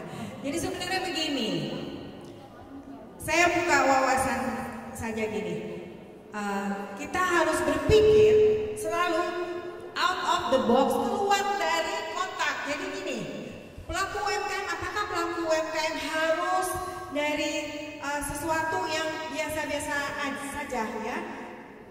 Kalau memang untuk yang tradisional Batak sudah ada pasarnya. Sekarang sebagai pelaku UMKM mungkin kita mau ke pasar yang lain, itu pilihan. Di sini kita tawarkan PPD pilihan. Kalau mengenai cara masak ayam gota biasa-biasa aja seperti yang sudah kita pelajari, saya yakin 100% dari kita semua pasti bisa. Atau ombus-ombus tadi ya Sam ya, pasti 100% semua bisa membuat ombus-ombus seperti tradisional masakan Batak. Jadi ini pilihan. Kami menyelenggarakan pelatihan ini membuat pilihan lain. Jika kita mau mengembangkan usaha kita bisa menjadi sesuatu yang berkembang, ini pilihannya. Jadi kreativitas di tangan Inang. Nah, inilah contohnya makanan kita seperti tadi kita sampaikan bisa dikembangkan, bisa menjadi sesuatu yang lebih lagi nilainya lebih baik lagi gitu ya. Saya rasa seperti itu. Ya, saya boleh nambahin sedikit. Jadi gini, saya juga pelaku UMKM. Kalau Bapak Ibu sekalian boleh buka Instagram saya, Kepiting Kaimana Jakarta. Ya, Kepiting Kaimana Jakarta. Ya, jadi saya juga jualan hal-hal yang seperti ini gitu. Yang artinya kepiting saya pakai bumbu andaliman ada, ya tom yum ada, terus apalagi telur asin ada. Ya, saya punya 6 saus yang saya jual di situ. Dan kepiting saya siap saji. Siap saji dalam artian saya jual frozen dan ready to eat ke situ. Artinya gini, untuk pelaku UMKM, kenapa saya tampilin yang seperti ini? Karena buat saya ayam gota ini bisa kita jual frozen ready to eat. Ya, frozen ready to eat. Jadi kita bekukan setelah semuanya jadi, dibekukan, divakum, ya kan? Setelah itu kita bekukan minus 16 sampai 20 derajat. Ini kita bisa delivery ke seluruh Indonesia. Saudara di Papua ada yang order, kita kirim ke situ. Itu yang saya lakukan gitu. Karena kepiting saya rata-rata yang beli orang Semarang, orang Purwokerto, orang Surabaya ke situ. Ya, dan itu dahsyat gitu. Dahsyat banget ke situ. Ya. Saya berani bicara di depan publik, orang yang makan kepiting saya nggak bakal alergi, saya garansi. Saya bicara di situ, dan memang kenyataan di situ. Saya jual sausnya, gitu, ya, ke situ. Yang artinya kepiting, saya pakaiin sausnya ini, gitu ya. Dan penjualannya bagus, gitu. Penjualannya bagus. Ya, jadi nggak usah berkecil hati kalau pelaku UMKM. Ya, harus berani. Artinya gini, jangan lihat dari jenis makanannya, tapi packagingnya seperti apa ya, gitu yang saya bilang. Karena packaging itu menentukan. Ya, kalau packagingnya makin menarik dan packaging kita berani garansi kalau itu hygiene dan sanitasi, ya kan bagus, sehat, kenapa enggak? Gitu. Makanya saya berusaha untuk bicara di depan publik adalah pembuktian untuk produk-produk yang harus kita buat. Ya, pembuktian dalam artian apa? Ini ada uji kelayakannya juga, ya kan? Saya sampai apa ya, kenyang makan kepiting tapi saya nggak ngerasain jadi darah tinggi, saya nggak ngerasain jadi asam urat, gitu. Karena apa? Proses pembersihannya benar, gitu. Ya, kepitingnya proses pembersihan, treatmentnya benar. Jadi kepiting baru datang itu nggak langsung kita olah, proses matinya seperti apa. Jadi bukan kepiting yang kita bunuh, gitu kan? Ayam pun seperti itu, gitu. Ayam kampung bukan berarti nggak ada treatmentnya, harus di treatment dulu, gitu ya. Ayam broiler kenapa sebelum dimasak harus direndam RS? Ya kan, ke situ. Ini ada treatmentnya masing-masing. Jadi kita mesti banyak belajar untuk hal-hal kayak gini, gitu. Ke situnya, ya. Jadi nggak usah khawatir. Betul. Jadi kiatnya adalah gimana mengangkat masakan tradisional itu, ya, bukan hanya terkenal di negeri kita sendiri nih atau di daerah kita sendiri. Yang mus-mus terkenalnya cuma orang Batak aja yang tahu. Tapi gimana sih orang Jawa Tengah, orang Kalimantan, orang Papua tahu kalau mus-mus ini enak ke situ. Terus pemasarannya secara online, packagingnya seperti apa? Bisa nggak sih mus-mus dikirim secara frozen? Bisa. Ya, ke situ. Kita packaging yang benar, ya kan, sampai di sana tinggal dikukus ulang, selesai. Ke situ. Ya. Packaging frozen kita tanya di sesi kedua. Betul, ke situnya. Ya, sebenarnya nggak ada masalah, karena itu udah saya lakuin semua kok. Selagi packagingnya food grade, ya, food grade dan bisa di microwave, ya. Karena ada packaging yang food grade dan nggak tahan microwave ada, gitu ya, di situ. Asal dua itu sudah memadai, nggak ada masalah. Plastik vakum pun khusus, ya, bukan sembarangan. Ada plastik vakum yang bisa di microwave dan langsung direbus, atau bisa juga yang hanya di microwave aja, macam-macam di situ, ya, ke situ. Jadi ya. Boleh dicobain, silakan. Boleh dicoba nggak sih? Lihat di sini dulu. Penasaran rasanya. Saya juga jadi senang, artinya ibu-ibu kita kan supaya ini bisa dinikmati banyak orang. Jadi kita mengurangi menggunakan atau mengkonsumsi darah. Nah, berarti kita menggunakan hati. Berarti itu harus kita coba supaya saya tidak suka darah. Saya bisa mengkonsumsinya, saya bisa memakannya seperti itu. Kita coba nggak usah pakai darah. Baik untuk makanan yang lain, kalau bisa hati kita gunakan, ngapain harus darah? Seperti itu. Itu yang saya lihat tambahannya.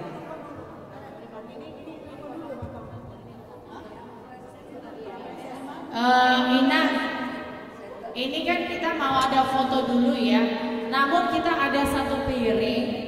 Kita akan bagi-bagi dikit-dikit ya, ini kan nggak mungkin ya satu piring lagi biar Abang Preses yang ngerasain. Terus nanti kalau Mami ada kita, karena saya juga penasaran, maksudnya rasanya kayak apa sih kan gitu ya, penasaran juga ya. Terus sama bumbunya, terutama bumbunya ya, sausnya itu. Tenang aja ya Nang ya, dikit gitu.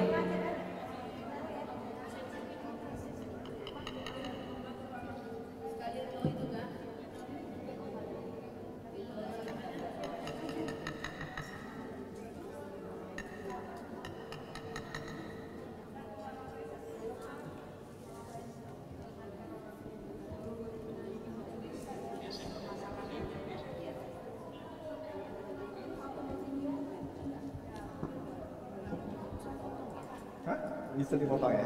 Bisa. Ini boleh dipotong juga? Boleh.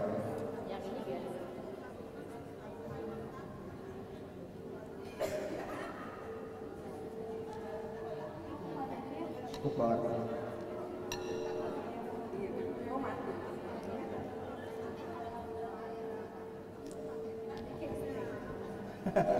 Ina, bisa dilihat deh, chef ini kan lagi motong ayam kampung yang sudah selesai dimasak.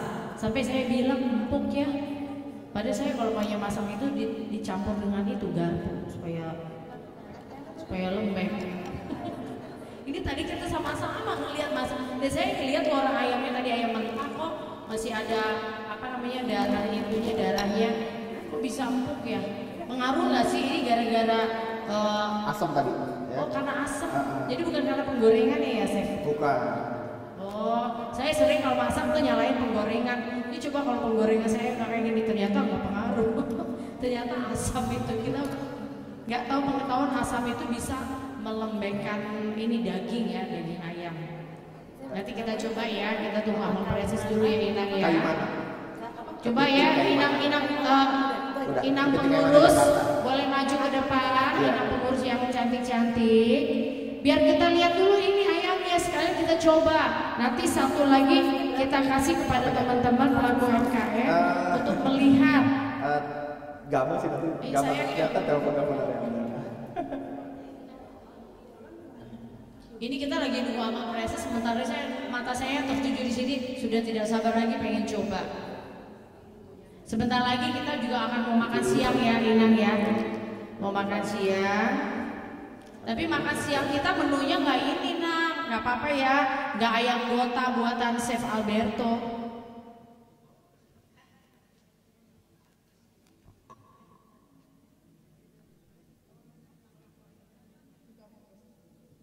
Nah ini Amal Presis sudah datang. Akhirnya kita bisa mencoba juga. Ayo Amal Presis. Ini Gota bintang 5 Amal Presis dan Ompus bintang 5. Ini yang buat dibagiin. Ini pasti enak nih Amal. Ini yang buat dibagikan ke teman-teman kita. Oh ini yang buat di ini. Chef ini mau dipotong atau pakai yang ini? Yang ini aja Amal Presis biar agak cantik nanti dalam fotonya. Sendoknya itu. Yep. Ini mau dibagi. Potongan pertama kali. Potongan pertama kali. Chef boleh, Chef dekat Amal Presis, Chef. Nah. Oke.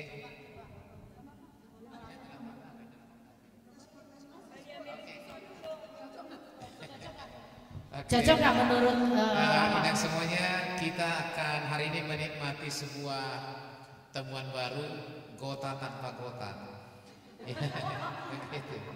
Ini temuannya Chef Alberto dan ini menjadi khas banget untuk kita orang Batak. Tentunya ini menjadi sesuatu yang sangat luar biasa, akan dicari oleh semua orang dengan nama baru ini, ayam gota tapi tidak pakai gota.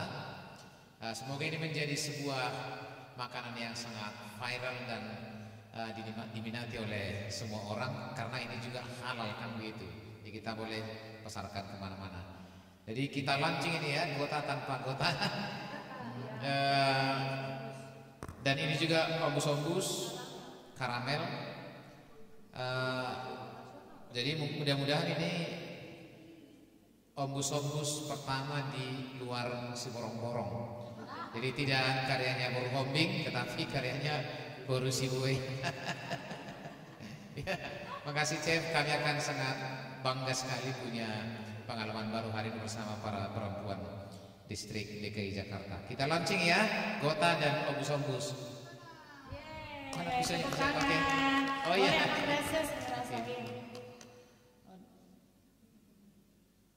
Itu tulang.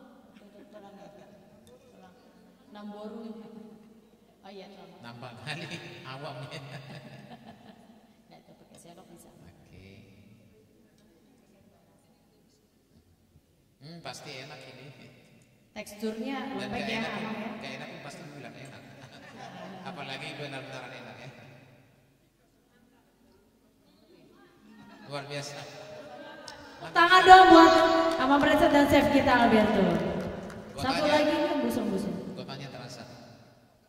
Gotanya terasa.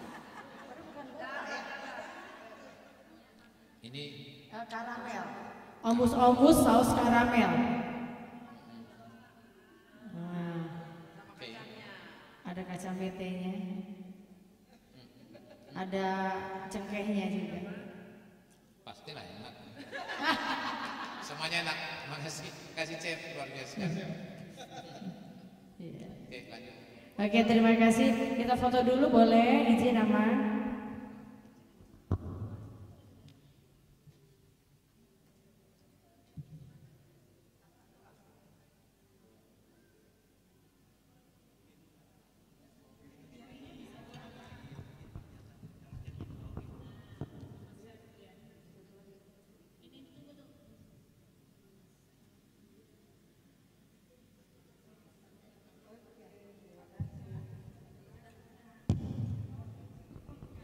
Oke, kita nanti sampai pelan-pelan ya kita edarkan untuk merasakan, tapi inilah ada kadarnya. Amang saya sebenarnya penasaran loh, menurut Amang ombus-ombusnya masih benar-benar ombus-ombus aslinya nggak ya perlu diedari? Masih ya Pak ya?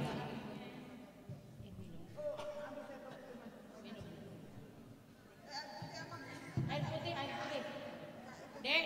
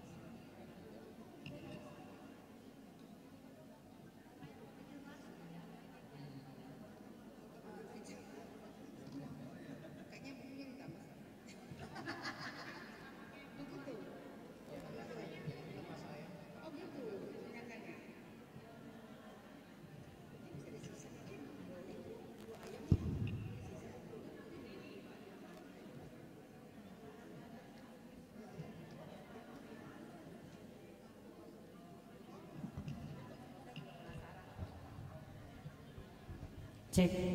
Inang udah ngerasain belum? Lah, lo tadi mana yang jalan-jalan?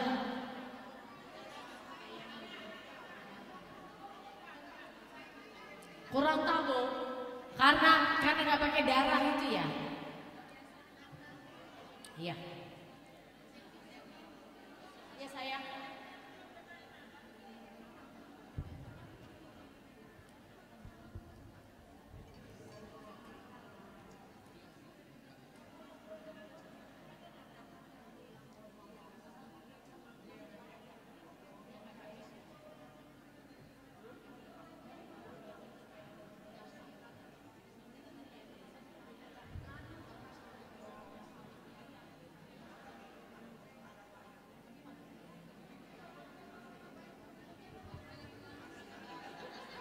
Ya, oke.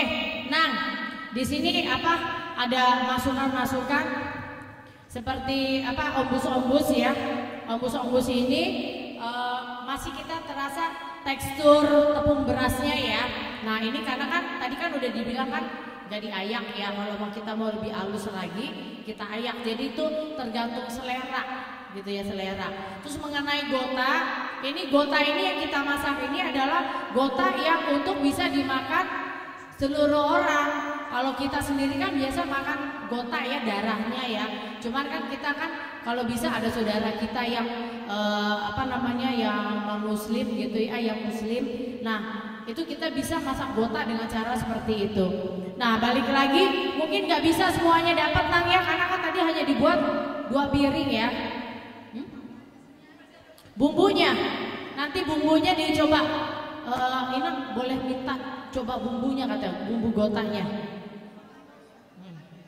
Ya, bumbu gotanya dirasain aja. Boleh ada di pancinya itu, ditaruh di tempat bumbu gota. Di cup aja, di cup. Ya minimal bumbu gota ditoel begitu kan bisa ya. Dirasain. Tadi saya penasaran ngerasain bumbu gotanya itu memang berasa asamnya ya. Berasa asamnya dari asam Batak itu ya, gelugur dari itu. Terus kalau lembeknya ayam tuh tadi lembek banget ayamnya. Dan dia itu ngeresep bumbunya. Padahal masaknya nggak terlalu lama kalau menurut saya sih. Cuma balik lagi, itu rasanya berubah bukan gota karena kan kita menggantikan darah, sebetulnya darah, gitu ya Nah ya. Oke baik, Ibu Ketua, kita akan memberikan apresiasi. Boleh Inang dibawa turun aja ayamnya sayang, dicicipin oleh teman-teman boleh.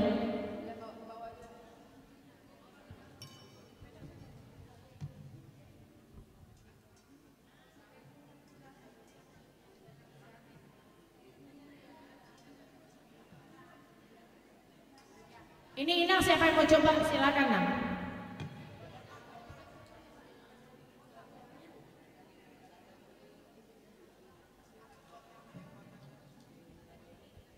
Coba. Iya. Tunggu masih siap-siap ya bumbunya ya. Iya. Di atas aja. Chef udah bisa kita ini Chef? Udah atau mau dibetulin? Oke. Piringnya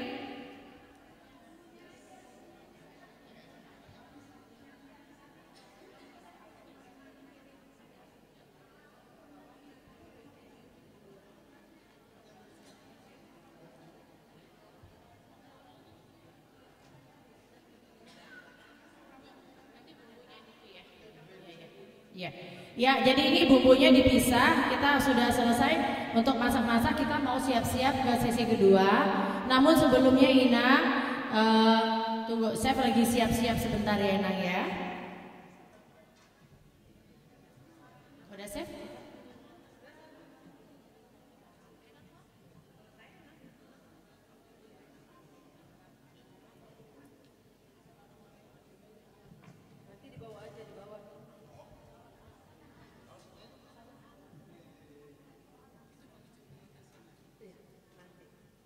Ya, Inang Reni, boleh mana Inang Reni? Ya, kami undang Amam Preses, Inang Kabit, Pendeta Ridhoi, Inang Tiomina Rujung masih ada?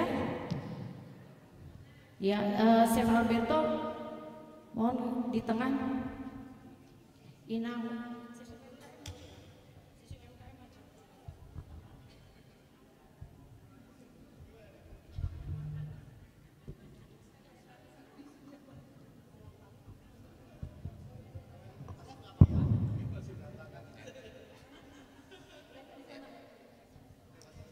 Ya baik, Inang semuanya, kita akan mengapresiasi dan berterima kasih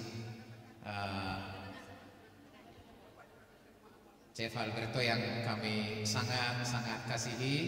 Untuk kali kedua kita bertemu di tempat ini, dan tentunya kami berharap tidak bosan-bosannya ke depan kalau kita sangat membutuhkan Chef. Mohonlah berkenan kembali untuk event-event yang lain lagi. Untuk kali ini kami sangat berterima kasih atas kehadiran Chef dan semua yang telah disampaikan. Tentunya ini menggembirakan sekali bagi para ibu dan bermanfaat sekali. Sekali lagi terima kasih banyak Chef. Kiranya Tuhan semakin memberi Chef hikmat dan kemampuan yang luar biasa, semakin menjadi berkat bagi semua orang. Sekedar untuk mengenang kami sampaikan kenang-kenangan ini kiranya berkenan.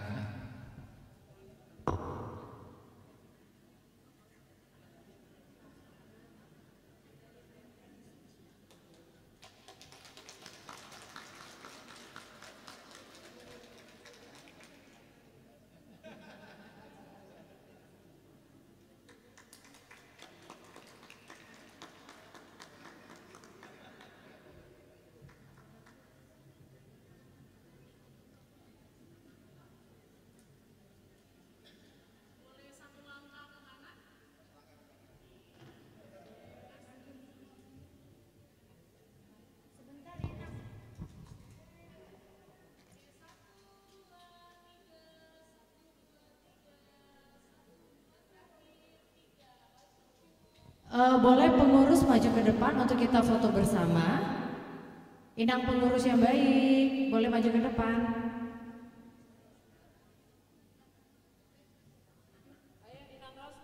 Yuk, izin nanti kita bisa foto bersama dengan teman-teman ya, Chef ya.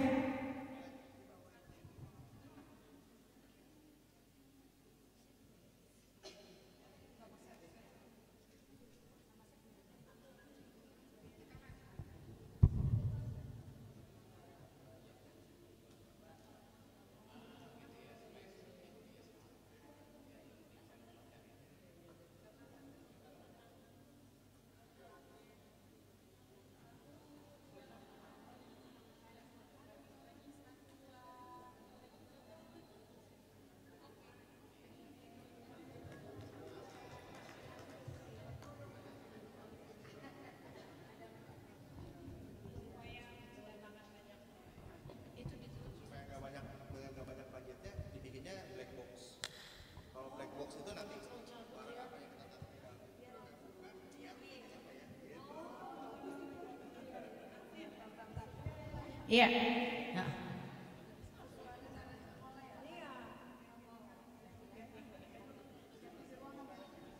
Iya Ina, sekarang kita udah mau makan siang ya, untuk mengisi perut kita dan supaya kita bisa ada tenaga lagi masuk sesi kedua yaitu sesi packaging. Jadi kita siap-siap ya anak, nanti akan dibagikan nasi kotak oleh pengurus. Sebentar, namun sebelumnya kita mau bagi nasi kotak dulu atau ya bagaimana? Ya kita siap-siap untuk bagi makan ya Inang ya.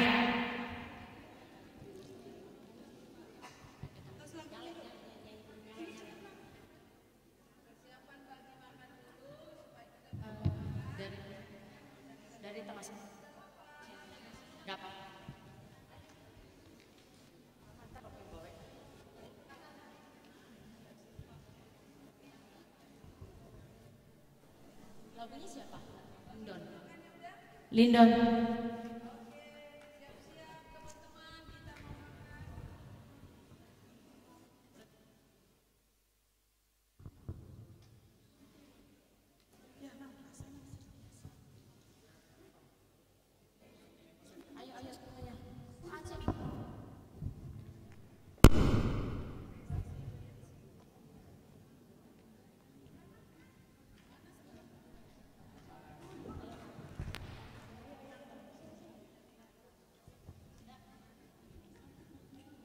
Semua sebelum kita berdoa, kita bernyanyi dulu 1, 2, 3 ya.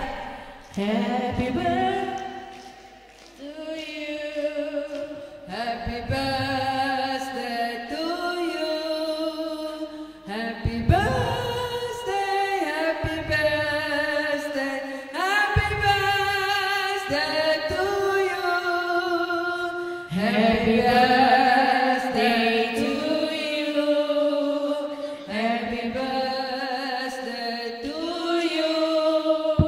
Happy birthday.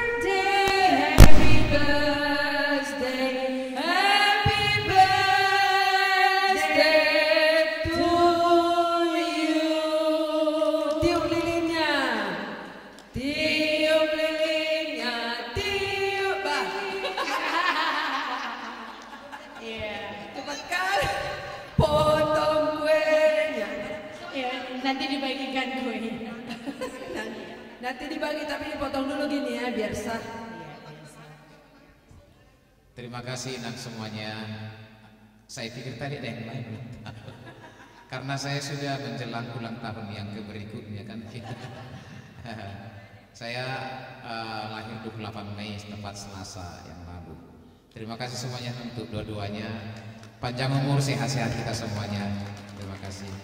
Terima kasih untuk pengurus BPD untuk kejutan ini. Terima kasih.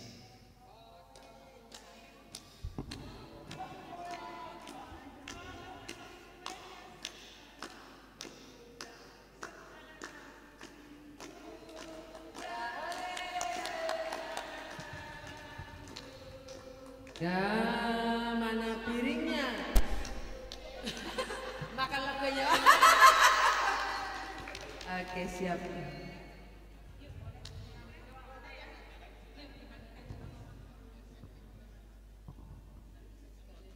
Ya, kita masuk ke dalam makan siang.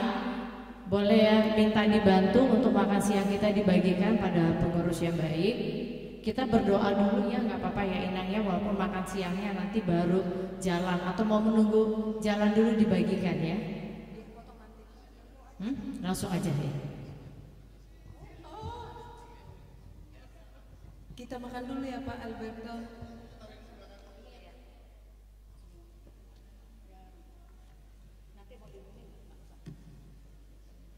Yuk kita berdoa.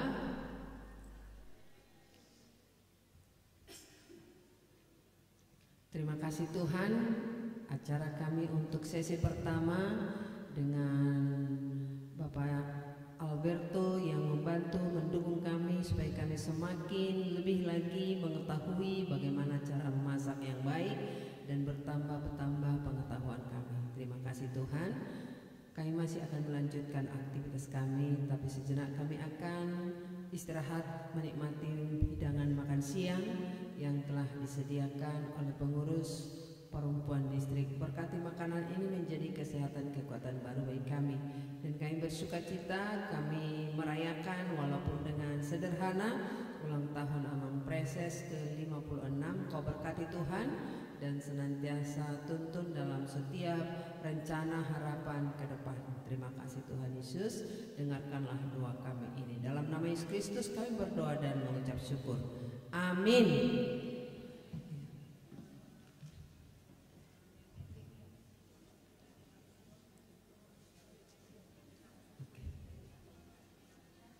Informasi dari Inang Sandra bahwa yang kita pesan ini hasil produk UMKM HKBP Resort Menteng Jalan Jambu. Tepuk tangan untuk Menteng Jalan Jambu. Terima kasih.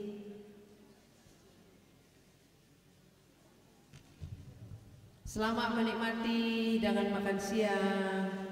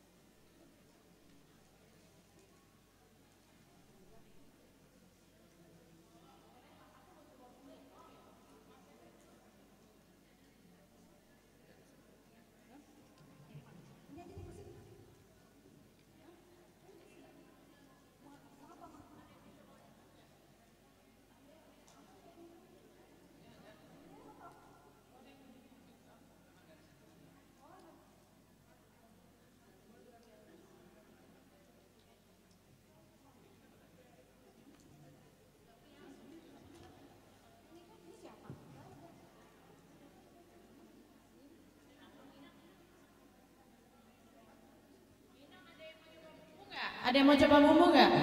Itu ada lagi nggak? Coba bumbunya. Itu di situ. Ada lagi nih.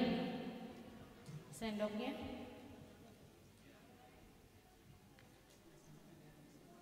Ada lagi mau coba bumbu? Iya.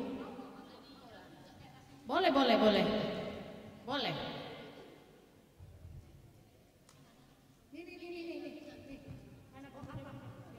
Inang kan? Yang mana? Itu jangan, kan belum dibahas kemasannya.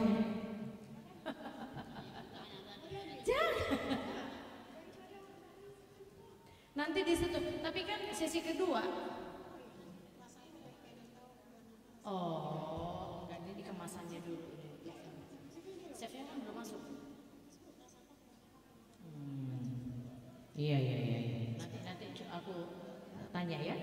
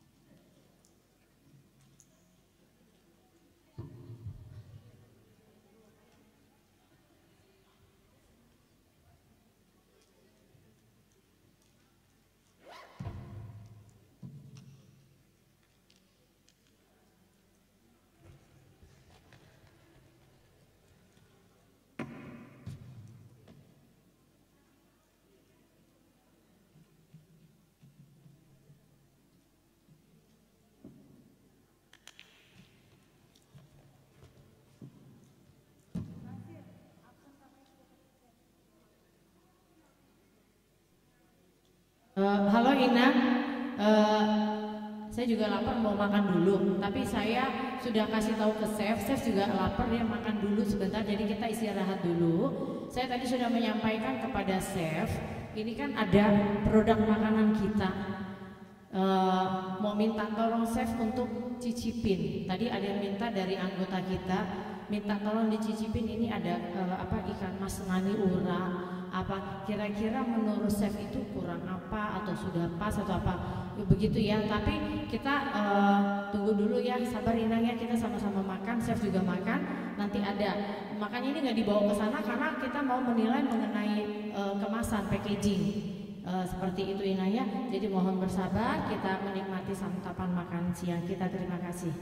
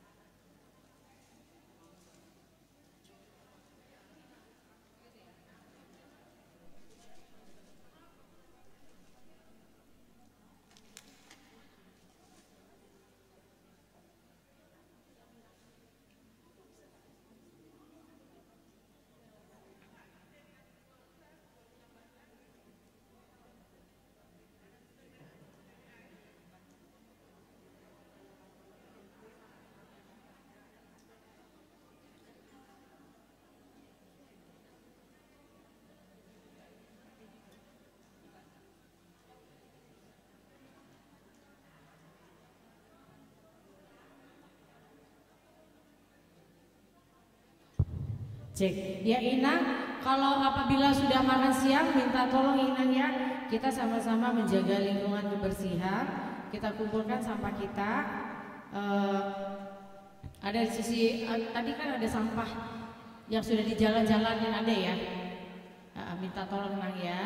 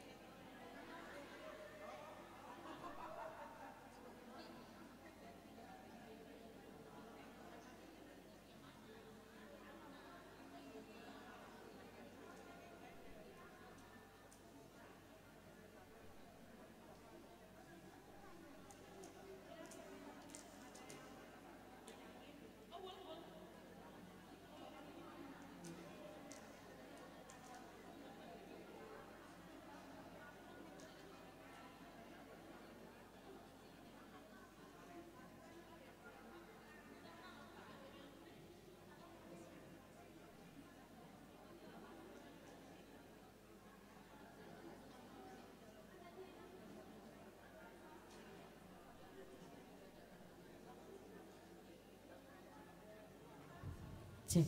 Ya Inang, udah selesai makan ya Inang? Udah ya. Sebentar chef akan cuci tangan sebentar sambil menunggu Bapak Nasrullah untuk mempersiapkan materinya. Iya. Nanti ada penilaian dari chef mengenai ini. Tadi ada minta tolong dari HKBP Menteng Atas Ikan Mas Nani Ura. Oh iya belum.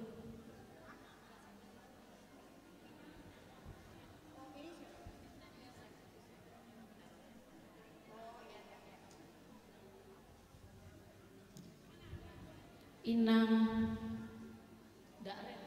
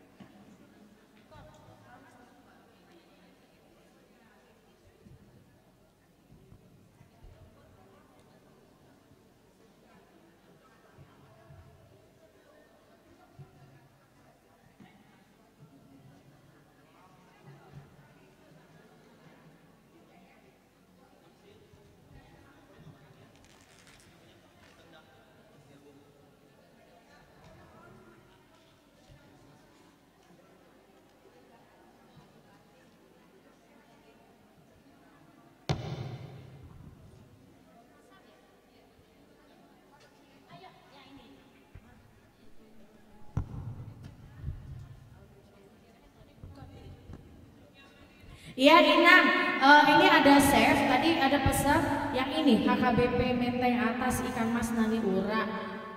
Punya sendoknya nggak sih? Nah, mana menteng lama tadi yang mau minta dicicipin?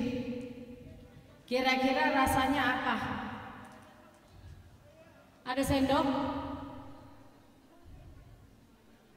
Boleh? Mungkin chef nggak bisa apa semuanya ya, mana kira-kira? Kesian juga chef. Chef ini penggemar Nani Ura, sama dengan saya. Saya tahu banget Nani Ura mana yang enak, mana yang enggak nih.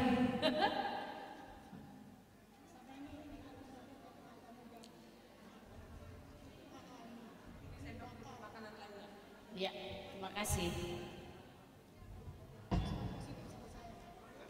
Iya.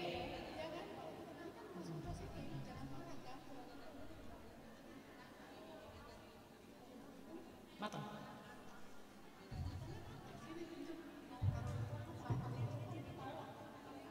Kacang.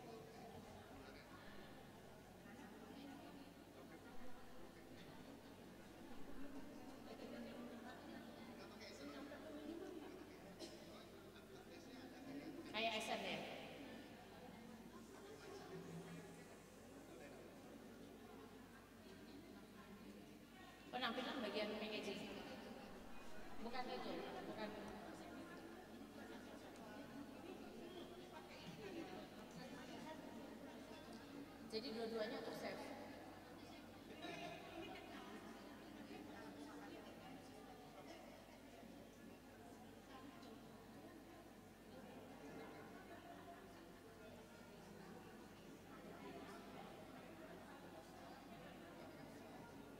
Robert coklatnya nggak pakai?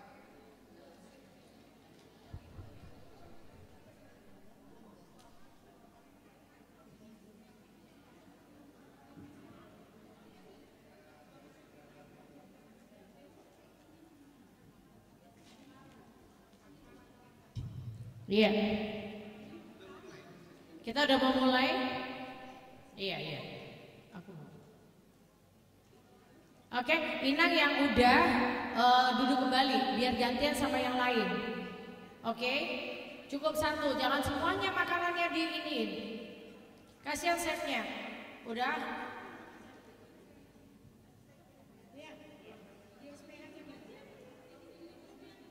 Sudah ya? Oke. Iya. Boleh duduk, Inang, kita mulai yang lain. Ini packagingnya udah keburu saya buka. Oke. Iya. Aku baca. Gak ditayangin kan? Udah ya, Chef satu lagi ini, Chef. Chef ini aja nih, Chef. Habis itu duduk kayak Inang ya. Bumbunya aja deh, Chef. Iya, kering sekali.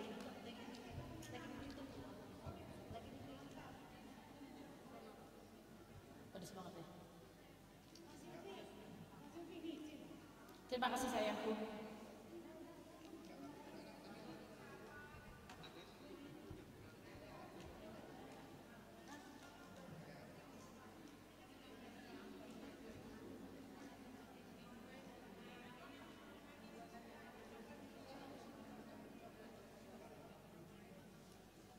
Oke ya, oke ya. Mantap.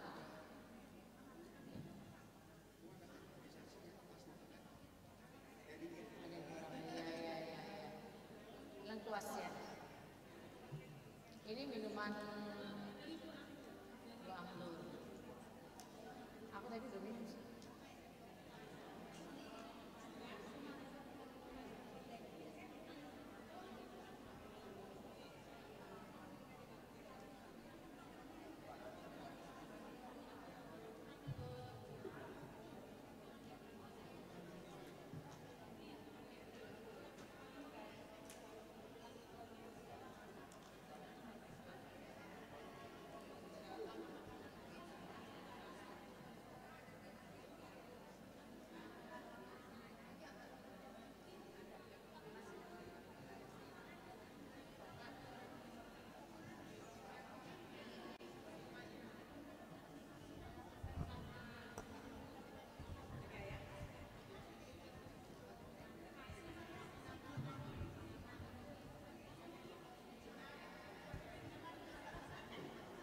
Inang Stella.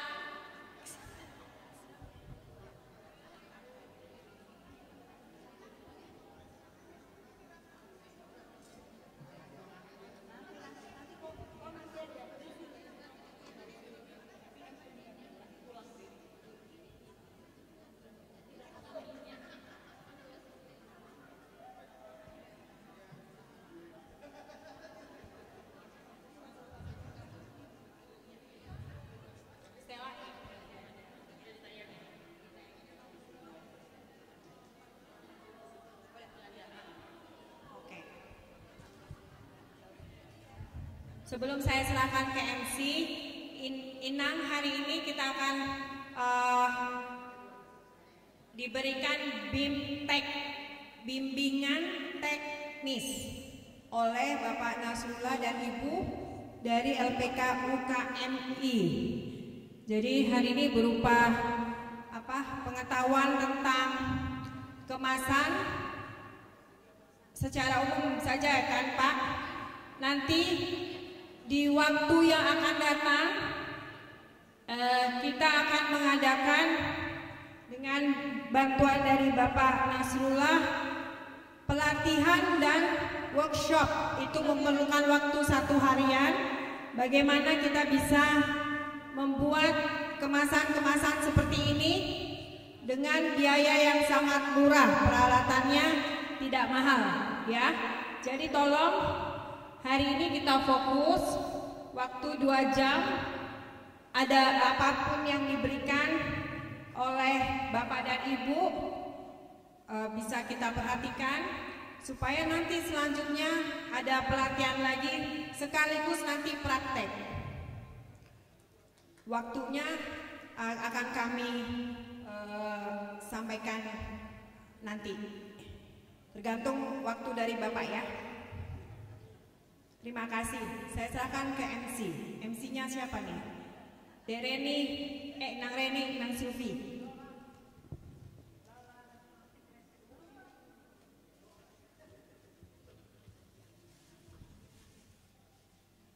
Jadi kalau saya bilang Horas Ibu, gak apa-apa ya Bu ya, jadi orang Batak. Sama siapa? Tidak Silvi mana? Inang semua masih sudah segar? Jangan ngantuk dulu ya Inang, ini ada yang lebih menarik lagi untuk kemasan-kemasan kita. Jadi nanti Bapak dan Ibu akan menjelaskan bagaimana sih supaya kita bisa mengemas barang kita sehingga mempunyai nilai jual yang lebih. Jadi tidak bisa mengangkat harganya. Ya, kami persilahkan Ibu. Iya Pak, mungkin kita berkenalan dulu dengan Ibu dan Bapak Nasrullah. Tadi bisa ditayangkan di PPT-nya, CV-nya Bapak. Teman-teman yang operator ya, bisa dibantu mungkin. Nah itu sudah. Kelihatan ya Bu ya?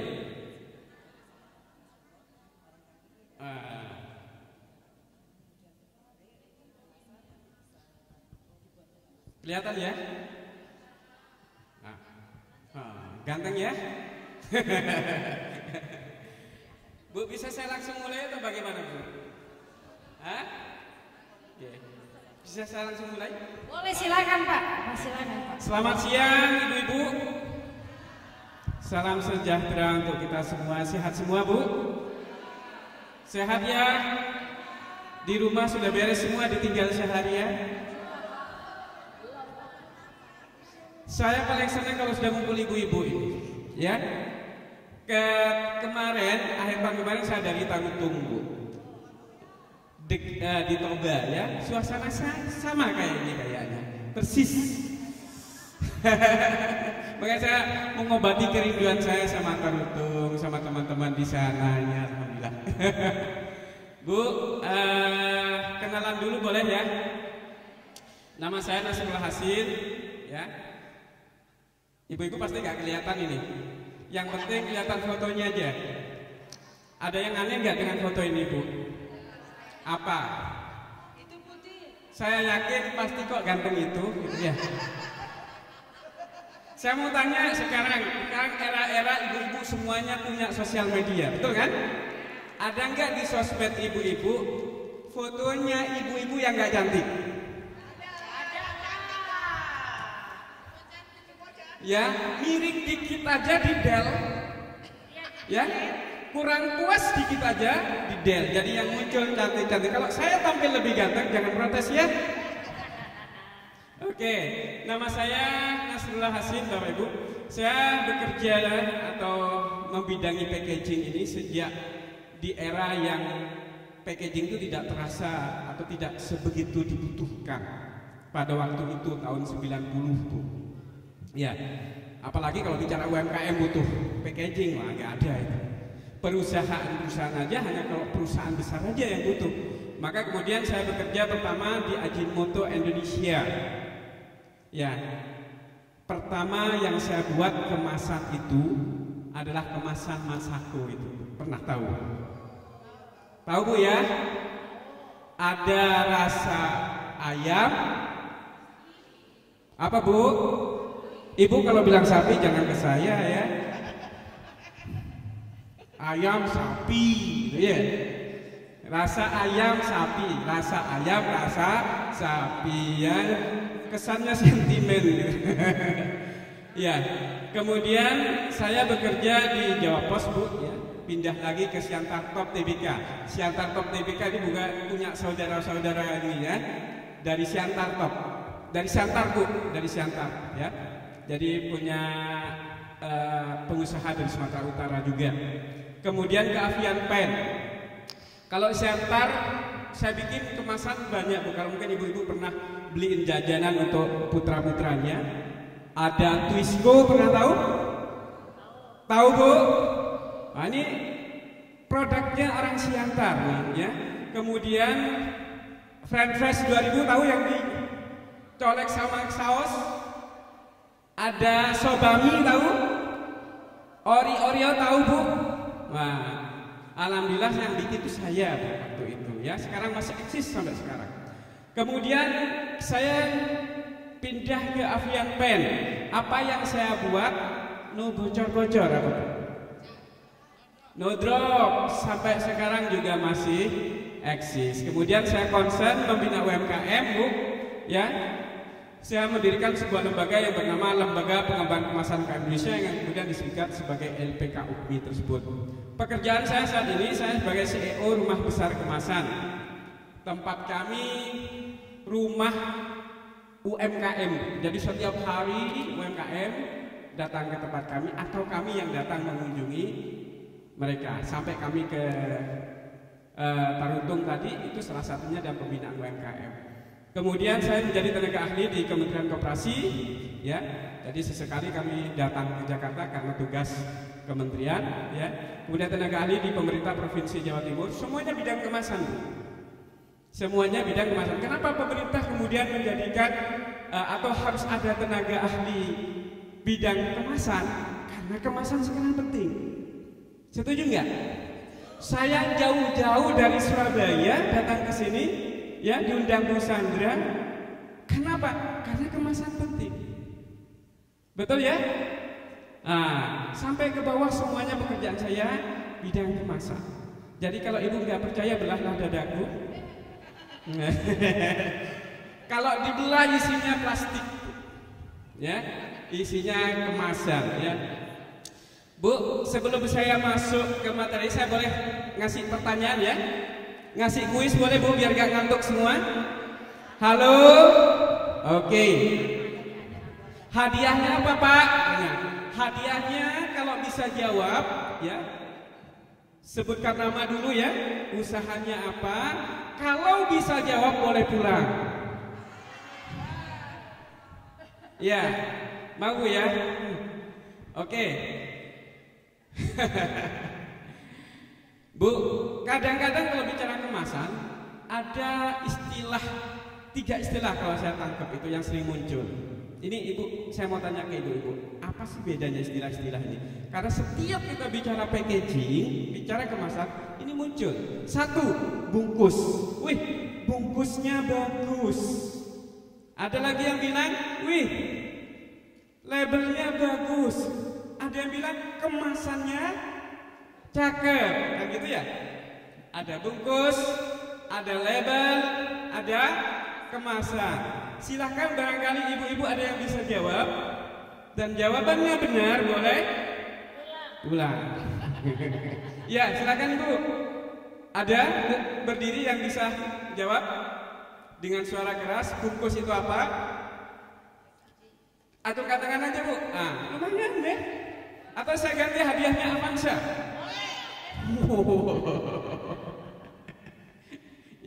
Ya, boleh ya. Silakan ya, Bu. Kalau bungkus apa? Wadah. Kalau label merek. Kalau kemasan ingredients, komposisi. Ya, kurang lengkap. Siapa namanya? Bu Tiun, kayaknya pulang jam 7 malam nih. Ibu, tadi kalau bungkus apa? Penutup makanan. Kalau label, nama produk. Tinggal kemasan. Apa ini kemasan? Balik lagi ke bungkus. Bungkus penutup makanan. Kalau label, merek. nama makanan. Kalau kemasan, bungkus makanan. Balik lagi berarti. Kira-kira apa, Bu? Bu siapa? Bu Rusna. Kira-kira apa lagi Bu Rusna? Kurang satu, Bu. Kemasan adalah luar biasa. Tepuk tangan. Bu siapa namanya? Sudah tahu pintu keluar di mana, Bu? Ya. Ini Bu siapa tadi?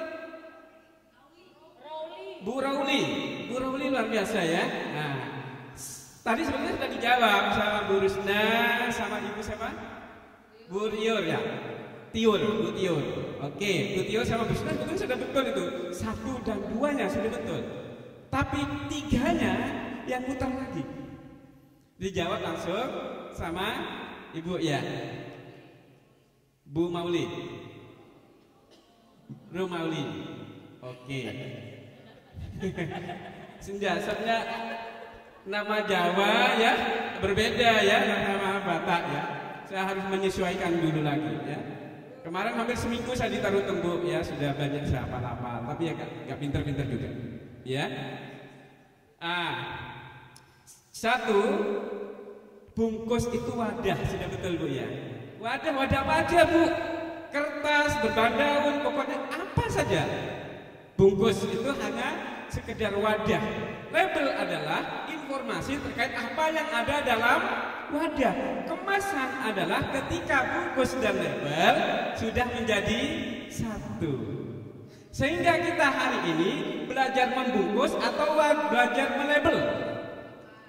Dua-duanya. Ya? Oke, jadi bukan bimtek atau belajar membungkus, tapi juga melabel, mengemas dan lain sebagainya. Saya mau tanya, nah ini bungkus apa kemasan? Bungkus apa kemasan?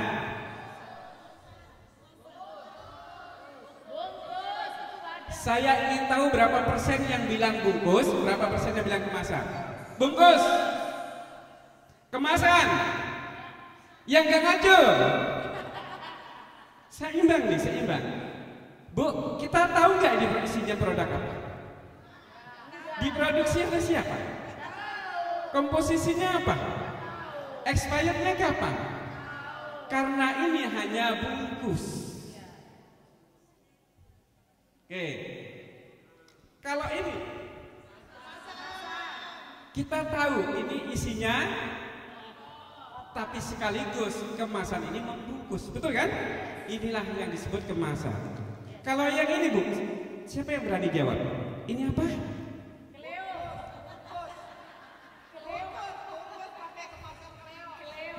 Ya, kemasan. Ini banyak dosanya nih.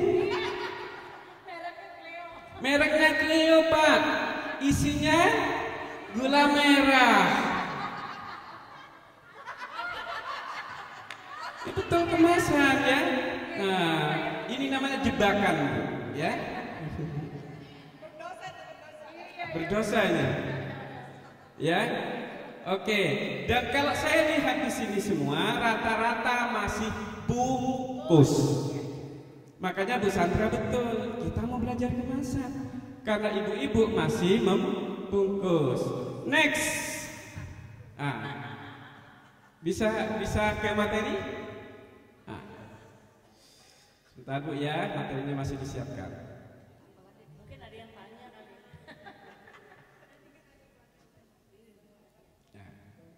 Bu, sebelum biar materi disiapkan, saya mau tanya lagi nih. Bu, berarti kemasan itu penting apa tidak? Kenapa kemasan itu penting? Gimana Bu? Biar tahu nama produknya apa. Betul. Ada lagi?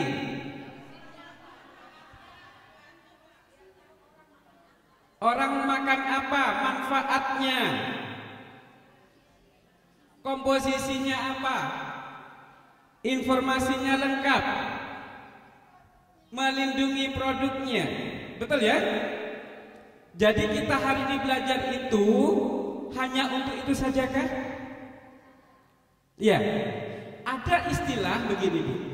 Dulu kemasan itu dibuat untuk melindungi produk yang dijual, melindungi produk yang sekarang beda. Apa? Menjual produk yang dilindungi. Jadi apa artinya? Prinsipnya sekarang harus bisa jual. Jangan hanya bisa bikin produk dilindungi, terus mau diapain? Jadi prinsip Bapak Ibu, ya Ibu-ibu tadi sampai ada chef kita yang luar biasa, adalah biar kita bisa menjual produk. Betul ya? Biar kita bisa menjual produk-produknya, bisa belajar. Sehingga orientasinya bukan bikin produk selesai, tapi menjual produk. Sehingga kemasan kita harus menarik. Betul nggak menarik itu? Kenapa menarik itu penting? Nah, pertanyaan terus nih sampai selesai. Supaya orang selera. Bagus. Daya tariknya. Bapak Ibu, kita ibu-ibu mohon maaf ya. Ada Bapak juga nih 1-2 ya. Ibu-ibu ya. Sekarang kita kalau kita ditakdirkan menjadi pengusaha. Tadi level mikro, kecil, menengah ya. Di era sekarang, di era yang luar biasa ya, modern seperti sekarang, itu faktanya sudah beda dengan 10 tahun yang lalu, 20 tahun yang lalu. Berbeda sekali ya. Sekarang Bu, pemenang pemasaran, dan kenapa kemasan harus menarik? Karena pemenang pemasaran bukan lagi yang produknya paling murah, bukan lagi produk yang paling enak, bukan yang paling gurih, paling sedap, paling lezat, bukan. Sekarang pemenangnya bukan itu, meskipun itu juga penting. Terus siapa Pak pemenang pemasaran sekarang? Pemenang pemasaran sekarang adalah yang produknya mampu membangun persepsi positif kepada calon konsumennya. Persepsi positif. Nah, kalau begini kira-kira persepsi positif enggak? Belum. Jangan bilang tidak, Bu. Ini kan masih belajar semua kita. Ya. Nah, kalau begini persepsinya positif enggak? Belum. Nah, nih. Ini punya Bu Makmus, Bu Musa. Satunya belum ada. Label. Ini sudah ada. Desainnya ungu, produknya ungu, ya toh? Pas sekali. Ya. Di kepala kita mempersepsikan sama enggak gitu? Pasti berbeda. Sehingga ya, sekarang bisnis itu ya membuat produk itu bagaimana bisa membangun persepsi positif konsumen kepada produk kita. Wih, keju banget. Ya, ini pedes banget. Ini lezat banget. Itu persepsi. Padahal belum dibuka. Begitu dibuka, isinya 4. Ya, tapi jatuh cinta ya. Jadi sekarang memang seperti itu. Kenapa Bu persepsi itu penting? Ibu-ibu sekarang lagi di Jakarta seperti ini ya, Jakarta, Bandung ya, ibu-ibu muda terutama. Sekarang kita tiba pada sebuah masa ya, era ini perilaku konsumen sudah berubah Bu ya. Di mana ibu-ibu sekarang kalau beli produk bukan sekedar butuh apa, tapi sudah ingin jadi siapa. Paham ya? Jadi kita beli brownies bukan sekedar butuh browniesnya. Tapi kalau saya brownies ini yang saya beli, kalau saya beli brownies ini, saya disebut siapa? Paham Bu ya?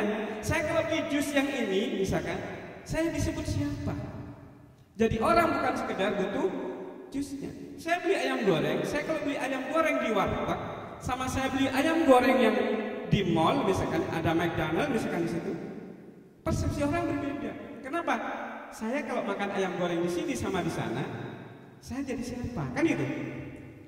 Paham Bu ya? Sehingga kita eranya bagaimana memanjakan konsumen. Ya. Jadi berarti kemasan penting pada? Penting mana sama produk? Dua-duanya penting.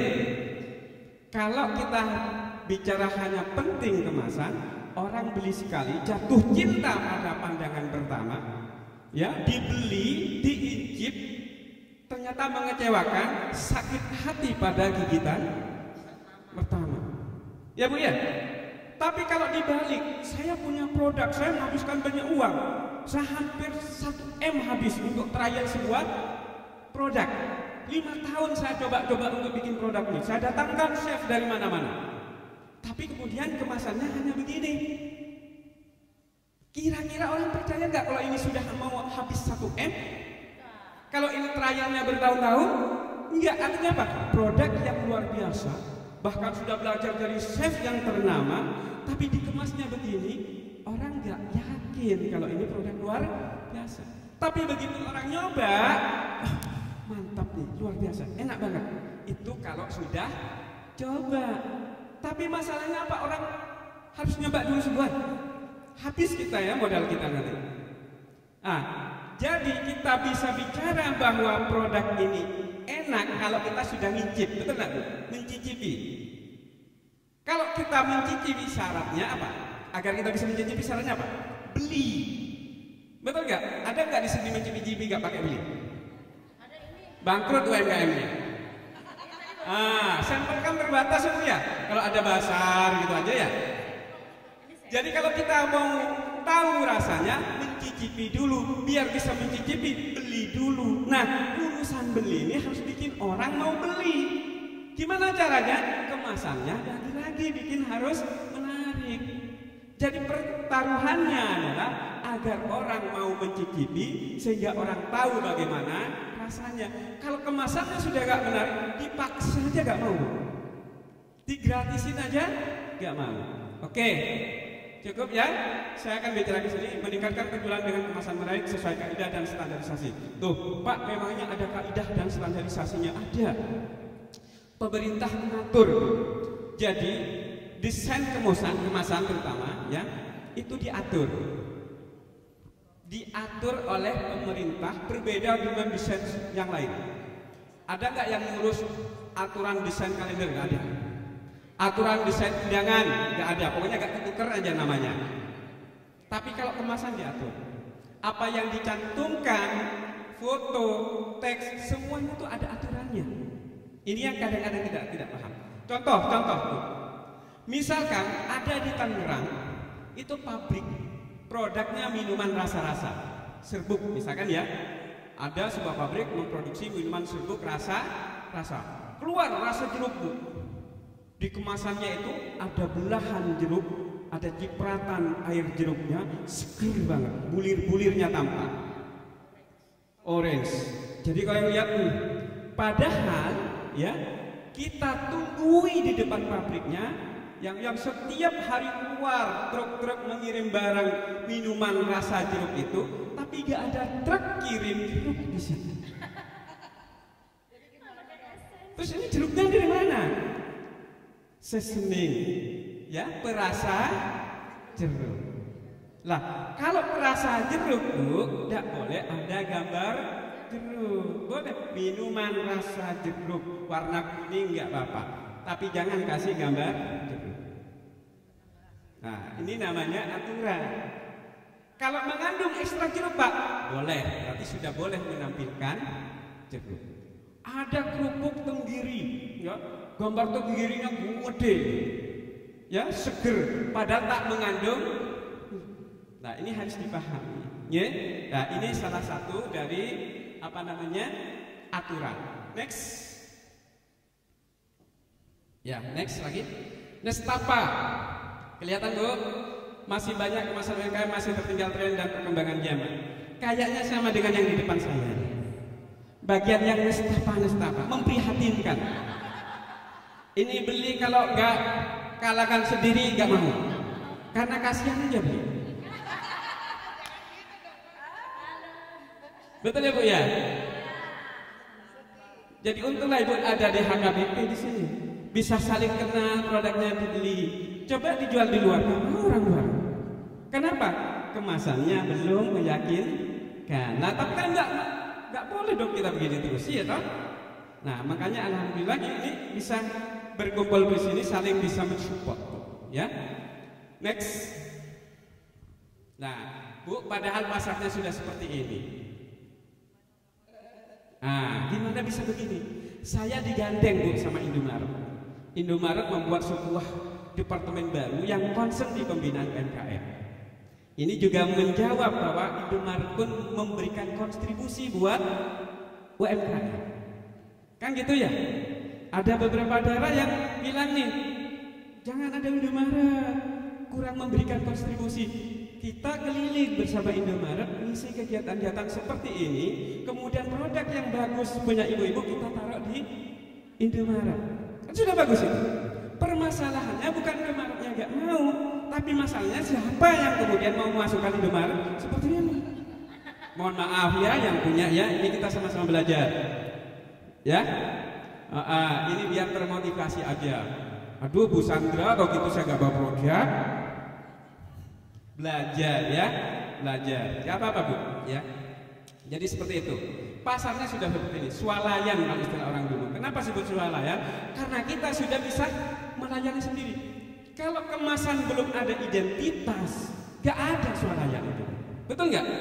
Jadi era swalayan berdiri tahun 80-an, berkembang 90-an, sampai sekarang istilahnya supermarket, minimarket kan gitu kok.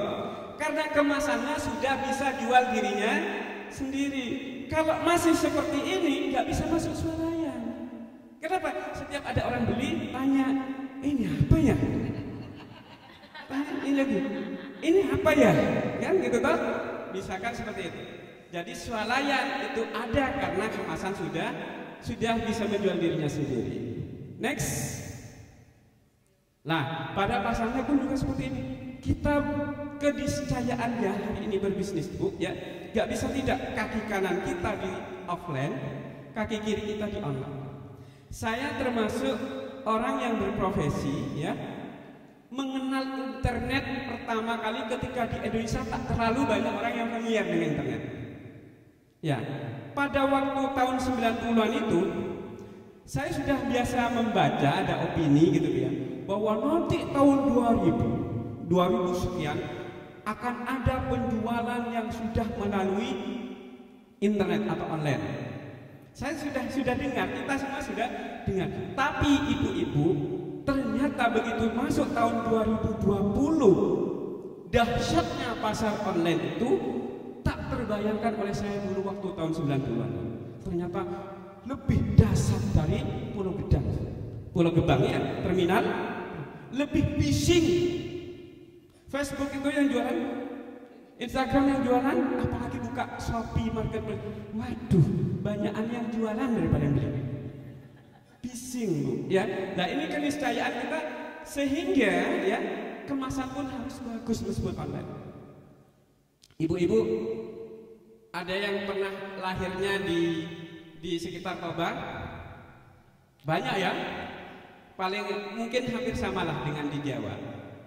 Aduh, anak perempuan gak usah tinggi-tinggi. Ya gitu ya Bu ya. Buat apa sekolah tinggi-tinggi? Paling antara sumur, dapur, apalagi kasur, gitu ya. Dapur, sumur, itu dulu Bu, dulu. Sehingga wanita kemudian ya dianggap tidak usah terlalu tinggi-tinggi katanya. Tapi sekarang Bu, pengusahanya apalagi di UMKM ya, termasuk yang punya kuliner besar ya, kue-kue yang sudah merambah cabangnya di seluruh Indonesia, dia banyak punya ibu-ibu, betul nggak?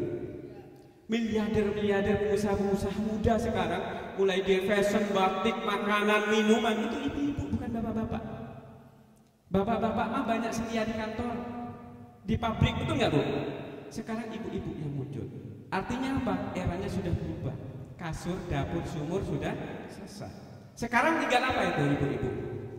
Kalau dulu kan dapur, kasur, dapur, sumur, kasur, ya. Sekarang apa Bu? Dapur kurangi, sumur apalagi sudah nggak ada. Kasur, tinggal kasurnya, betul Bu? Kalau minggu-minggu pagi-pagi, Ma, apa ya? Ya jalan-jalan yuk. Bilang sama putranya gitu loh, Dek, Mama apa? Sarapan apa? Soto mah? Kan gitu ya? Oke. Dari mana itu Bu? Dari mana? Kasur. Habis gitu gowurnya datang. Ya, kan gitu. Transaksinya di kasur, belanjanya di kasur. Habis itu teriak, luar biasa. Kenapa, Mam? Laris ya. Daster saya laku. Jadi jualannya di mana? Di kasur. Jadi Shopee-nya laris, jualan daster. Katanya suaminya, ayo segera kulakan. Ya, nanti ada yang lagi. Oke, kulakan. Mulai dari urusan dapur sudah pindah ke kasur. Urusan bisnis kerjaan ya pindah ke kasur, kan itu ya. Jadi ibu-ibu sekarang hidup 24 jam di kasur, hidup Bu. Tidak perlu masuk ke dapur, tidak perlu ya. Jadi yang tadi dapur sumur kasur ganti kasur. Karena sudah era digital gitu. Ya. Makanya lahir pengusaha-pengusaha muda ibu-ibu justru dari kasur. Ya, oke. Nah, mana yang kira-kira diminati pasar hari ini? Padahal isinya sama kan? Keripik singkong, ya. Keripik singkong isinya, ya. Yang Kuitela ya keripik singkong. Harganya tinggi mana biasanya? Tapi pasarnya lebih banyak Kuitela. Yang sebelah kiri itu ya paling enggak 5.000, 7.000, 10.000. Ya, yang kanan yang Kuitela 10.000 ke atas, 12.000, 15.000 bahkan ke atas, ya.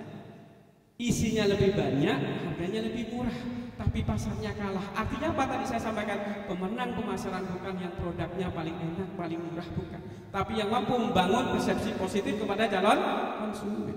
Meskipun mahal dibeli terus ya. Ya, pada tadi Kuitela dibuka, isinya berapa? 4. Ya, oke, next.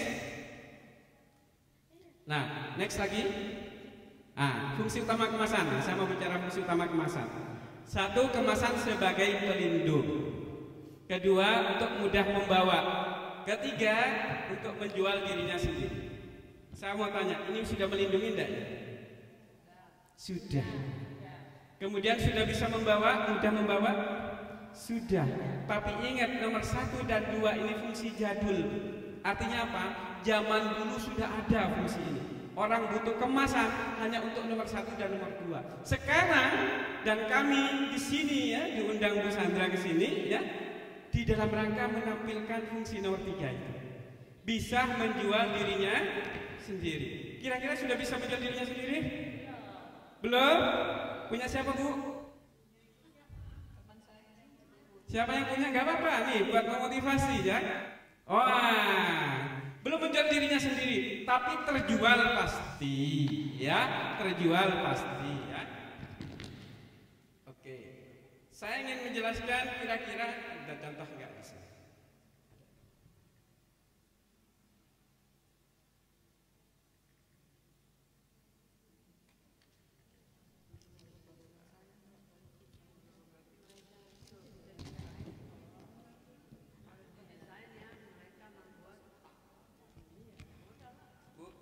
Ini kurang lebih kalau ibu bikin, ini saya yakin ibu lebih pinter, ya. Tapi kalau sudah dikemas begini, kan sudah menarik, ya Bu ya. Ya, ini bumbu Bu, ya, bukan apa namanya, bukan paha ayamnya. Dibuka nggak ketemu paha ayam di sini, bumbunya aja. Tapi kan menarik, ya. Nah, jadi ini perlu kita perhatikan. Untuk apa? Untuk bisa menjual dirinya sendiri tadi. Nah, ini contoh aja. Kira-kira ini kemasan produk apa? Nah, kacang apa Bu? Kacang? Sudah tahu semua ya kacang edamame ya? Sudah tahu. Karena ini varietas baru, mungkin ya ada yang belum tahu ini apa ya? Edamame. Tapi sekarang insya Allah sudah paham semua kita ya. Apa sih edamame? Dilihat fotonya kayak kacang polong, tapi bukan, kayak kedelai tapi besar-besar ya Bu ya. Apa sih kacang edamame? Di sini yang tertulis edamame.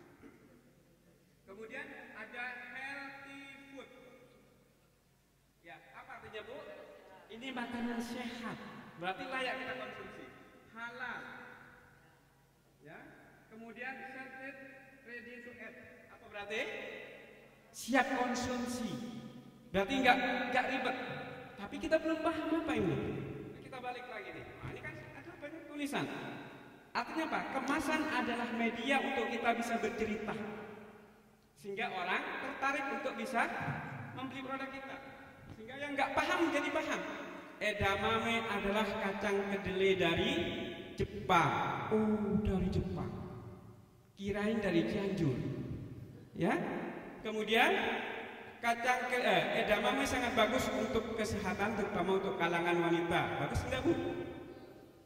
Bagus untuk terhindar dari penyakit kanker payudara atau kanker serviks. Bagus. Bagus juga untuk mencegah kegemukan, kecuali yang sudah terlanjur gemuk. Ini di sini, Bu. Ya. Gak mungkin ya. Kemudian dicek nutrition fact-nya, Bu. Kolesterol 0. Bagus enggak? Ini karena kita sudah baca semuanya. Tadi Ibu jawab bisa tahu informasinya, manfaatnya, kan itu ya? Masuk ke keranjang. Ada yang maksa? Enggak ada. Artinya kemasan ini bisa menjual dirinya sendiri. Ada yang sudah punya pengalaman begitu? Kalau belum, berarti belum bisa masuk pasar modern. Kenapa? Pasar modern harus sudah bisa menjual dirinya sendiri. Next. Nah, apa yang diharapkan dari sebuah kemasan? Nah, Bu, nih satu lagi yang harus kita pahami. Sebelum kita nanti mengemas lebih banyak produk kita, ternyata konsumen itu butuh banyak hal dari kemasan. Ya, kadang-kadang kita nggak kepikir sejauh itu. Ya, pertama konsumen itu dari kemasan kita itu butuh namanya keamanan. Aman apa? Aman kemasannya untuk pangannya, ya, untuk kesehatan kita. Ya, ada Pak kemasan yang berbahaya atau yang tidak aman? Banyak sebetulnya. Dan bisa juga karena mungkin perilaku konsumen juga pengaruh, ya. Bu, saya pernah ke sebuah daerah di Jawa Timur, di situ sentra nanas, Bu. Sentra nanas bikin minuman-minuman seperti ini. Nah, kalau ini kan bukan cup ya, ini puding, sorry, puding. Jadi minuman-minuman rasa-rasa, ya, seperti ini kurang lebih, tapi dibentuk kemasan cup. Cup seperti aqua yang pendek itu, ya. Ada mungkin Siplah yang dari Jawa Timur, pernah tahu? Nah, yang seperti itu, ya. Kemudian, ya. Dan karena UMKM tidak paham, ya, di atas cup itu lid, ya, ada lidnya, ada plastiknya. Nah, itu biasanya mereka sablon. Rasa apa minuman nanas, sari nanas misalnya, sablon, satu warna, dua warna. Nah, itu kalau Ibu ingin tahu yang seperti apa sih Pak, kalau diraba itu kasar, itu disablon. Pak, bedanya sama aqua, sama ades, sama klub, beda. Kalau itu Bu, tintanya, ini plastik ya, plastik.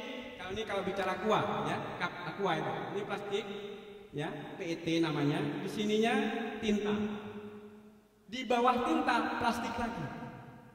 Kemudian di dryer, ya, dipanasi, dikeringkan, sehingga itu aman. Biasanya malah kayak aqua, glove, sekarang memberikan posisi desain itu ada transparannya, dominan transparannya, sehingga kalau Ibu coblos pilih yang transparan aja. Pak, kalau kena yang warna biru gimana? Pak, tapi berbeda dengan kasus cup tadi yang saya dari Jawa Timur itu, ya, itu disablon Bu. Jadi kalau Ibu coblos tintanya masuk. Tintanya masuk. Nah, ini yang berbahaya, ya. Kemudian kedua, Ibu pernah nggak kalau menjelang tahun baru itu, menjelang Natal, Lebaran gitu ya, itu Satgas Pangan atau dari Perindak, ya, itu sidak ke toko-toko, supermarket, minimarket, ditemukan kaleng template, kaleng metal, ya, yang penyok itu ditarik. Tahu penyok Bu ya? Pesok. Ah, biasanya sarden, susu, kornet, itu kan kaleng semua itu. Itu ditarik. Ada yang bisa jawab kenapa itu ditarik? Karena penyok, betul. Penyok ditarik. Kenapa kok ditarik? Karena penyok. Karena orang nggak mau. Kenapa, Bu? Yang jualan, aduh baru kemarin ini dikirim. Masih 1 tahun expirednya. Desainnya masih bagus, masih cerah warnanya. Kalau ditarik saya begini, kira-kira kenapa ya?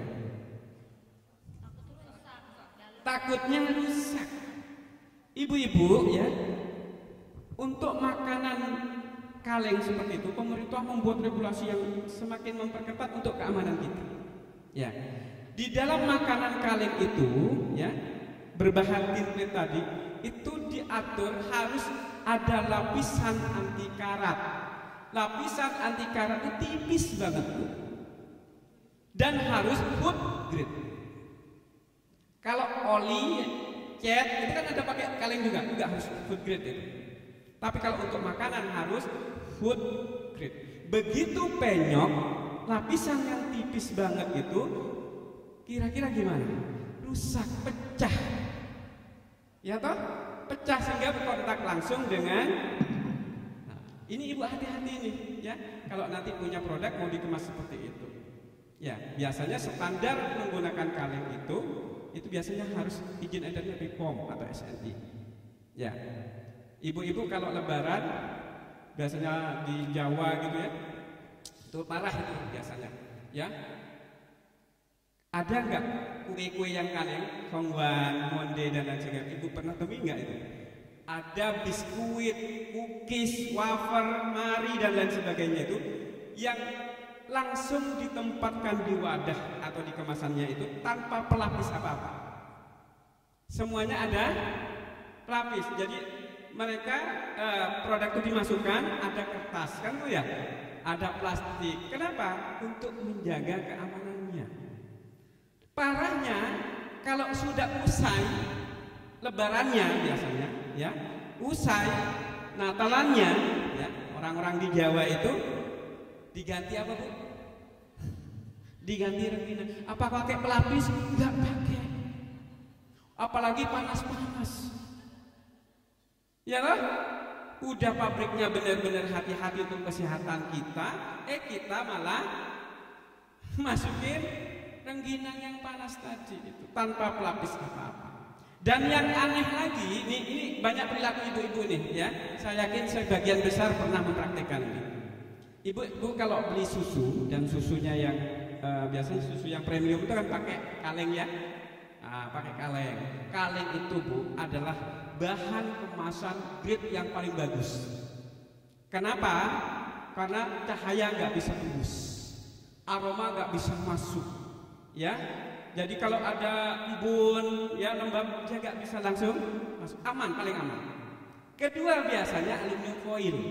Makanya susu pakai aluminium foil kan gitu ya. Aluminium foil juga adalah jenis kemasan fleksibel yang perlindungannya juga bagus. Bu, saya mau tanya, ibu tahu pindang? Atau ini aja, ya, ikan kembung. Ada yang tahu jenis pindangnya atau enggak? Soalnya kalau pindang Sumatera sama pindang sini beda. Kalau sini adalah pindang itu berarti makanan ikan kembung atau ikan apa namanya? Tongkol ya. Yang di pasar-pasar itu, Bu, ya. Nah, saya mau tanya, ibu beli tongkol pindang sama duren, ya. Kemudian dimasukkan dalam plastik atau kresek atau kemasan ini. Nah, ya, baik durennya maupun pindangnya. Kemudian dua barang itu ibu masukkan ke dalam kardus Indomie selama 3 hari. Saya mau tanya, kira-kira pindangnya yang bau duren atau durennya yang bau pindang? Pindangnya bau, durennya juga agak bau. Kenapa? Meskipun dibungkus, apalagi taruh di tempat tertutup, tetap masuk. Tapi aluminium foil tidak bisa. Makanya aluminium foil itu mahal, Bu. Ya, tapi teman-teman banyak menyangkanya kemasan yang warnanya begini, ya, kilap begini, semuanya adalah aluminium foil, padahal itu ada metalis. Nah, ini kita ke bahan ya.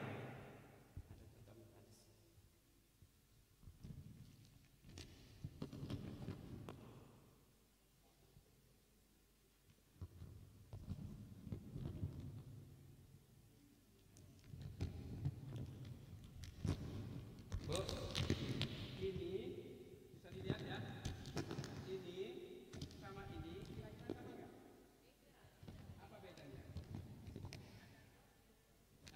Kalau Dove sama kilap itu pilihan. Pilihan, bisa Dove, bisa ini juga bisa Dove, bisa gloss. Ini juga bisa Dove, bisa gloss. Tapi dua bahan ini beda. Ini namanya aluminium foil, ini namanya metalis. Metalis itu dari plastik Bu, yang di silver, di spray dengan warna silver seperti ini. Ibu-ibu UMKM pemula biasanya nggak tahu membedakan, pokoknya yang disangkanya aluminium foil, ya. Saya pernah ngisi di Duri, tahu Duri Bu ya? Duri itu masuk Riau, Kepulauan Riau, ya. Kemudian Pak, keripik nanas saya rusak semua, padahal saya sudah kemas dengan aluminium foil. Saya dapat dari Jakarta. Setelah saya cek ternyata bukan aluminium foil. Mereka menyangkanya aluminium foil, padahal yang metalis. Harganya lebih murah Bu, tampilannya sama. Pak, berarti kalau foil itu untuk apa? Sekarang orang yang menggunakan foil hanya sebatas kepada produk yang mau tidak mau harus tetap foil. Apa? Susu. Susu formula gitu ya, susu bubuk. Kopi asal kopi bubuk saja pakai metalis bisa. Pakai ini juga bisa. Tapi kalau kopinya sudah mengandung gula, mengandung susu, harus pakai foil. Ya, keripik buah, keripik nangka, keripik apel yang kodratnya itu kan dimakan segar Bu. Kemudian dengan teknologi vacuum fryer, kemudian dikemas. Syaratnya harus aluminium foil. Kalau bukan aluminium foil, melempem. Ya, tapi kalau kayak begini gimana Pak? Pakai metalis saja.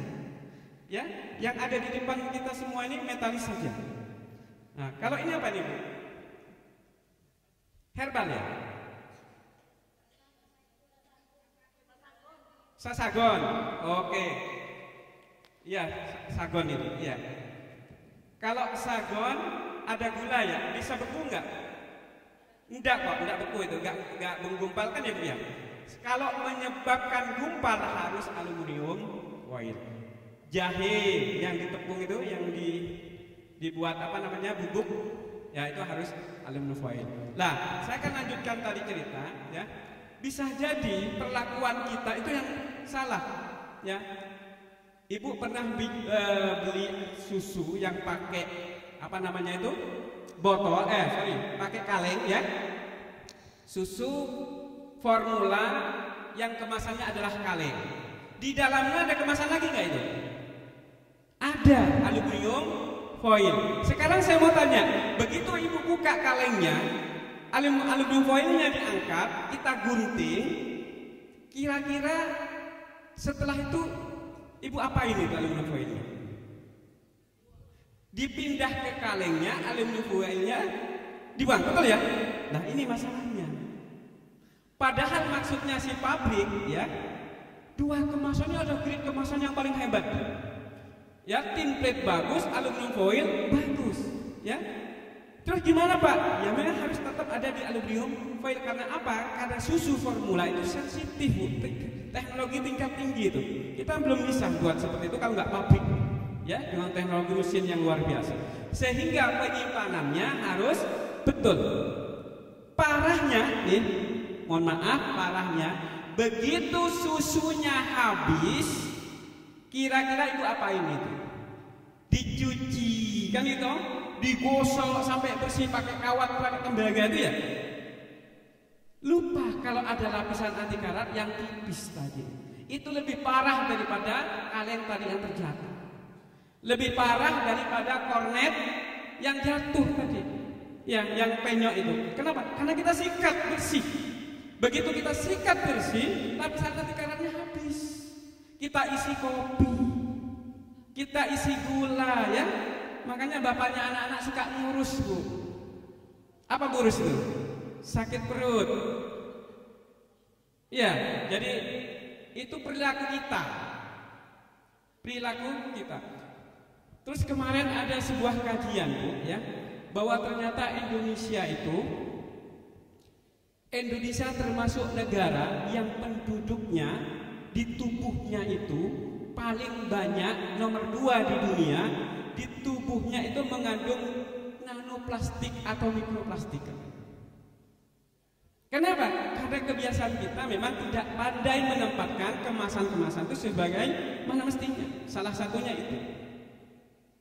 Ya. Misalkan apa, Bu? Misalkan ya. Ya, nih mohon maaf. Ini produknya siapa? Nah, kalau ini masih panas, ya. Kalau ini masih panas, sebaiknya dikasih lapisan. Saya nggak melarang menggunakan ini karena ini, Pak, kalau diganti yang lain mahal. Styrofoam murah kan itu ya? Kalau diganti yang bahan paper mahal, Pak. Saya jualnya berapa? Oke, nggak masalah pakai ini, tapi dikasih pelapis plastik atau paper, Bu ya. Paper nasi itu bisa ya. Kertas nasi daun lebih bagus ya. Nah. Ya jadi jangan langsung. Ya. Setiap minggunya kita itu dalam tubuh kita masuk 14 gram katanya. Ya, saya kurang tahu itu kajian ya, kajian akhir. Ya, tapi yang paling banyak disebabkan oleh faktor-faktor mungkin kerang-kerang yang di lautan itu yang banyak terkontaminasi itu ya. Next. Nah, kemudian bahan kemasan. Jadi komponen utama sebelumnya Mas, sebelumnya lagi. Nah, bentar ya. Kemudahan, kemasan itu harus memberikan kemudahan. Ya, kemasan harus memberikan kemudahan. Contohnya apa? Ibu pernah tahu waktu Aqua lahir dengan minuman cupnya yang gelas, ada sedotannya enggak itu? Pertama kali ada sedotannya enggak? Enggak ada, Bu. Sedotan itu adalah komponen baru yang didatangkan karena punya masalah. Masalahnya apa? Masalahnya konsumen gak bisa buka. Berapa gigi jadi korbannya? Ya, gak bisa. Kunci dipakai, bolpen dipakai, ya Bu ya. Nah, akhirnya keluhan ini nyampe ke pabrik, Bu. Sama pabrik kemudian ya diakomodasi, ya. Keluarlah produk cup yang baru yang tidak terlalu tekanan pressernya tidak terlalu kuat. Selesai, semua ibu-ibu bisa buka. Gini kan enak minum. Tapi ternyata masalah baru muncul. Apa? Bocor. Bu ya, bocor. Gudangnya bocor, kardus-kardusnya bocor, ya, merembes. Bocornya halus, tapi kemudian banyak. Sampai lagi nih ke pabrik, dipres lagi. Susah lagi, Bu. Gigi jadi korban lagi. Ya, akhirnya solusi sekarang terakhir itu pakai sedotan. Ya, pakai sedotan. Apakah sedotan itu sudah jadi solusi? Belum. Ya, Bu ya. Kenapa? Kita jogging, kemudian gitu ya, keringetan banyak, haus, minum yang cup itu pakai sedotan. Kita sampai urat-urat kita keluar, hausnya bukan main, ya, energi yang kita keluarkan besar, yang masuk airnya cuma sedikit. Airnya Clio muncul, tahu Clio? Ya, dengan sedotan yang lebih besar, ya. Jadi itu adalah dalam rangka memberikan kemudahan, termasuk ada standing pot seperti ini kemudahan ini. Dikasih Bu? Zipper, ziplock. Untuk apa? Agar ketika kita konsumsi belum habis bisa tutup lagi. Kami di Rumah Besar Kemasan memproduksi kemasan, Bu, ya. Kemasan-kemasan yang di depan itu kita produksi. Nah, Ibu harus ketahui bahwa ziplock ini adalah untuk kemasan yang makanannya belum habis kita konsumsi, nanti kita mau makan lagi kita tutup. Tapi ibu-ibu itu banyak yang latah, Bu. Tahu latahnya? Gaya, ya. Jadi, Mas, Pak, tolong kasih zipper ya. Padahal kemasannya kecil. Artinya sekali klak habis. Terus zippernya buat apa? Nambah-nambahin biaya. Harga ada zipper lebih mahal. Gaya, biar keren katanya. Ini bukan persoalan keren-kerenan ya, untuk memberikan kemudahan. Kemudian Bu, nah, selain itu biasanya ada nih, apa ini? Namanya Fikat, bentuknya V, disebut fikat, agar kita mudah nyobek. Bayangin kalau kemudian nggak ada fikatnya. Contohnya ini, silahkan ibu sobek pakai tangan ya. Insya Allah besok pagi masih belum bisa. Ya, oke. Next. Nih, kemudian pencitraan. Pencitraan itu melalui apa di kemasan? Melalui desain, Bu. Jadi desain itu penting banget karena desain itu adalah wajah produk kita, wajah brand kita, wajah bisnis kita. Jadi desain ini sangat menentukan. Kemudian terakhir adalah dengan kepercayaan, butuh kepercayaan. Dari mana kita bikin merek? Kita harus bikin merek. Pertanyaan saya, di sini ada yang sudah punya merek semua? Punya merek semua? Yang sudah, aduh tangan yang sudah. Oke. Sekarang pertanyaan kedua, yang sudah mereknya didaftarkan. Sudah Bu ya? Yang merah sudah didaftarkan. Daftarnya kemana? Haki. Oke, berarti sudah. Mereknya apa Bu? Oh ini ya. Makmus. Oh Makmus ini. Bu Musa ya. Sudah didaftarkan. Oke, sudah keluar ya? Enggak, mereknya sudah.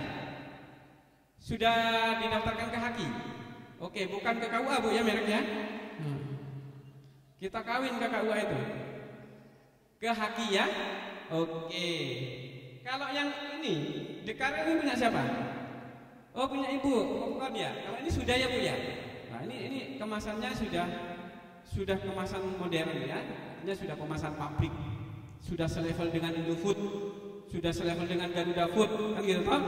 Nah, ini kalau yang kumpul di sini setiap hari beli satu aja ini, setiap hari 1 tahun, sudah berapa itu? Ya, setiap hari. Ini sudah bagus Bu. Pesan di mana kemasannya Bu?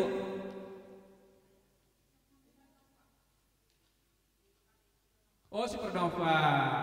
Iya. Ibu sekali pesan ini berapa juta biasanya?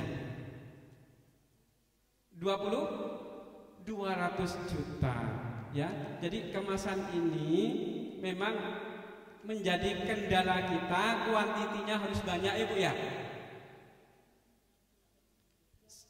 Berapa piece itu?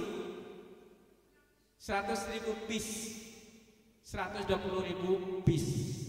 Ada silindernya Bu ya. Silindernya habis berapa itu Bu? 13 juta ya semuanya. 18 ya. Kok bisa mahal 18 juta Bu? Oh 8 warna ini. Wah. Sudah berapa tahun Ibu pakai kemasan ini? Sudah 10 tahun. Ya. Ini sudah besar ya. Ini sudah besar. Sudah ke mancanegara. Ya. Kenapa Bu? Belum ke Indomaret? Hanya sebagian kecil di daerah maksudnya. Di Jakarta aja. Oh berarti Ibu melalui siapa maksudnya? Melalui fasilitasi atau langsung ke Indomaretnya atau melalui pemerintah? Oh iya, kalau melalui pemerintah bukan agak susah. Pemerintah prinsipnya ya masuk di lokalnya aja. Oke ya, barangkali nanti bisa saya kontakkan ya. Tapi rasa enak Bu ya. Oke. Kalau saran saya memang langsung ke pusat Bu, tidak melalui fasilitasi pemerintah daerah, melalui disiplin. Kenapa? Minta berapa katanya? Banyak banget ya. Coba nanti saya cek duit saya dulu Bu ya. Oh mahal ya, sampai 1 M gitu ya. Coba nanti saya tanya dulu Bu ya. Coba saya tanya-tanya ya. Oke, next.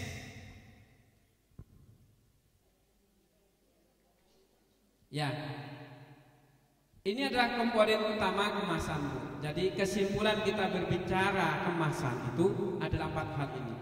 Ibu mau kuliah S1 tentang kemasan yang dibicarakan hanya 4 ini aja. Ya, jadi kita akan bicara merek ini ya hari ini sampai jam 7 malam nanti. Ya, ya 4 hal ini adalah hal pokok dalam kemasan. Ya, satu terkait dengan merek. Bu, Ibu tadi kan sudah punya merek beberapa ya, sudah banyak, tapi yang mendaftarkan, mensertifikasikan masih 1, 2, 3 ya, belum terlalu banyak. Nah, sebetulnya masih mending Ibu belum punya merek atau belum mendaftarkan daripada sudah punya merek, sudah terkenal, belum didaftarkan. Kenapa? Kalau sudah konsumennya terlanjur jatuh cinta, fanatik, loyal, Ibu mau ganti dengan merek lain, gak bisa. Kita usaha dari nol lagi namanya. Ya, jadi merek ini fondasi dalam bisnis kita, itu fondasi. Ibu pernah tahu kasus beberapa tahun lalu ada artis yang punya kuliner yang cabangnya ada di hampir lebih dari sekian bensu, ya, ayam geprek bensu, hampir di sebuah kota kabupaten ada itu di seluruh Indonesia, Bu ya, luar biasa. Namun seketika harus tutup semua gara-gara masalah merek. Ada yang sudah punya nama itu mendahului, sudah terdaftar, ya. Jadi persoalan langsung tutup semua cabang-cabangnya bensu ini memprihatinkan kita semua. Gak mungkin Ruben kurang modal, itu gak mungkin. Tutupnya bukan perkara modal, bukan perkara kurang pasar, bukan persoalan manajemen, tapi satu masalah merek. Jadi ini fondasi. Begitu masalah selesai semua. Kenapa bisa begitu? Karena Ruben belum punya kesempatan ikut pelatihan begini. Belum pernah diundang, ya. Ya doakan nanti beliau dapat ganti yang lebih hebat lagi usahanya, ya. Jadi merek. Kemudian kedua, bahan kemasan. Bahan kemasan itu menentukan sekali. Saya mau tanya, yang punya ini namanya plastik apa, Bu? Yang sudah pakai bahan ini, meskipun yang bukan yang punya ini, yang mungkin sudah punya usaha menggunakan ini bahan apa namanya? Plastik apa? Plastik klip, ya kan ada klipnya. Jenis plastiknya plastik apa namanya? Aduh Pak, saya beli, pokoknya yang gitu. Masalahnya yang jual juga gak ngerti namanya. Betul ya? Ini namanya PP. PP pulang pergi ya, ya, PP polipropilin, ya. Ini jadi, nah ini juga PP, sama ya. Standing pouch ini berbentuk bantal kantongan. Ini standing pouch, ini bantal. 120 mikron yang di tangan kanan ini tebalnya 8 mikron. Ya, lah Bapak kok tahu? Karena pegangan saya plastik. Ya, ini 8 mikron. Punya siapa tadi ini?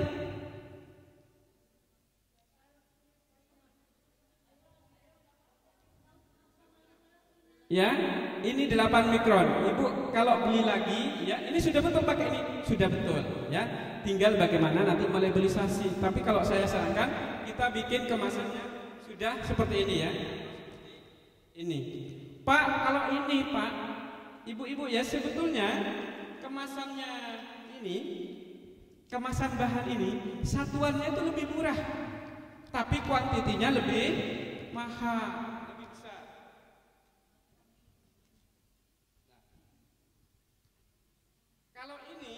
Ya Bu ya, kemasan ini yang popcorn ini satuannya lebih murah, tapi harus kuantiti besar, sehingga ibu harus mengeluarkan uang ratusan juta. Kalau ini satuannya lebih mahal, tapi ibu cukup beli 100 piece. Di mana Pak belinya? Di tempat saya aja. Ya, 1000 piece bisa, 100 piece bisa. Mau lebih kecil dari itu bisa. Tapi kan eman, sayang ongkos kirimnya. Ya, Pak saya beli 1 bisa.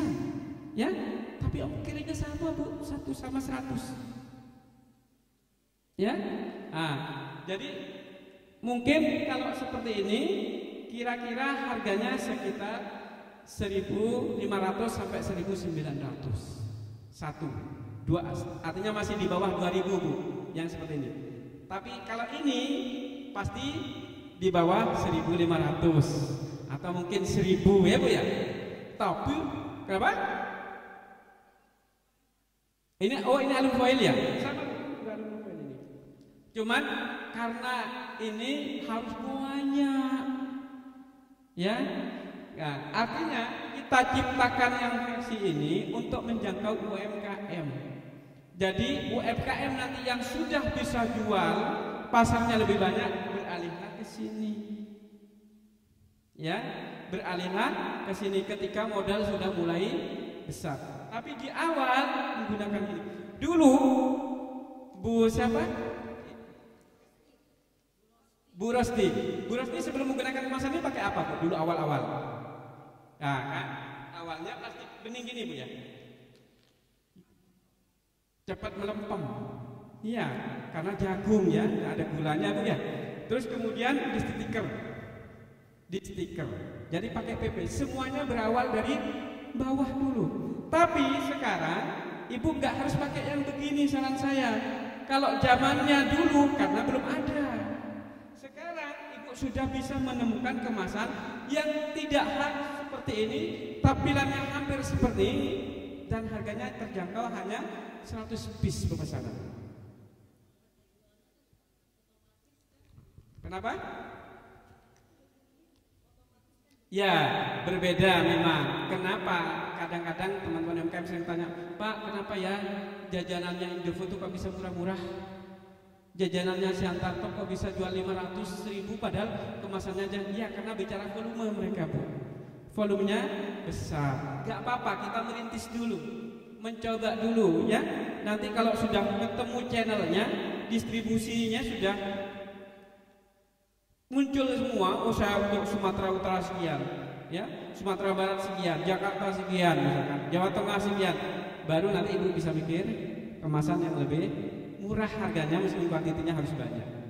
Ya. Oke, next lagi. Ya. Mohon maaf Mas, bisa nggak videonya nggak usah ditayangin dulu ya. Jadi fokus ke materi aja dulu ya.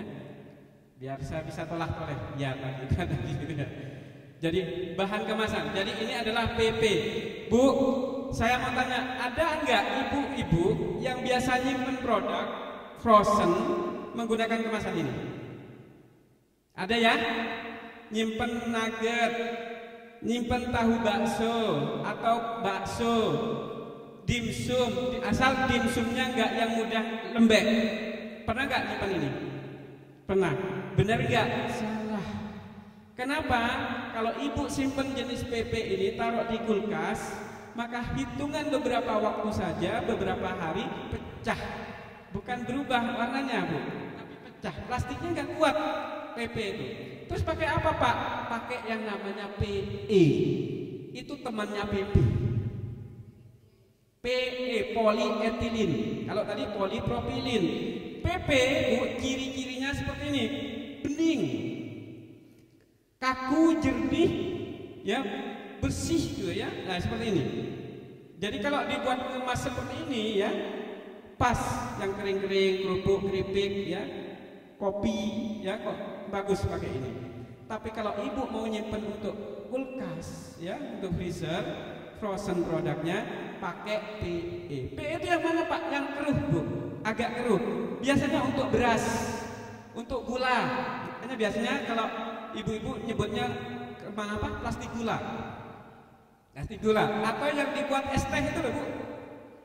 Es teh, lah itu PE namanya. Itu khusus untuk frozen. Nah, frozen buah. Frozen, misalkan ibu mungkin pernah lihat yang dijual di supermarket ya, itu pakai PE, bukan PP. Ya, pakai PP. Pakai PE ya. Kalau yang di vakum itu nilon. Pakai PE bisa ya, cuman lebih bagus kekuatannya menggunakan nilon. Jadi nilon itu seperti ini, Bu. Ya, saya contohkan.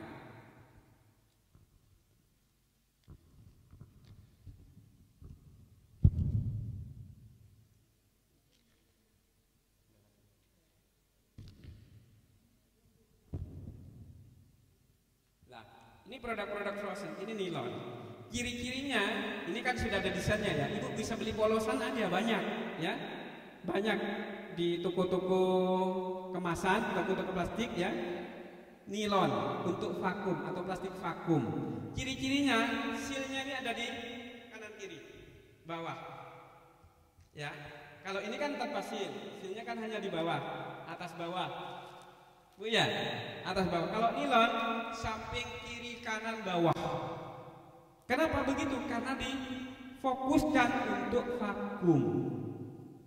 Nah, ini lebih kuat lagi, tapi harganya memang lebih mahal. Kalau ibu produknya bakso, nugget, atau frozen yang kaku-kaku itu, pakai ini di vakum.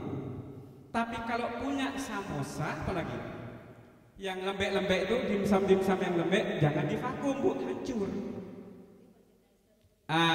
Boleh pakai begini ya. Boleh pakai begini aja, hanya saja labelnya dibagusin, Bu. Labelnya didesain yang bagus. Nah, minyak goreng ini nilon, Bu. Kalau nggak nilon bocor. Jadi ibu, misalkan kan sama-sama berdiri toh, ini PP, ini nilon. Kalau minyak gorengnya ibu taruh di sini, hari ini nggak bocor, nanti sore sudah mulai meleleh. Jadi fungsinya plastik itu beda-beda. Namanya apa tadi ini? Yang ini PP, yang nilon ya. Kalau nggak ada nilon pakai PE aja. PE pasti ada di toko-toko plastik ada. Yang bikin kita biasanya bingung membedakan PP dan PE.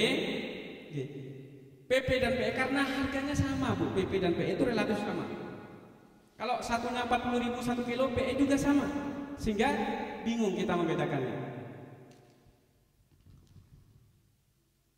Ya, kemudian konsep desain kemasan. Ini desain kemasan betul-betul harus dikonsep sesuai apa? Sesuai kepada siapa produk ini mau dijual. Kemudian labelisasi. Bu, saya sering dapat pertanyaan, Pak, terus bahan kemasan saya yang cocok untuk produk saya apa? Saya pasti tanya begini, mau diisi apa? Kalau pertanyaannya, Pak, konsep desain kemasan saya yang cocok bagaimana? Saya akan tanya, mau dijual ke siapa? Jadi kalau bahan kemasan ditentukan oleh isinya apa, kalau desain kemasan mau dijual ke siapa? Itu bedanya ya. Jadi desain kemasan sama bahan kemasan. Jadi 4 hal penting, Bu. Misalkan ibu nomor 2 bahan kemasan sudah betul, konsep desainnya oke, labelisasinya oke, mereknya masalah, nggak bisa jualan lagi. Karena bermasalah di merek. Kalau mereknya oke, kemudian bahan kemasannya oke, labelisasinya oke, desainnya jelek, nggak menarik, gak ada yang beli. Kalau kemudian mereknya bagus, konsep desainnya bagus, labelisasinya bagus, masalahnya di bahan kemasan, nyampe di tempat kita kemana jual susah. Sehingga 4 hal ini harus semua ada, nggak boleh salah satu. Jadi bahan kemasan harus tepat. Jadi kalau produknya misalkan nih, ya, ini misalkan, ini harus bagaimana produk? Ini sudah betul, Bu, sebetulnya. Tinggal ibu mau dijual siapa. Kalau mau dijual ke segmen yang lebih tinggi, premium, jangan kemasan begini dong. Kemasan bagaimana? Sebaiknya ibu pakai kotakan aja, yang kemudian di branding. Bu, ini ada onde-onde yang saya buat, saya desain sendiri ya, untuk UMKM. Dalamnya begini. Ya, jadi ini kilap. Silakan, Bu. Jadi onde-ondenya akhirnya mahal. Kenapa? Memang kita konsep premium. Tapi untuk konsep premium pastikan produknya juga premium. Jangan jadi jebakan. Produknya memang sudah bagus, kemudian sesuaikan kemasannya. Tapi jangan sampai produknya premium, kemasannya agak premium. Misalkan ini.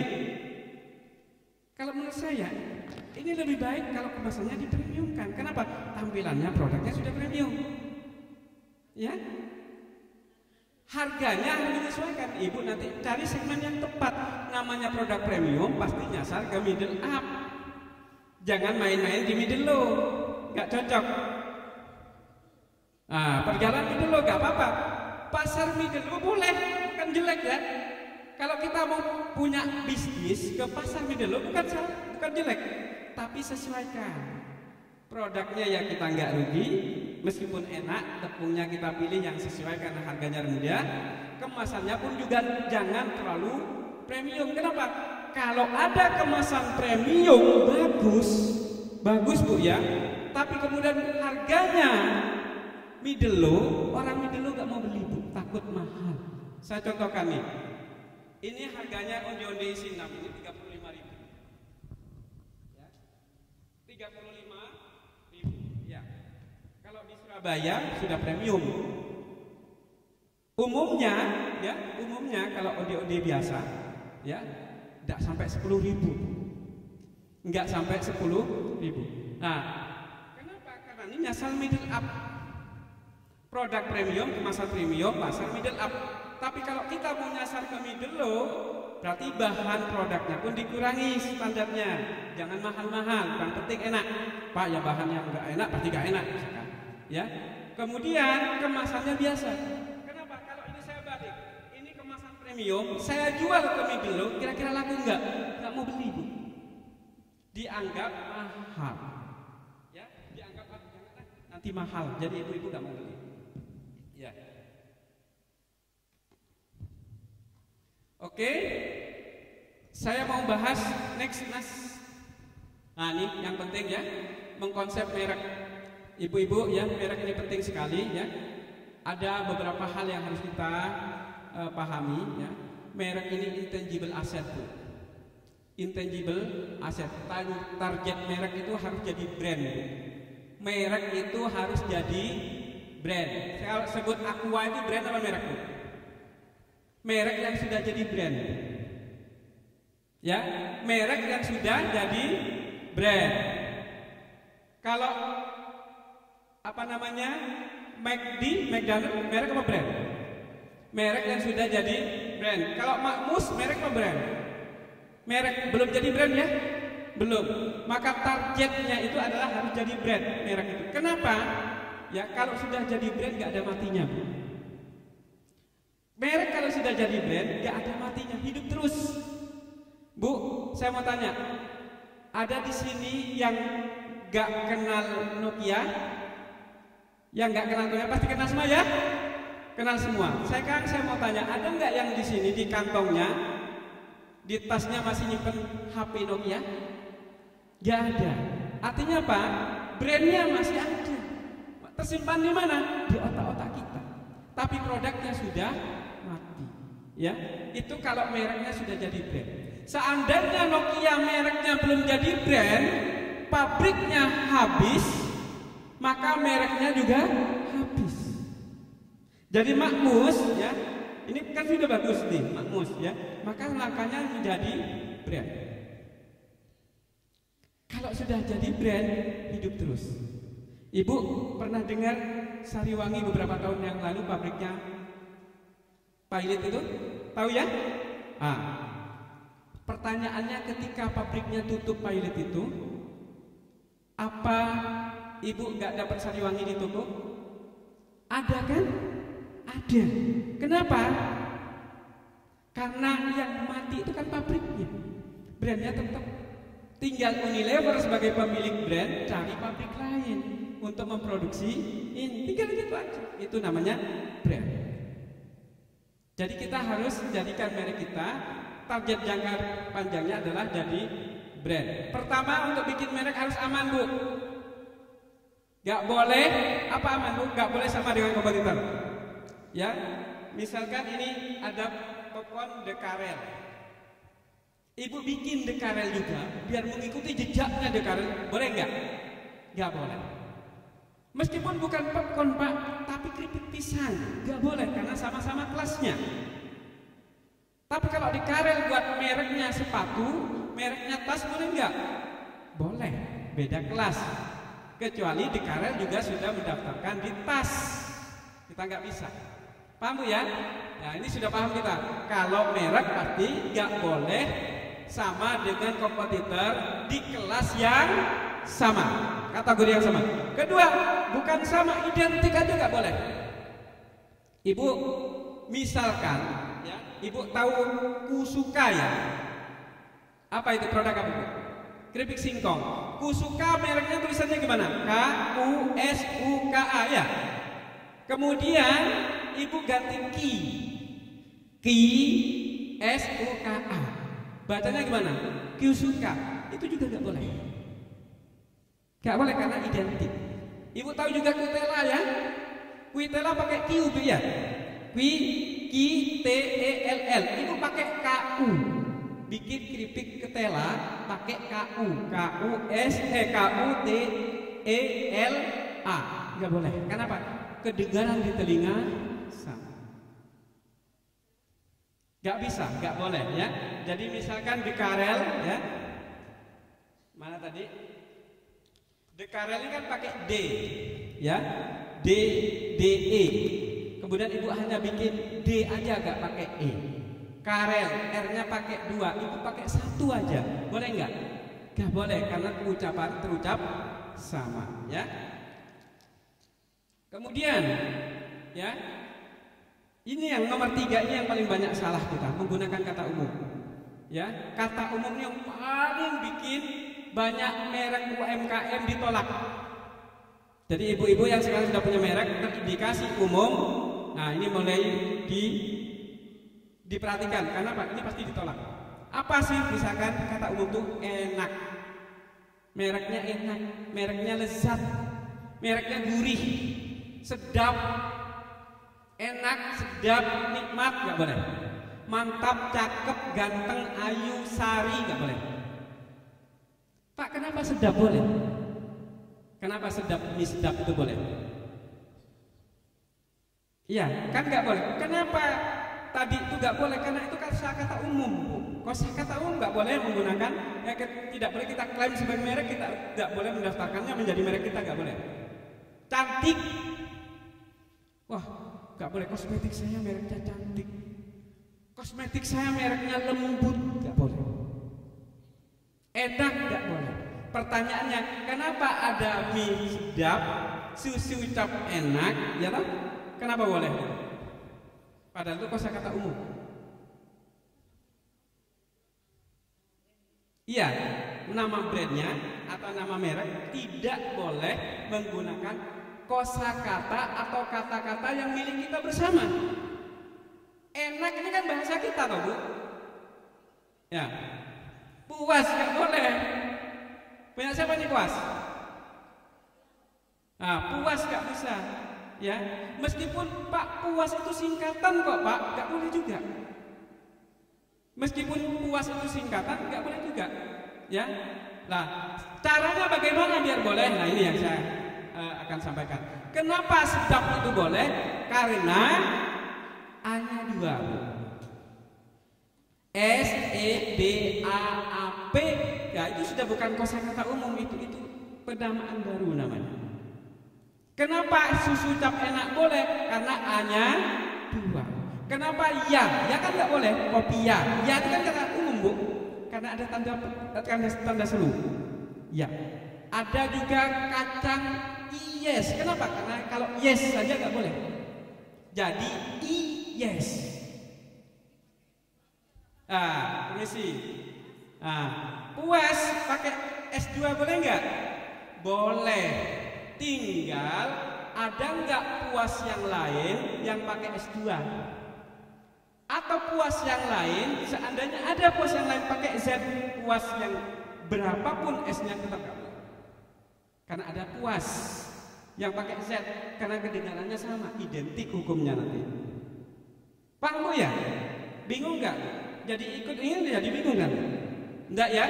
Oke. Sari nggak boleh Bu, wangi nggak boleh. Tapi kenapa sari wangi boleh? Karena digabung. Sari wangi digabung tanpa spasi maksudnya. Kalau disepasi jadi nggak boleh.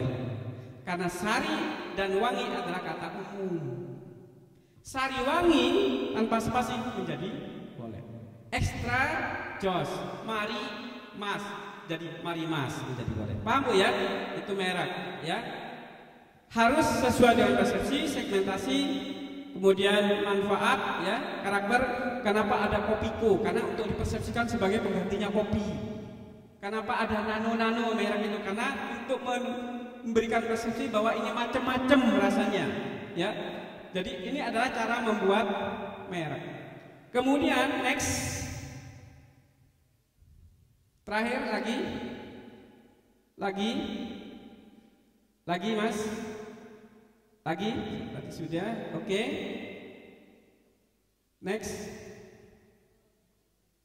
Next lagi,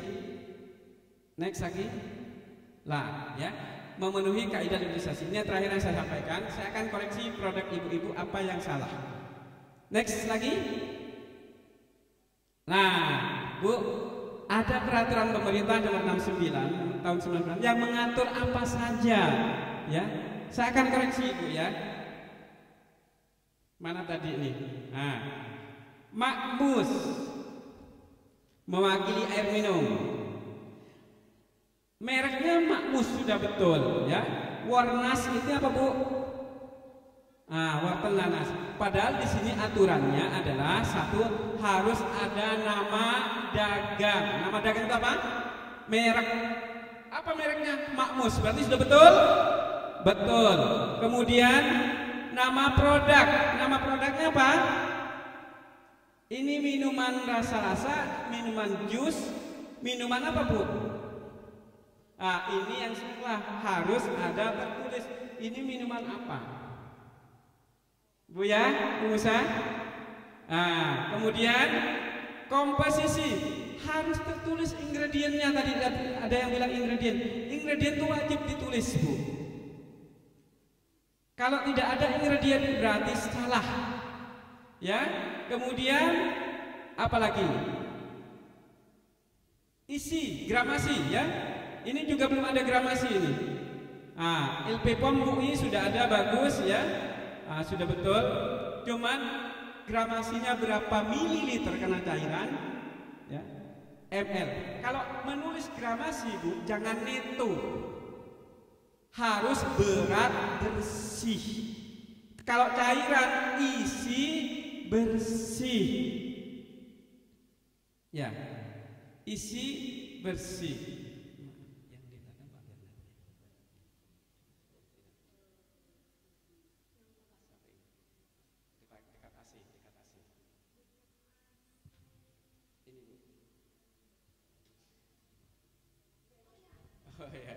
Saya mau salim dulu. Pak Bernard, ya, ketemu. Saya sering nonton di YouTube-nya Pak. Makasih Pak. Ya. Mohon izin Pak Bernard. Ya. Ya, saya jadi sungkan ini. Mohon izin ya. Bu Musa ya. Jadi yang kurang ya, komposisi ya, penulisannya isi bersih, satuannya ml. Kalau yang berat saya cek nih, berat bersih, ada netwedge-nya, boleh nggak? Boleh. Tapi kalau hanya netwedge atau neto nggak boleh, harus ada Indonesianya. Ini sudah betul. 100 GR apa 100 G? 100 GR apa 100 G? Ini 100 G. Salah apa enggak ini? Yang benar 100 G. Ini yang benar. Ya, Pak, GR sama G kan sama aja. Sama-sama gram. Iya, karena kita bicara kaidah ini, Bu. BPOM mengatur. Bukan permasalahan maknanya sama, neto sama berat bersih sama enggak? Sama, tapi aturannya di Indonesia berat bersih. Kalau kita ganti neto, nggak boleh kecuali ada tulisan berat bersihnya. Boleh ada versi Inggris seperti ini, tapi ada versi Indonesia. Kemudian, ya, nama dan alamat perusahaan, ya, ini ditulis ya. Diproduksi oleh Karelindo Utama. Nah, ini kurang lengkap, Bu. Harus ada di mana tempat produksinya. Tapi cara menulisnya nggak harus misalkan ya, mana yang sudah ada di sini.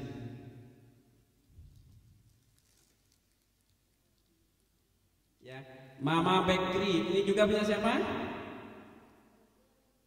Ini juga kurang lengkap ya. Ini juga kurang lengkap ya.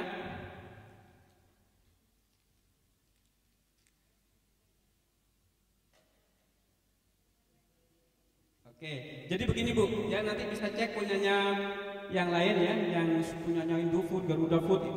Kenapa harus lihat punya mereka? Karena mereka sudah ada konsultannya, konsultan packaging. Jadi sudah ada standarisasinya ya. Jadi menulisnya adalah misalkan punya Ibu dia diproduksi oleh ya. Jangan ini sudah betul, diproduksi oleh Karelindo Utama. Jakarta mana Bu? Oh, Tangerang. Kode posnya kecamatan. Sudah ada nggak Bu? Nggak ada ya di sini ya.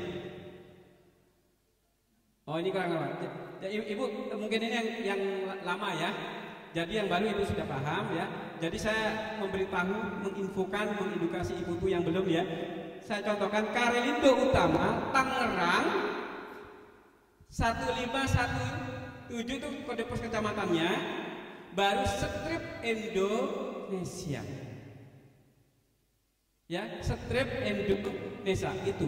Jadi nggak usah ditulis RT 1 RW 2 sebelah Koramil depan pasar belok kiri sebelah kuburan ya. Ada UMKM yang begitu Bu, detail sekali seperti undangan itu ya. Ya. Jadi itu ya. Kemudian tanggal kadaluarsa. Nah, ini Bu baru ya, ada aturan baru. Bisa saya pinjam Bu? Nah, ini pinjam siapa? Oh ya, sama. Jadi sekarang ada aturan baru Bu. Dulu kode produksi dan expired date itu ya ada di belakang. Sekarang aturannya harus ada di depan. Kalau di belakang ada lagi nggak masalah. Tapi yang depan harus ada. Kenapa? Agar ibu-ibu membeli produk langsung fokus kepada kapan produk ini tidak boleh dikonsumsi. Ya, jadi aturan baru. Kode produksi selalu bergandengan di bawahnya itu ya, di sebelahnya atau di bawahnya dengan baik digunakan. Jadi jangan expired date Bu. Baik digunakan sebelum baru titik 2. Pak, expired date kan sama saja. Sama, tapi inilah kaidahnya. Jadi pemerintah mengatur penggunaan bahasa yang sama semua untuk semua produk. Diatur sedemikian rupa ya. Kalau ada untuk ekspor, untuk keluar boleh ditambah expired date boleh. Ya. Penulisan komposisi harus dari yang terbanyak ke yang sedikit ya. Misalkan ini ingredientnya tempe ya. Sago flour. Oh ini bahasa Inggrisnya, tempe ya. Kemudian tepung sagu, minyak kelapa, bumbu truffle itu ya. Bumbu truffle ya. Kemudian mengandung kedelai. Jadi komposisi itu dibuat dari yang terbanyak sampai yang tersedikit. Saya mau tanya kalau misalkan ini. Siapa ini tadi? Mas ada. Komposisi apa kira-kira? Pertama 1. Tepung terigu, kedua gula, habis tepung terigu apa? Telur. Sebentar, yang jawab yang punya aja dulu. 1, tepung terigu, jangan tepung ya, tepung terigu, koma. Kedua, sagu, tepung sagu. Oh, tepung tapioka. Jangan sampai tapioka saja, lengkap tepung tapioka. Setelah itu mentega, koma. Setelah itu telur, koma. Keju, koma. Gula, garam. Garam ada? Garam terakhir ya. Jangan sampai setelah tepung terigu ditulis garam. Berarti asin. Ya teman-teman kadang yang penting komposisi Pak, itu komposisinya. Nah, ini pemerintah melalui BPOM mengaturnya harus berurutan. Seandainya mengandung penguat rasa, jangan ditulis penyedap rasa. apalagi ditulis Royco, jangan. Penguat rasa mononatrium glutamat. Oh, selengkap itu Pak. Iya, ini aturan. Kalau singkat MSG gimana? Jangan. Meskipun maknanya sama, ini namanya aturan. Kalau ada Inggrisnya, maka Indonesia Inggris, ya. Jadi harus lengkap, jangan Inggris saja. Jadi Bu Musa ya, ini masih banyak yang harus dilengkapi. Nanti silakan telepon saya, ya. Kalau mau lebih detail nanti WA sama saya. Kemudian sedikit lagi, ya, halal, ya, logo halal, ya, itu dicantumkan di depan. Nah, sekarang saya akan bahas masalah pencantuman di depan dan belakang. Yang di depan satu merek, ya, kemudian nama produk, kemudian halal, ada halal, kemudian berat bersih sudah benar, kemudian PIRT sudah benar, diproduksi oleh harus ada di depan Bu, jangan ada di belakang. Diproduksi oleh harus ada di depan. Paling enak nanti ibu-ibu beli produk di Indomaret dilihat semua. Wah, itu contoh. Kok di Indomaret ada yang salah? Salah. Ya, buka lagi. Salah. Wah, ini gak pernah ikut pelatihan ini. Biasanya ibu-ibu Pak, kalau sudah ikut materi ini ya, langsung jadi tim ahli, pemerhati. Gimana sih salah semua? Iya. Jadi ini ya. Kemudian yang di belakang deskripsi, ya. Kemudian nutrition fact sudah betul, ya. Komposisi sudah betul. Deskripsi itu misalkan produk ini dibuat dari jagung pilihan dengan menggunakan mesin-mesin modern oleh tenaga profesional, itu deskripsi, ya. Itu ditaruh di belakang. Barcode ada di belakang, ya. Baik digunakan boleh di belakang seperti ini Bu, tapi di depan harus ada juga. Terus stempelnya gimana Pak? Ya, sebetulnya aturan menyetempel ini nggak harus begini. Boleh di mana saja, ya. Aturan BPOM boleh di mana saja. Hanya kita yang harus nyari. Ibu kalau lihat Indomie, kadang ada di telurnya, ya toh? Tanggalnya itu Bu ya, tanggal expired. Kadang ada di paha ayam, kadang ada di mie-nya, di sayurnya, boleh, ya. Oke. Kemudian ada barcode, ya, petunjuk penyimpanan dan sampai nilai gizi ini ada di belakang, ya. Ada di belakang, ya. Next. Barcode dikeluarkan oleh GS1 Bu, ya. Ibu kalau ingin barcode silakan datang ke Disperindak atau Dinas Koperasi UMKM setempat, minta fasilitasi barcode. Tapi perpanjangannya Ibu bayar sendiri. Barcode itu kalau Ibu beli sendiri ya Bu ya. Nah, ada fasilitas dari pemerintah Bu ya. Sekarang apa yang nggak difasilitasi sama pemerintah? Semua difasilitasi, ya.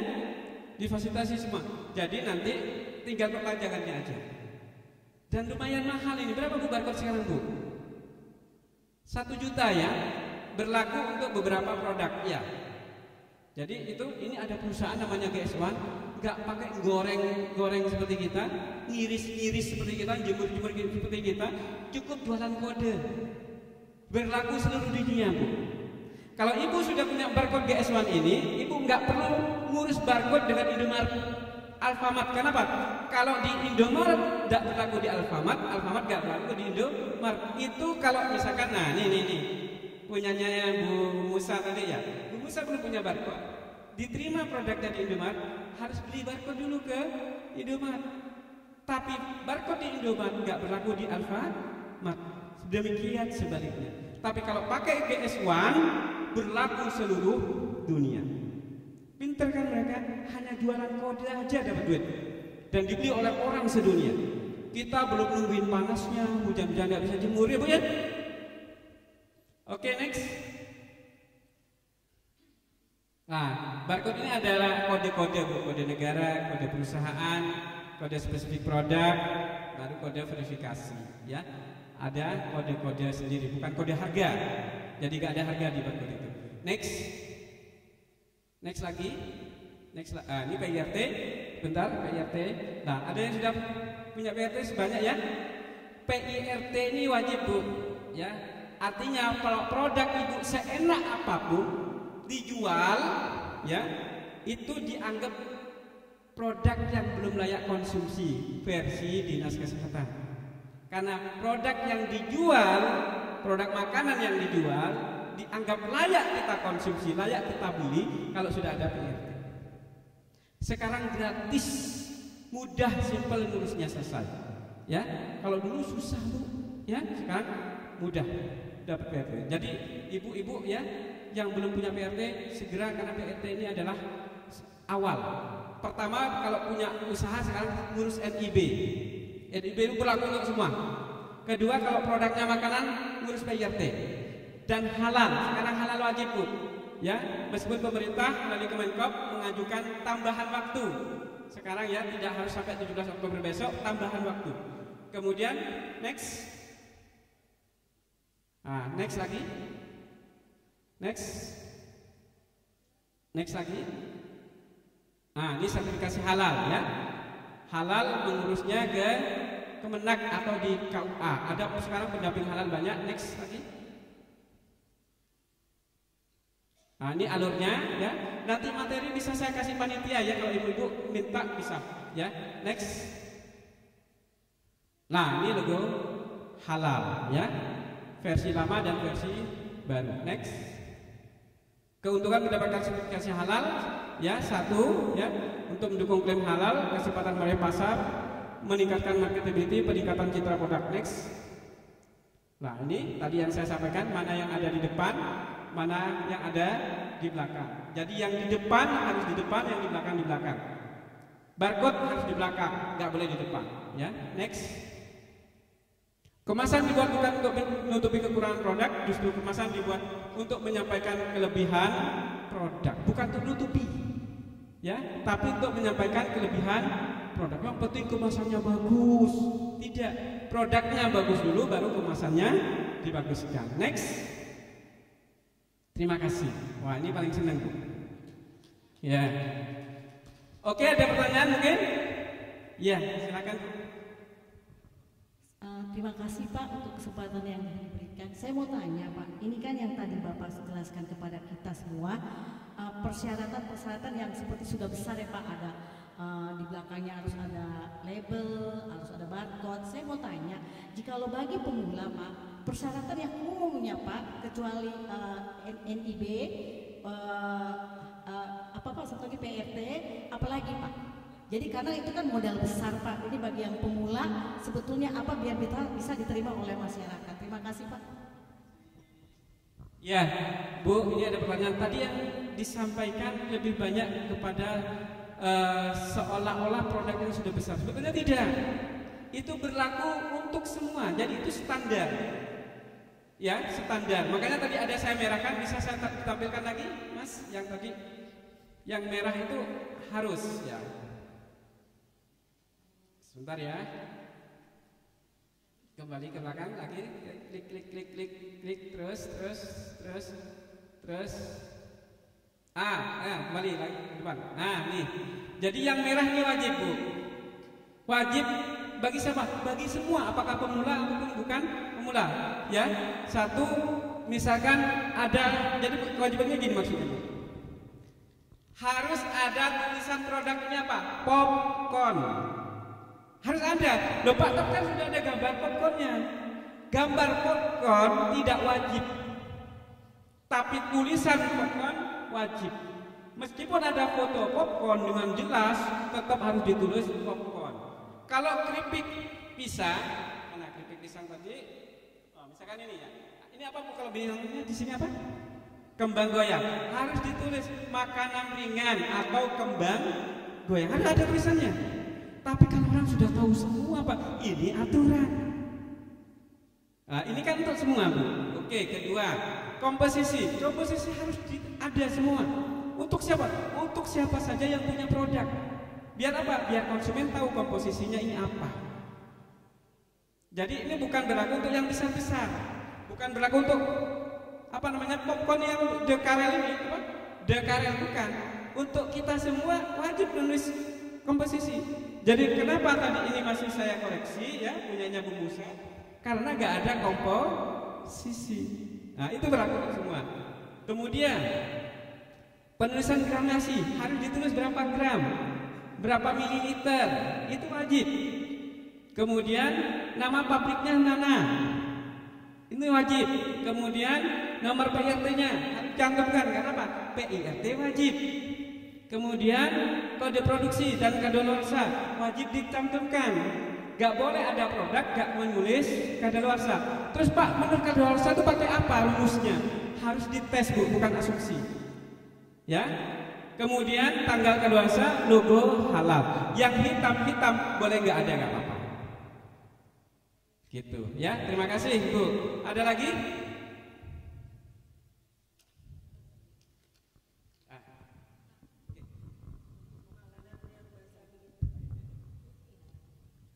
Untuk masakan khas Batak ini Pak, artinya ini memang untuk semua bagaimana packagingnya untuk dipasarkan atau untuk dibuat lebih indah, lebih menarik seperti itu Pak. Terima kasih. Sekalian Pak, karena berhubungan masakan Batak itu kan ada catering adat ya Pak ya. Tadi Bapak menjelaskan bahwa itu kurang lengkap karena hanya ada nama catering saja ya Pak ya. Nah sebaiknya untuk itu apa harus dibuat ingredientsnya juga apa dalamnya, karena itu kan catering adat ya Pak ya. Sama juga dengan masakan Batak. Jadi gini Bapak Ibu, ada makanan atau kuliner ya yang diatur sebagaimana tadi yang saya sampaikan, khususnya aturan ini mengikat kepada produk yang ketahanannya di atas 7 hari. Ini kan 7 hari semua ya. Dan begitu masuk ke sini ya, 3 hari gak sampai, gak usah punya PIRT gak apa-apa. Begitu ya. Kalau halal harus ya, NIB masih harus. Kemudian komposisi apakah harus dicantumkan? Tidak perlu. Jadi Bu, Bapak, PIRT itu untuk produk yang dijual, dikemas, dijual atau disebarkan lebih di atas 7 hari. Kalau kue-kue basah seperti apa misalkan? Lemper gitu ya. Apalagi di sos Nagasari apa? Dan sejenisnya itu semua, itu kan tidak sampai 7 hari Bu ya. Tidak perlu kasih PIRT. Tidak perlu kasih komposisi gini-gini, tidak perlu. Kalau misalkan ini dikasih makanan, nah ini ya, dikasih komposisi capek.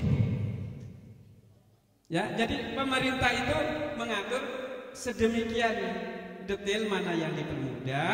Sebetulnya mudah semua, hanya ada klasifikasinya. Nah, kenapa saya tadi lebih detail ke sini? Karena ini yang memang harus lebih banyak dikontrol. Ini disebarkan. Kalau ini mudah, simple. Ibu punya bakso ya. Nah, kalau mau dikasih, kalau halal tetap ya. Kemudian ada PIRT misalkan ya. Kalau langsung dijual pada saat itu tidak perlu. Tapi kalau bakso pentolnya itu, baksonya kemudian dijual, dikemas, itu baru butuh izin edar. Harus ada komposisi. Ibu jangan kemudian belajar ini kemudian jadi bergaya gitu ya. Dikasih gorengan sama tetangganya. Sudah ada PIRT apa belum? Jangan ya. PIRT kalau diedarkan dijual. Ya. Begitu. Pak, tanya lagi Pak. Menurut Bapak, apakah kemasan untuk makanan khas Batak dan catering itu sudah memenuhi persyaratan untuk wadah makanan Pak? Kalau bicara keamanan, tin wall ini atau yang lain ini Bu ya, ini sudah betul, sudah bagus ya. Bicara keamanannya dulu saya ya. Ini ada bol ya, paper ball. Sudah bagus. Bahkan ini dibuat memang untuk produk-produk yang sekalipun panas. Ya. Nah, boleh. Tinggal Bu wajahnya. Tampilannya ya. Jadi tampilannya ada yang kurang. Terus bagaimana Pak tampilannya? Sebaiknya Ibu menggunakan berbentuk sabuk. Nah, mohon maaf. Ini kan sudah bagus. Pabrik ini membuat mika ini memang sudah bagus. Tinggal sekarang bicara labelisasinya, wajahnya. Ya. Wajahnya bagaimana? Saran saya model sabuk kalau pinwall begini. Ibu pernah tahu di Indomaret? Di sabuk jangan ditempel stiker aja, dibungkus Segini ya, sampai ke bawah, elegan Bu. Ibu jualnya menjadi lebih naik. Ya, saya contohnya nggak ada yang ini ya, yang kalau mungkin misalkan nanti saya misalkan Busandra bisa sebarkan ke teman-teman, saya punya nanti saya kirim ke Busandra. Barangkali teman-teman butuh seperti apa sih Pak, nanti saya akan kirim ke Busandra. Ya, jadi bentuknya sabuk. Ya, apakah yang ini ya bentuknya sabuk. Jadi kalau sudah diberikan bentuk sabuk, yang nerima itu bangga. Ya, kesannya mahal. Tadi itu saya bilang bahwa ibu-ibu sekarang beli produk bukan sekedar butuh apa, tapi ingin jadi siapa. Beli brownies, beli kue bukan sekedar butuh brownies atau kuenya, tapi kalau saya beli brownies dan kue ini, saya dipanggil siapa? Saya disebut siapa? Paham Bu ya? Oke. Lagi Pak, itu ada bahan mika ya, wadahnya mika nih, di belakang ini Pak. ya, Iya, nah itu kan mika. Nah, untuk itu aman ya Pak ya, karena kan beda tuh mika dengan yang tadi kotak. Ya. Kalau saya plastiknya. sarankan, Iya. kalau saya sarankan pakai tinwol. Kalau mika ini bagus, tapi bermasalah kalau disimpan agak lama di freezer, pecah. Ya, kalau saran saya pakai tinwol. Tinwol ini memang disetting apakah untuk microwave maupun untuk dingin. Jangan mika, ya. Kalau mika ini yang langsung dikasih, Bu. Mika ini untuk yang langsung misalkan ibu mau ngasih pepes, mau ngasih masakan khas Batak, bikin dikasih sekarang boleh. Tapi kalau kita niatnya sudah komersil sehingga ada penyimpanan, kemudian ada daya tarik, penyimpanannya menggunakan tinwol, kemudian dikasih label. Dan labelnya jangan dimasukkan ke freezer, Bu. Labelnya yang sabuk tadi kalau sudah mau diberikan, lepas dari freezer, masukkan labelnya itu, sabuknya tadi itu, ya. Jangan ikut masuk ke freezer, basah nanti. Oh iya, lanjut lagi Pak. Ya. Itu kan ada misop. Terus kuahnya itu kan pakai plastik biasa ya, plastik Ini. kresek ya, ada Ini ya. kresek, ada plastik bakso. Itu plastik apa ya namanya? Nah, ini kita tadi bahas PE ya. Nah, ketemu nih. Ini namanya PE. Sudah betul. Ini juga PE. Sudah betul. Tapi kalau kita jualan, ya jangan gini-gini amat. Ya.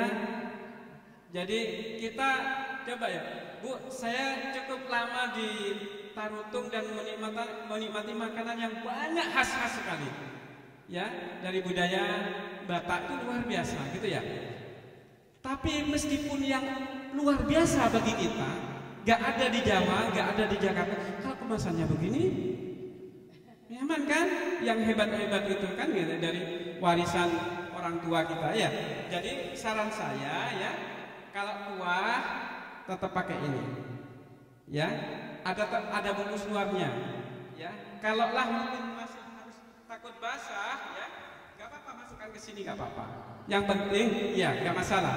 Yang penting. Jadi dimasukin ya Pak ya. Betul, bungkus luarnya. Tapi paskan Bu, kalau kuahnya hanya sedikit, jangan pakai yang besar, ya, paskan aja. Ini ukurannya macam-macam, ya. Paper ballnya macam-macam. Pak, bagaimana dengan kerupuk? Kerupuk ini kan topping Ya, ya. nih. Ya. Jadi begini juga, sekali lagi lihat pasar juga itu menentukan. Makanya wajah desain kita seperti apa tergantung mau dijual ke siapa. Kalau kita mohon maaf ya, misalnya jualnya di pinggir-pinggir jalan, ya, ya, begini cukup. Tapi kalau kita sudah berbicara kelas yang lebih premium, perhatikan tampilan. Peran itu penting sekali kerupuknya. Ini kan hanya topping aja Pak. Ada yang ini nggak pengaruh sama rasa ini kok. Ya. Tapi ini kan sepaket. Maka tetap dibungkus, diperhatikan bungkus kerupuknya ya. Sebisa mungkin semuanya masuk. Jangan ini, oh Mas lupa kerupuknya. Jangan. Semuanya masuk. Jadi cari yang bisa cukup. Makanya ukuran tinwol ini macam-macam. Ya.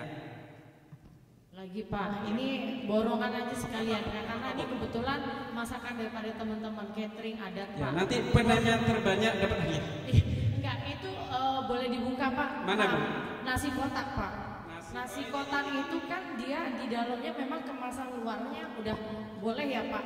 Kita pakai ini ditutupin sudah bisa bagus, ya. sudah bagus. Kotaknya bisa. Terus ini diplastikin begini Pak.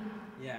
Sudah aman? Enggak, kalau nasi kotak tidak masalah, sudah aman. Oh, oke. Sudah aman, ya. Untuk kalangan premium juga bisa. Kalau bisa ininya kali yang wadah seperti ini juga.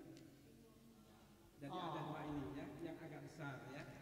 Pak, tapi kan nggak cukup Pak. Ini kan ukurannya 20 kali 20. Untuk nasi itu ada standar Bu. Ada 18 kali 18. Ada 20 kali 20, 22 kali 22. Hanya 3 itu aja.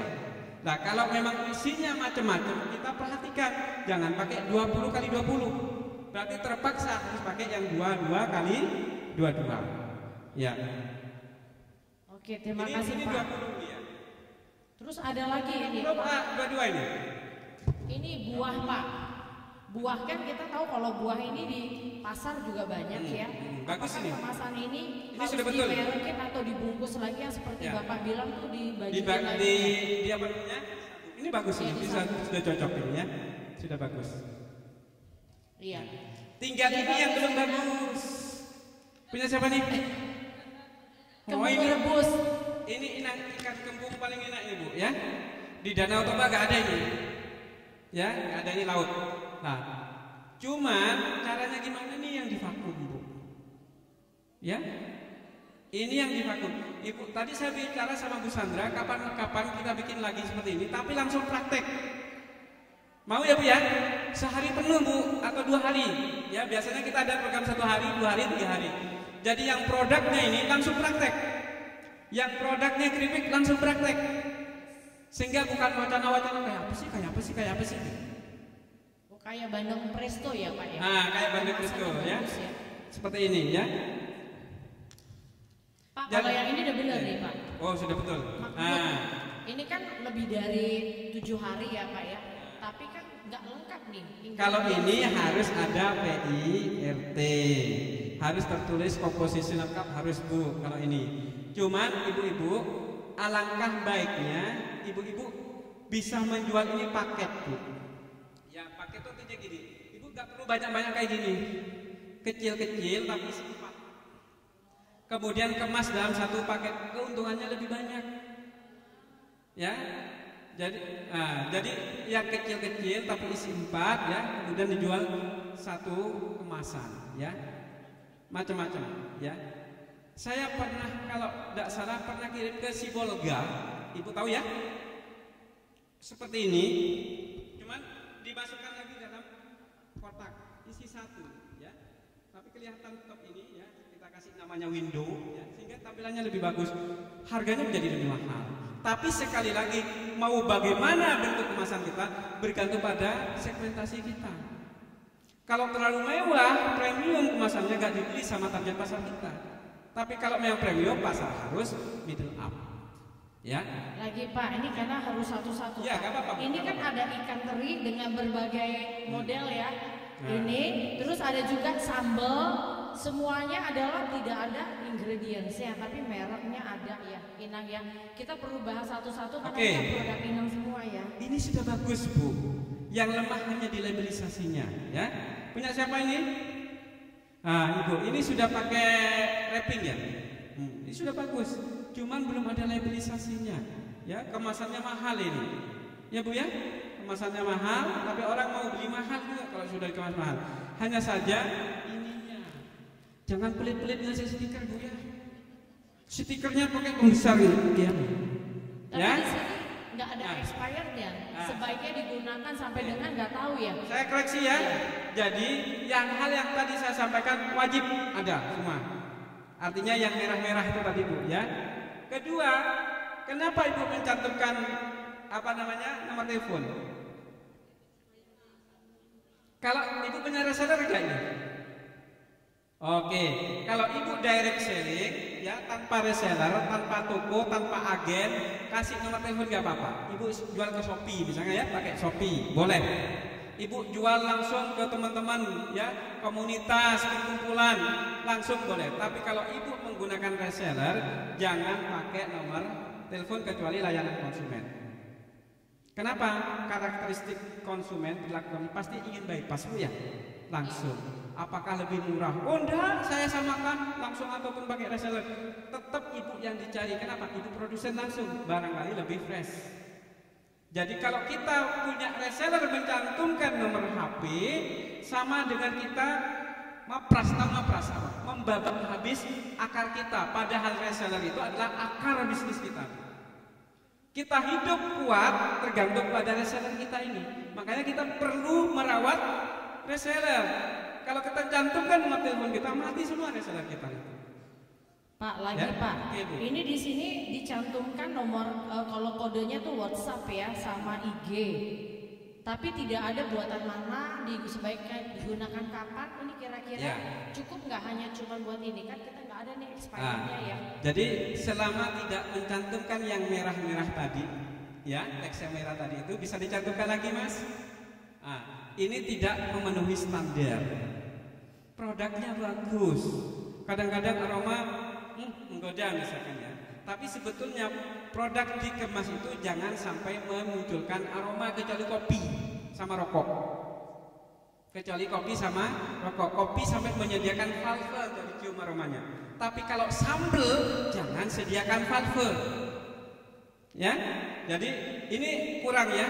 Ini tidak memenuhi standar. Ini produknya sudah bagus ya, sambal cakalang, Dapurna Food. Boleh nyantumkan IG, boleh. Sosial media boleh ya. Artinya itu untuk apa namanya promosi kita ya, untuk teman-teman konsumen lebih tahu tentang produk ini. Ini ada lagi Pak, ini piju apa sih Pak? Pisang keju. Tertulis apa halal ya. Ya. Apakah memang sudah dihalalkan tapi kok nggak lengkap kalau ya. Kita sudah halal kan biasanya suka ada. Punya siapa nih? Sudah halal enggak Bu? Belum ya. Kalau belum halal tidak boleh kasih logo halal. Tidak boleh. Kenapa? Karena memang belum halal. Makanya pemerintah mengaturnya logo halal disertai nomor ID. Nomor ID halalnya itu harus disertakan. Ya. Gampang Bu, cepet kok sekarang. Ngurus halal itu gampang Pak ya. Mending diurus. Ya persyaratannya ya harus halal aja produknya. Ya. Ini produk apa ini? Nah, kalau ini dijamin lah ya. Kehalalan itu hanya satu ya, produknya pasti halal. Kedua, proses produksinya harus halal. Dua itu aja ya. Jadi itu. Ya, lagi Pak, satu-satu ya Pak. Ini sebenarnya saya sendiri bingung. Ini namanya kue apa? Terus mereknya apa? Karena cuma itu CH. Punya siapa ini? CIG atau apa ya? Kalau CIG ini jadi merek boleh nggak? Boleh. Boleh. Merek itu nggak harus huruf ya. Kadang-kadang gambar daun itu aja boleh. Cuman bagaimana orang menyebut itu daun atau daun apa kalau nggak ada teksnya? Kita tahu Apple, kita tahu Next, kita tahu Mercedes-Benz, ya toh? Tidak ada teksnya. Tapi kan sebelumnya mereka mencantumkan teks sehingga kita tahu itu Next. Sehingga kita tahu itu Apple, gitu Ibu ya. Sehingga ya kita tahu bahwa itu Mercedes-Benz. Sekarang nggak perlu karena kita sudah tahu. Nah kalau ini gimana? Misalkan ini tidak memenuhi standarnya siapa Bu? Gak ada. Iya, udah pulang ya. Oke, ini ada lagi cookies Pak. Sebenarnya kalau kita melihat dari luar, kita nggak tahu ini cookies. Kita ngintip-ngintip baru tahu oh itu isinya cookies. Dia dikemas terus kemudian di dalamnya ada lagi dikemas. Ini produknya lagi. sudah bagus sekali nih ya. Iya.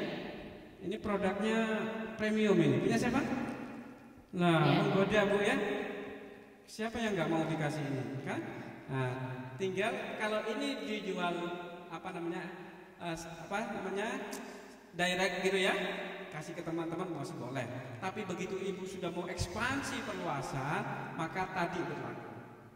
Tadi wajib berlaku. Bagus ini produknya Bu, cantik-cantik. Iya. Ini kalau ini bisa ini. Apa Lapet ini. Oh kalau ini tidak perlu ini. Tidak perlu ya. Ini punya siapa? Lapet. Ketupat. Ini tidak perlu ya, tidak perlu PRT, tidak perlu ya. Kalau halal boleh. Ini perlu nggak Pak? Ini kan bisa bertahan lebih dari 1 hari. Kalau ini bisa 7 hari enggak Bu? Enggak bisa kan? Enggak perlu PIRT. Ya. Tapi kalau Ibu mencantumkan komposisi boleh ini. Tapi syarat-syarat tadi tidak berlaku untuk ini. Halal boleh.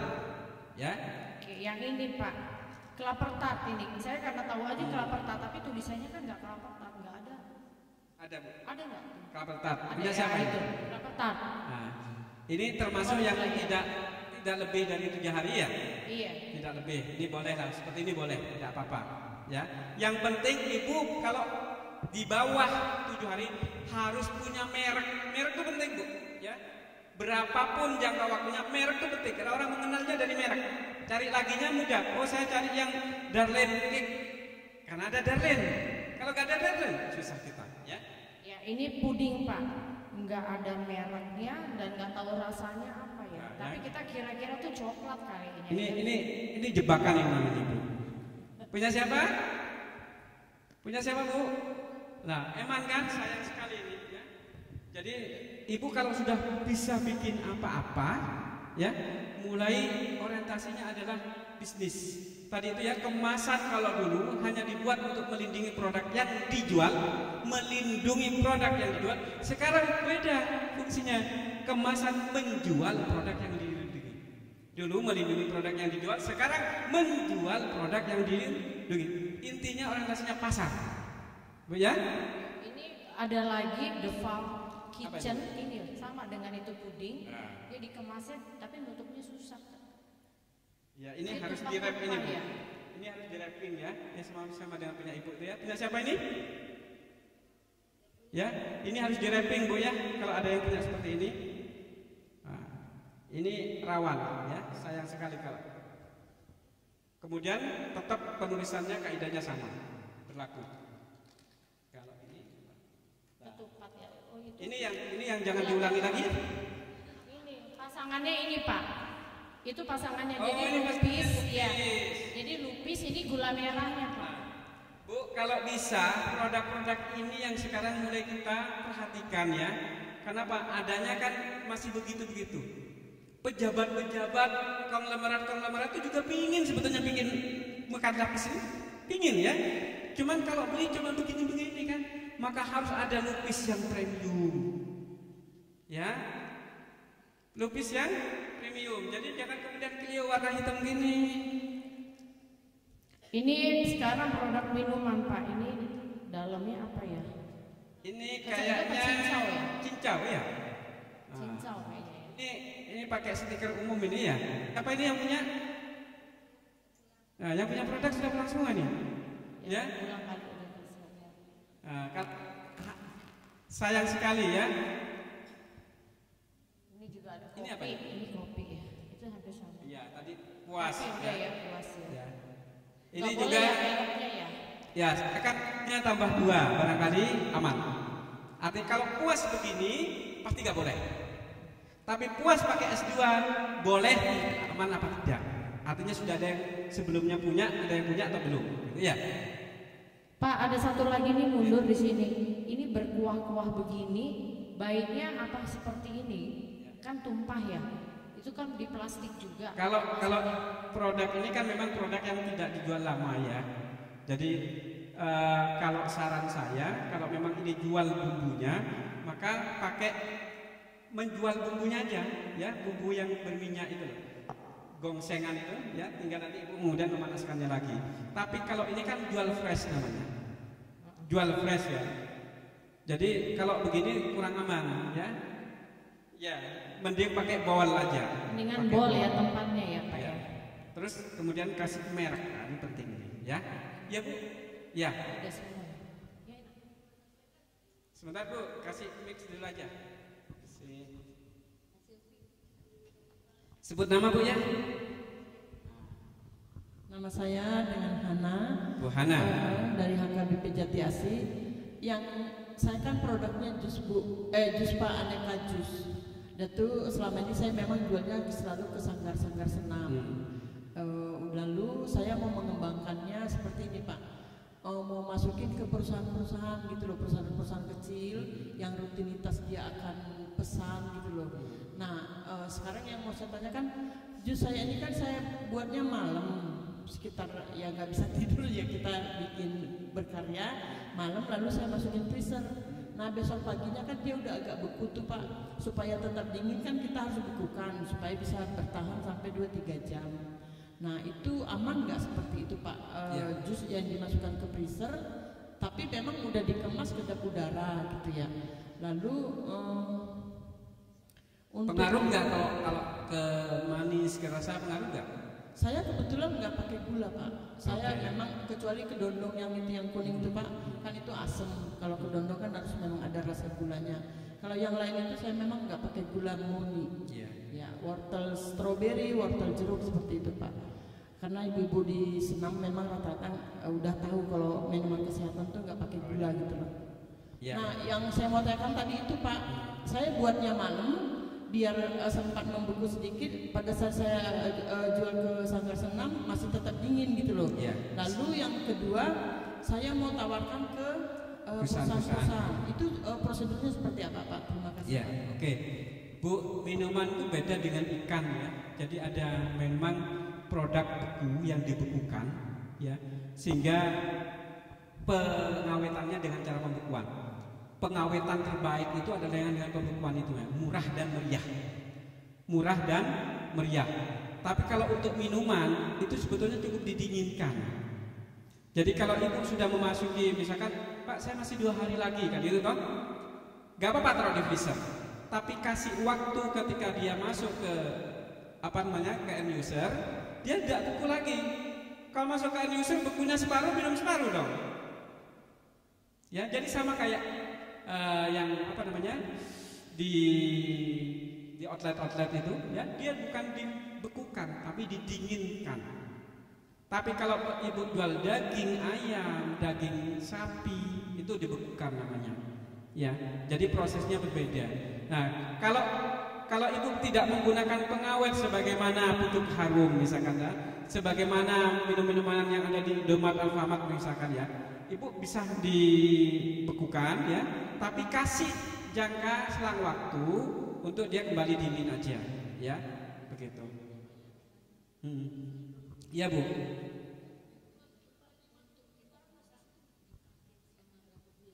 Apanya? Kemasan ini? Ini tanya kemasan karena ini botolnya agak tebal, ini tipis, yang ini sedang, jadi kayaknya agak beda. Jadi gini, kemasan begini ya, Bu Hana juga ya karena pelaku usaha yang menggunakan ini memang beda-beda ya. Ada yang lebih tebal beberapa mikron gitu ya, ada yang tipis dan harganya berbeda. Ada harganya berbeda. Model-model seperti punyanya Bu Musa ini juga, Mak Mus ini juga beda-beda. Ada yang tebal Bu ya. Nah, kalau ibu mau jual lebih jauh jaraknya ya, atau lebih mahal harganya pakai yang tebal aja Bu. Tapi kalau memang middle loh, rame-rame gitu ya, pakai yang tipis karena langsung dikonsumsi dibuang. Ya nggak apa-apa, tipis nggak masalah. Nah kemudian berapa lama penggunaan ini? Selama masih menggunakan ini nggak masalah Bu. Taruh di pendingin ya nggak masalah. Yang bermasalah kalau setelah dibuka diisi lagi itu yang bermasalah. Iya. Gimana? Oh, kalau itu relatif ya, itu relatif. Ibu bisa melalui koperasinya. Itu bisa ya seperti itu ya. Atau mungkin ya melalui komunitas. Ya, HKBP bisa mungkin kalau memang misalkan di HKBP itu ada divisi yang menangani kewirausahaan anggota misalkan. Bisa melalui HKBP masuk ke pabrik-pabrik, sudah lebih resmi, lebih formal. Iya.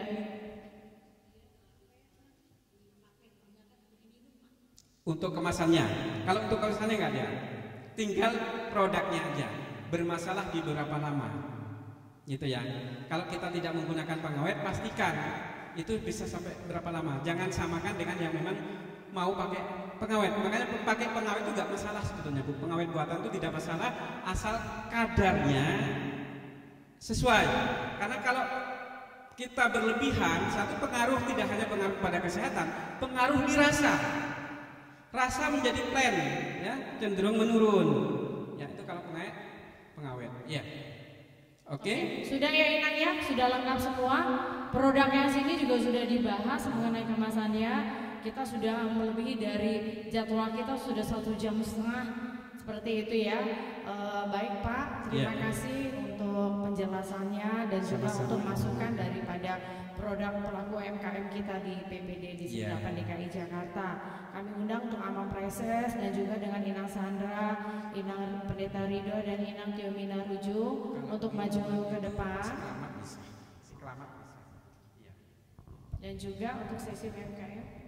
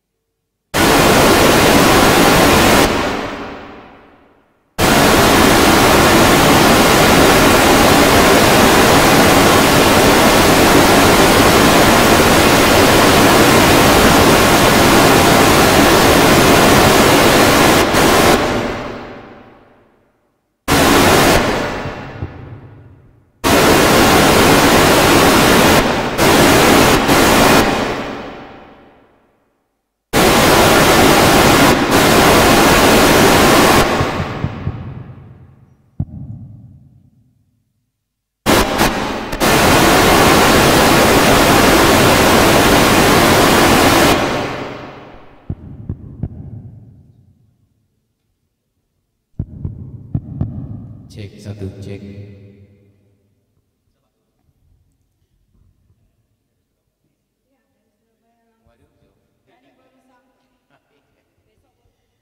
Ya, selamat sore Inang semuanya. Terima kasih Bapak Nasrullah dan Ibu yang sangat luar biasa. Luar biasa sekali Bapak jauh-jauh datang. Kami sangat mendapat berkat yang luar biasa atas kehadiran Bapak. Saya juga tadi sangat menikmati. Saya juga jadi pengen masak-masak begini.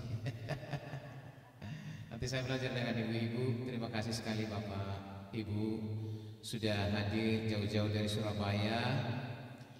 Ya, kami tidak bisa membalas semua jerih lelah dan waktu Bapak yang sangat luar biasa. Kami terus berdoa Bapak semakin diberkahi Tuhan, diberi lagi hikmah yang sangat luar biasa, menjadi berkat bagi banyak orang, terutama bagi para pelaku-pelaku UMKM. Kami sangat berharap juga ke depan Bapak berkenan hadir lagi kalau ada kegiatan kita. Jangan jemu-jemu memberikan pencerahan bagi kami dan juga Ibu yang sangat luar biasa mendampingi Bapak. Terima kasih sekali. Kami tidak bisa beri Bapak kecuali hanya kami akan memberi kenangan saja untuk mengenang kami saat Bapak punya aktivitas. Oh, ternyata ada perempuan-perempuan di Jakarta yang masih butuh pencerahan dan semakin meningkatkan pengetahuannya. Sekali lagi mohon berkenan untuk menerima cendera mata ini sebagai kenang-kenangan dari kami untuk Bapak, untuk senantiasa kami berdoa untuk Bapak semakin diberkati dan diberi kuasa oleh Tuhan kita yang Maha Kuasa untuk pekerjaan Bapak yang Tuhan percayakan. Demikian mohon berkenan.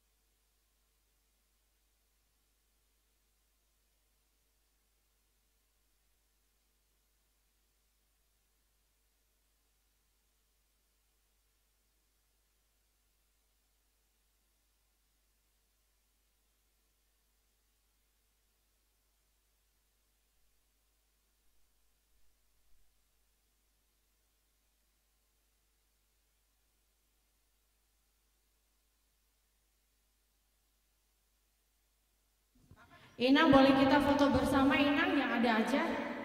Yuk kita foto bersama Inang. Ya, berdiri aja Inang, berdiri.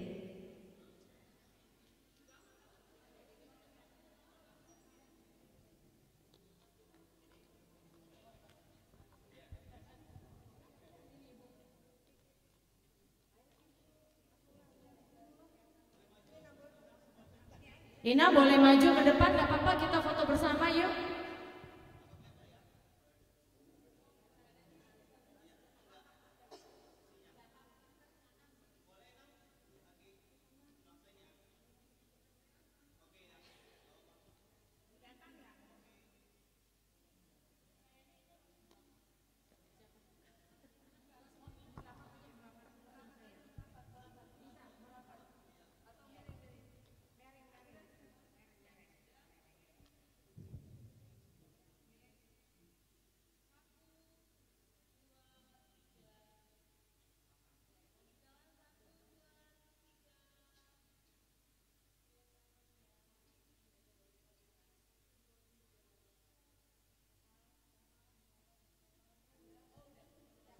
Oke, terima kasih. Untuk itu kita akan tutup dalam doa acara kita dipimpin oleh Amang Preses.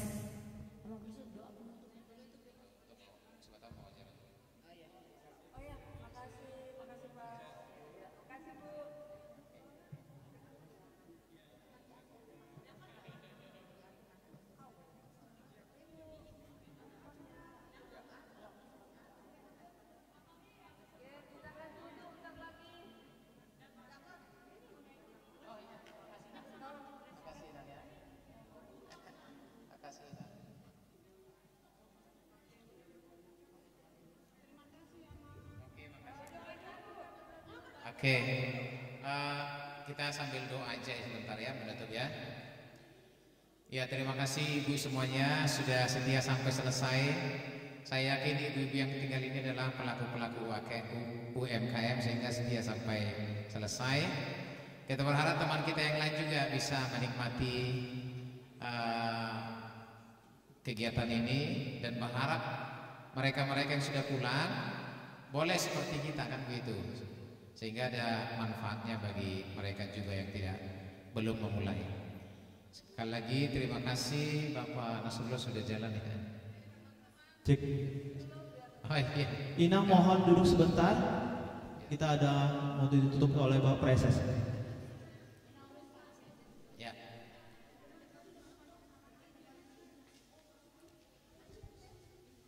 Oke, kita tutup ya. Kita sekali lagi terima kasih untuk PPD yang sudah menyelenggarakan acara ini. Tentunya ini menjadi sesuatu yang sangat luar biasa bagi distrik-distrik lain juga.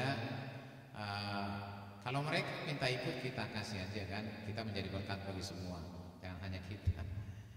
Terima kasih sekali lagi. Semakin banyak lagi kegiatan yang diselenggarakan PPD menjadi berkat bagi ibu-ibu semuanya. Demikian melatih godang. CDP kalau oke. Kita tutup kita berdoa. Tuhan, kami bersyukur sore hari ini kami mengakhiri kegiatan kami hari ini.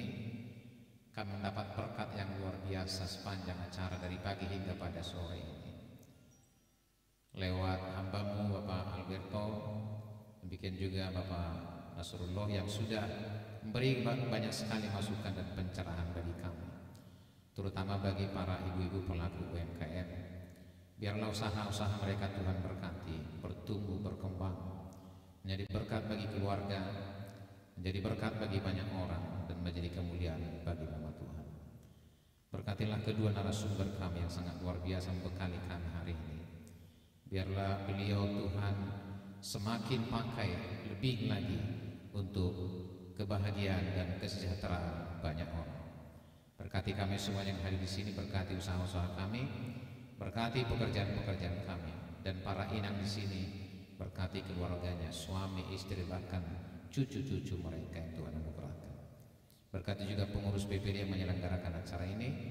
Biarlah acara-acara berikutnya Tuhan berkati, sehingga semakin banyak kegiatan yang boleh kami lakukan untuk memuliakan Tuhan dan mensejahterakan banyak orang. Sebentar kami akan pulang, Tuhan beserta kami, menimbakan kami di tempat dan di rumah kami masing-masing. Terpujilah Engkau Tuhan, dalam Kristus kami berdoa dan bersyukur. Amin. Anugerah Tuhan kita Yesus Kristus, pengasihan Allah Bapa, dan persekutuan Roh Kudus menyertai kita sekalian. Amin. Horas marita.